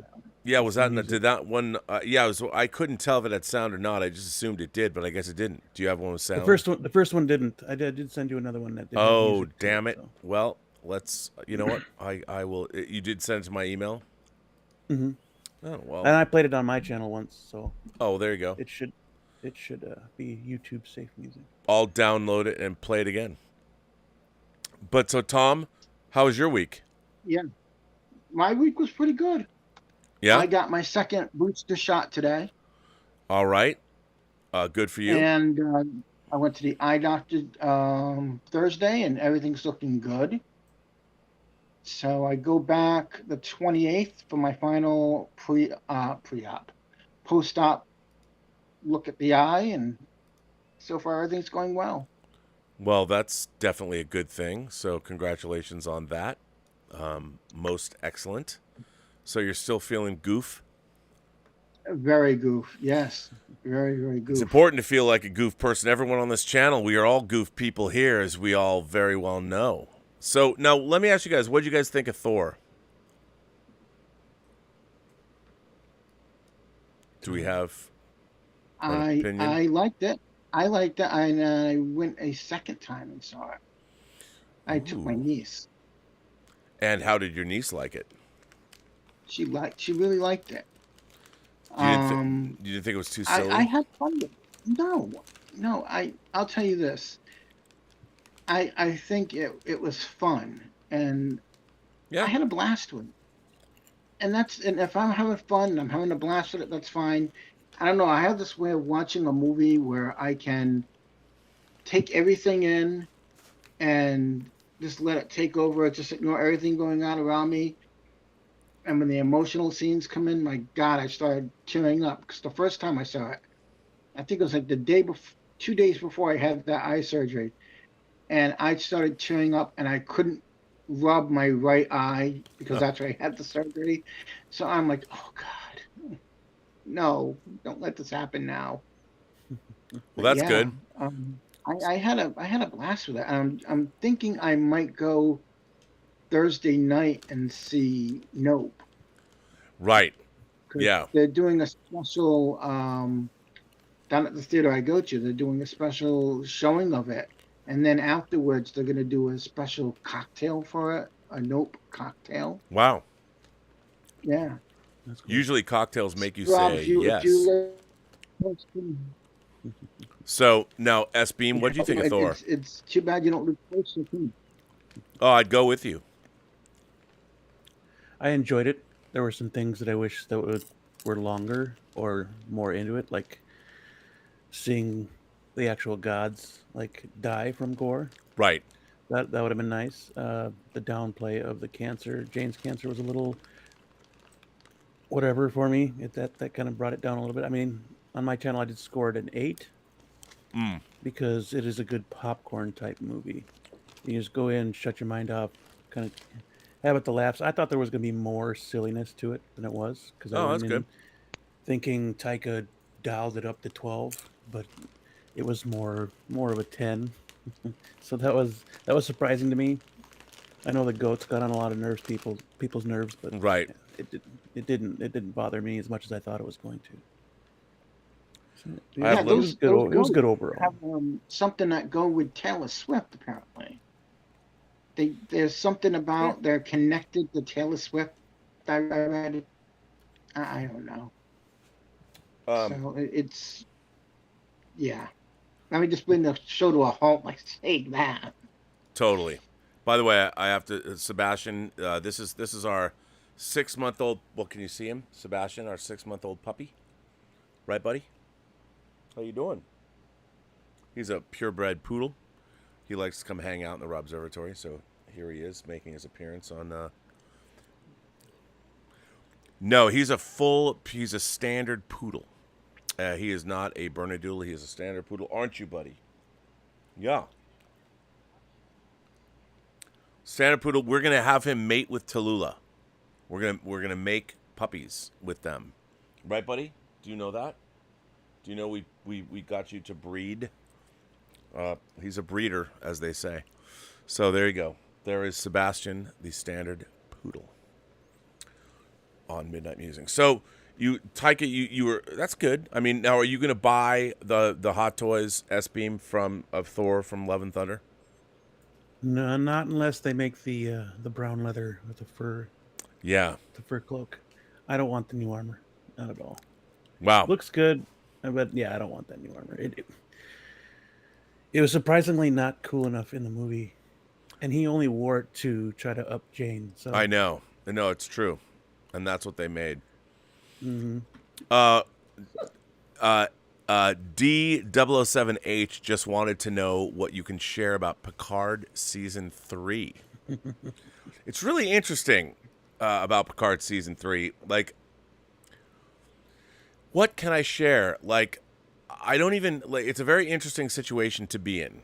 So for those of you who don't know, I may or may not have seen... I mean, I've seen a lot of things from Picard Season 3. If I could tell you exactly what I saw... maybe other people who made sure that I was able to experience some of it would get in trouble. So I can't confirm or deny anything. But I will say it's great. And I would say Picard Season 3 is obviously it's been announced that it's a Next Generation reunion. And I will say that all of the Next Generation cast is very well served by what happens in Picard Season 3. And there are some, I guess, cameos from very unexpected people and some expected people. And it was delightful. There's one in particular, which I think is one of the great scenes in Next Generation history between somebody and somebody. And I can't say who and who, but there's a couple of scenes like that. There is the return of a character that I couldn't believe returned from Next Generation lore. I was like, wait, what? It's a small...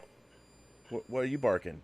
This is Tallulah now. She's taking place of Sebastian. It's a small thing, but I couldn't believe it. I was like, oh my God. And there's a lot of really deep cuts in it. And I honestly couldn't believe it was made. And that it got made. And it's still getting made. But I know I'm being vague. It's so far away. It doesn't debut until February of 2023. So can I even say that? I don't even know. Maybe I just spilled some beans. I don't know. No. They did announce that, I believe. Oh, yeah. Because it's better so that he gets in trouble. Yeah. And other than that, I can't really say anything more. But I will say this. I mean, if you are a Star Trek The Next Generation fan, and if you're a Deep Space Nine fan, and if I guess you're a Voyager fan too, there's some very surprising stuff that happened in Picard Season 3, and it is very much steeped in Berman-era Trek lore. Very much so. In a great way. It's very surprising. And it's funny that you brought up Voyager, because Kate Mulgrew is rumored to have been talking to her former castmates about possibly bringing back Voyager or doing something like that. I can neither confirm nor deny, but I will say what's really interesting is there's talk of, let's just say that there are a lot of Star Trek actors that are still around and they're working. And after watching or seeing or reading or experiencing Picard Season 3, there is a good reason to believe that you could do all kinds of things with previously existing cast members. And, when you look at something like Top Gun Maverick, one of my favorite things about Star Trek Picard Season 3, bar none, Worf.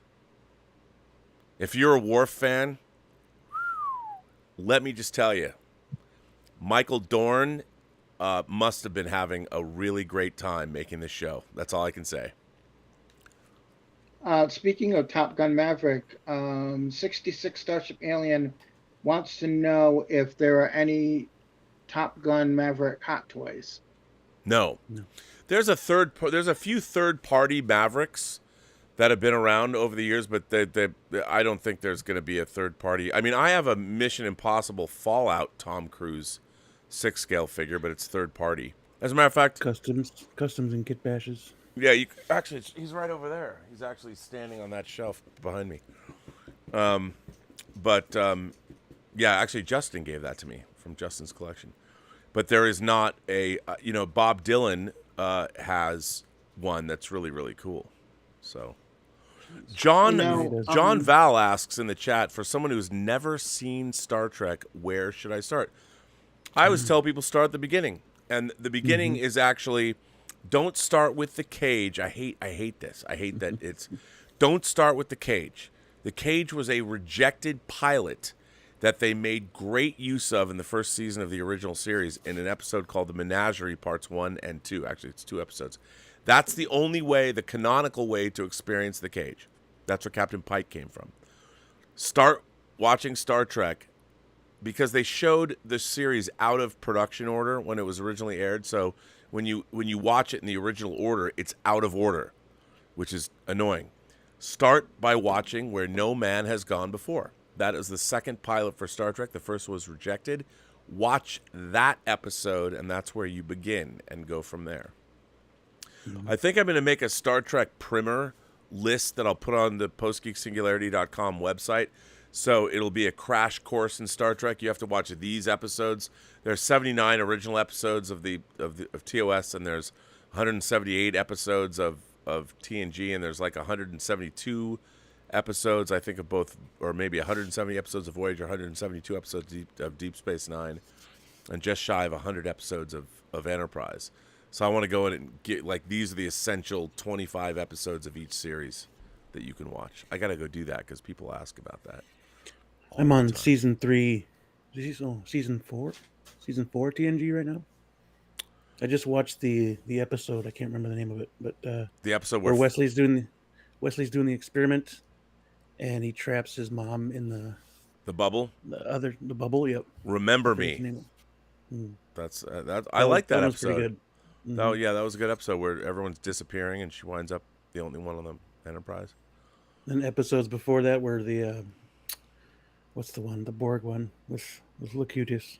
Well, that's Best of Both Worlds Part 2. Best of Both Worlds, yeah. And then followed up by Family. That's the first 2 episodes of season 4. It made me excited for the Exo-6 figure for sure, dude. Oh yeah. And you know what? I guess I wonder if I could say this.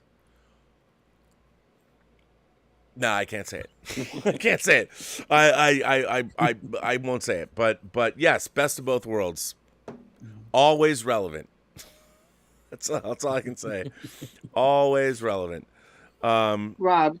Yes. Rob, 2 things. Is there a membership call tomorrow, and is there a Let's Get Physical Media this weekend? There is a Let's Get Physical Media. There is no membership call tomorrow because I hadn't talked to Roberto about doing it. But maybe I'll do it on Sunday. Yeah, I didn't think about that. I should because it's been a while. We haven't done a member, and I love those member calls. I mean, you know what? Maybe I could do a member call. I don't know. If Roberto's up for it, why not? I would. We could do it at like the last minute or something. I don't know if we could do that, but why not? We'll find out. I don't know. I love member calls. I love people who are members of the channel, and I love doing these membership calls, and I love seeing everybody's face and talking about everything that we talk about. They're so much fun. So you get a kick out of it. The joy you get from that, I love that. Because it's like you can just relax. You can relax and just have a blast with everybody. Yeah. I mean, the member calls are so much fun. Dirty Soul Monkey says, out of any new Trek, season 3 of Picard is the best so far, by far. Season 3 of Picard is so different than any of the Star Trek we've received since Star Trek 2009. And not just because the whole Next Generation cast returns, which has been reported, but in terms of actually, it's a real adventure. It's a real Star Trek adventure that has its roots in the entirety of Star Trek: The Next Generation and even Deep Space Nine. And it's the most fan servicey, deep cut, geeky thing ever. And I loved it. Loved it. Because it was about Star Trek. You know, you're watching it was like as I joked, and we now return to Star Trek Picard Season 3, already in progress, because you're waiting. It's the show they should have led with. And I get it. I mean, I understand. I don't know if Patrick Stewart likes Season 3 very much, but because it's so inside baseball, it's great. I loved it. I mean, I might have loved it if I saw it, or if I read it, or if somebody actually told it to me inside of a cave as a fire was burning. Something like that. You know, who knows? Louis Vega Ramos became an imagination connoisseur. Thank you, Louis. I appreciate that. But yeah, no, I think people are going to love it. It's going to be interesting to see it all finished. Yeah, the Black Phone and Jurassic World Dominion just came on the pay-per-view type service where you The black you know, phone rent already movies. came on pay-per-view? Yeah, you know, yeah, to Wow. rent, yeah. Did Or you see it? Did it's you easier watch to it? buy.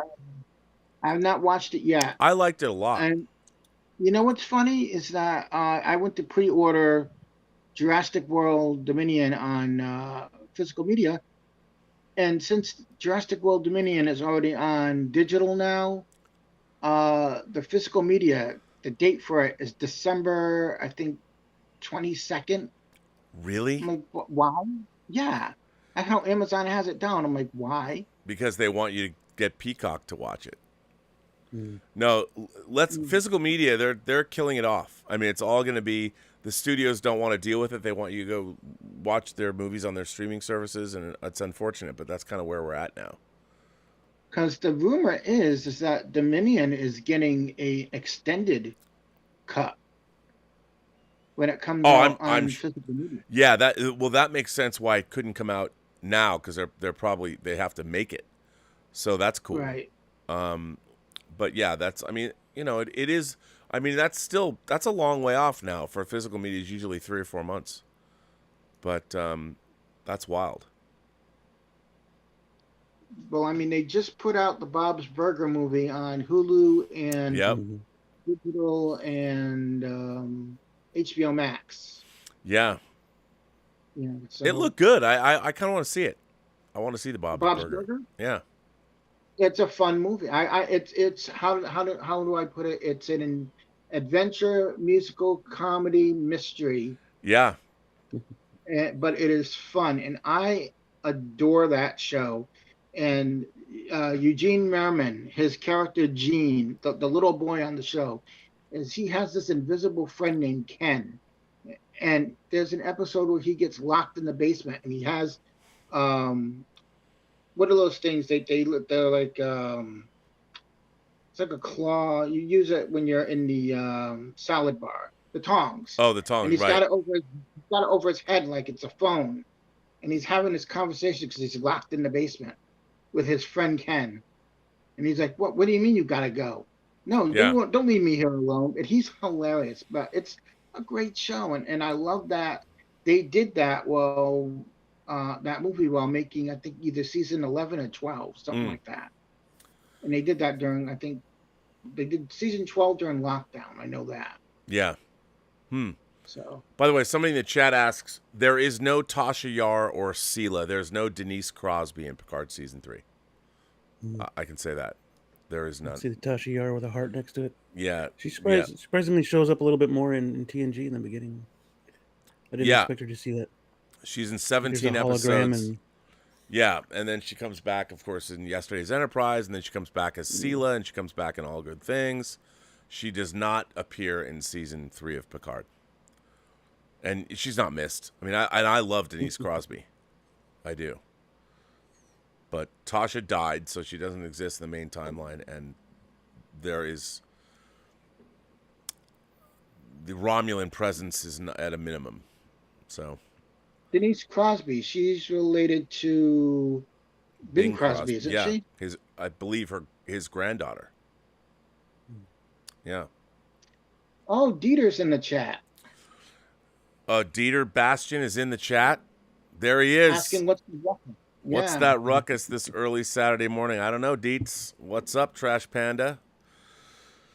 Charlie the Unicorn says, She is missed in my heart, Rob. Yes, I mean I'm a big Sela fan. I'm a big Denise Crosby fan. Well, kids, it's 1:00. It's 1 a.m. And I think for me, 4 a.m. here. Yes, for me, Silver Kano Gary says still waiting for Trekkies 2. Well, I'm in Trekkies 2, and my ex-wife. I think he meant 3. He meant 3. Oh, he meant 3. Oh, 3. Well, yeah. Me too. Maybe they'll make another one. I am going to go to bed because we've been on now for 4 hours. This show has been going on for 4 hours. And thank you everybody for bringing past 1,000. 1,000. Yeah, I want to thank and I want to thank you guys for moderating, and Lord Toth was here as well. Thank you guys for moderating. I thank to everybody who supports the channel with memberships and tips and super chats. Thank you very much for that. But most of all, thanks for taking over the top to 1,000 subscribers. And Mr. Trujillo is going to be getting his Gladiator Thor hot toy for being Jealous. the one. I know, right? It's great. And the thing is, I should say I have two of them. I had two of them, and it's good. So I think that was a good cause. I think it was a good cause to do that. And It was funny. He was in the chat going, "Oh, please let it be me. Please let it be me." And the next thing I do is I get a message from her. We have a winner. It's Nathan. It is you, Nathan. No, that was fun. I mean, I would love to do more of that. But Bill Barkley's like, "Where's the extended cut of Tango Shalom?" There isn't one. There is no. Although I will say this.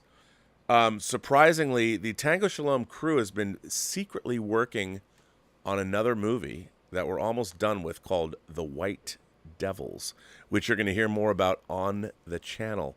But yeah, you'll be able to see that shortly. So yeah, and of course, Dota Dragon's Blood Season 3 drops August 11th. And the trailer just dropped today. Yeah, and I was the animatic editor on the last 8 episodes, so there's a total of 24 episodes. I don't think there's going to be a season 4 because Netflix is they like their 3 seasons. But it's a really bonkers season. So if you like the animated series Dota Dragon's Blood, I worked on all 3 seasons. Check it out. It's a lot of fun, and the last 8 episodes drop on August 11th. And if you like the show, you will not be disappointed. What happens in season 3 is epic. It's massive. And of course, our favorite captain, Captain Pike, with the great hair, he does. Anson Mount does a voice on the series. And have you met him, Anson Mount? I have not. I have not met him in person. Ashley Miller, who directed him, who created the series, has, and is very fond of him. So Robservations coming back. Yes, I'm going to bring back Robservations this week. All the channel is going, and we're bringing back whining about movies, and it's going to be great. Hey, I like that new girl on the Amy show. Amy. Yeah, she's great. She's cool. She's a lot of fun. I hope we keep her around. I mean, John brought her in to test her out and to see if when Chris was gone, if she could hang with us, she could. So she's great. I really like that. So that made me laugh today when she said it took only 8 days and John's already sick of me. that was hilarious. Yeah, John's cousins were in town from the Philippines today, so they were staying with John, so we went and picked them up and all that. So, yeah, I thought she was great. She was a lot of fun. I really had fun with her. Today's show was hilarious. Well, gentlemen, ladies, boys and girls, kind souls, gentle beings, however you identify across these 28 known galaxies, Midnight Musings, whatever episode number this is, I'm not even sure. 16. Is it 16? That's what it says too. Well, there you go. Episode 16 of Midnight Musings. I'm going to bring it to an end. S-Beam, where can people find you online? I'm on YouTube here. It's S-Beam. You can just search me up, Custom Arts. We have a live show every Monday evening. It's me, Michael Elliott, my brother, Alex Montano, Loco Lou. We all talk about collectibles and pop culture, so come check us out there. Other than that, I'm on Instagram. It's 11beam. I post a lot of my pictures there, so nice. Check us out. Tom Jr. Jackson, king of the goof people. Where can people find you online? I can be found here in the chat and as a moderator, and on Ern's channel as a moderator as well. I also have a YouTube channel. If you look up the name Tom Jr. Jackson, it'll come right up. And I'm on Twitter at Tom Jr. Jackson. I know it's a stretch for a handle, but it's what I could come up with. And also you can find on Instagram, I have a great page where I do all these cool pictures with my Funko Pops. I have now almost 130 Funko Pops. Oh my God. And yeah. It's under the name Imagination Connoisseur. Oh, there you go. I love it. All right, gentlemen. I, of course, am Robert Meyer Burnett. You know where to find me because you're here. You what now? I love that Pearl has followed me. Oh, Pearl the Xenomorph. Pearl the Xenomorph. Yes, Pearl the Xenomorph is coming back. I've got to put her. Actually, I've got a place to put her. I just realized where she can go, and I'm going to put her right where Snake Plissken is. You can't see it, but Snake Plissken's up there. He's coming down. He's being moved. I know you just Oh, it's a moved, but I good need show those tonight. pictures, brother. Oh yeah, for the Good show jacket. tonight. I need to send you the jacket. Yeah, Snake Plissken. Actually, my Snake Plissken 6-scale figure. I never got a Jack Burton. I need a Jack Burton. But anyway, gentlemen, I will bring this show to a close. Thank you for watching, everyone. Thank you, boys, for being here. Briefly, good to see you always. Thank you for having me. And I will say goodbye to you, Dieter Bastian, and I will see you on Sunday for Let's Get Physical Media. We'll see what Dieter has to show. I don't think I'm going to have anything to show this week. And next week, of course, I won't be here because I'll be at the San Diego Comic-Con. So we're going to skip a week, but we will do Let's Get Physical Media this week. There's a lot of stuff to talk about, a lot of good things happening. And on that note, everyone, I'm going to say goodbye to the fellas. I will disconnect. Gentlemen, thanks for being here. All right, I'll see you later. And thank you all for making this a delightful episode of Midnight Musings. All of you, wherever you are, remember, every person you meet has a story to tell that you have yet to hear. And all you have to do is listen. And with that, I would say, have a better day.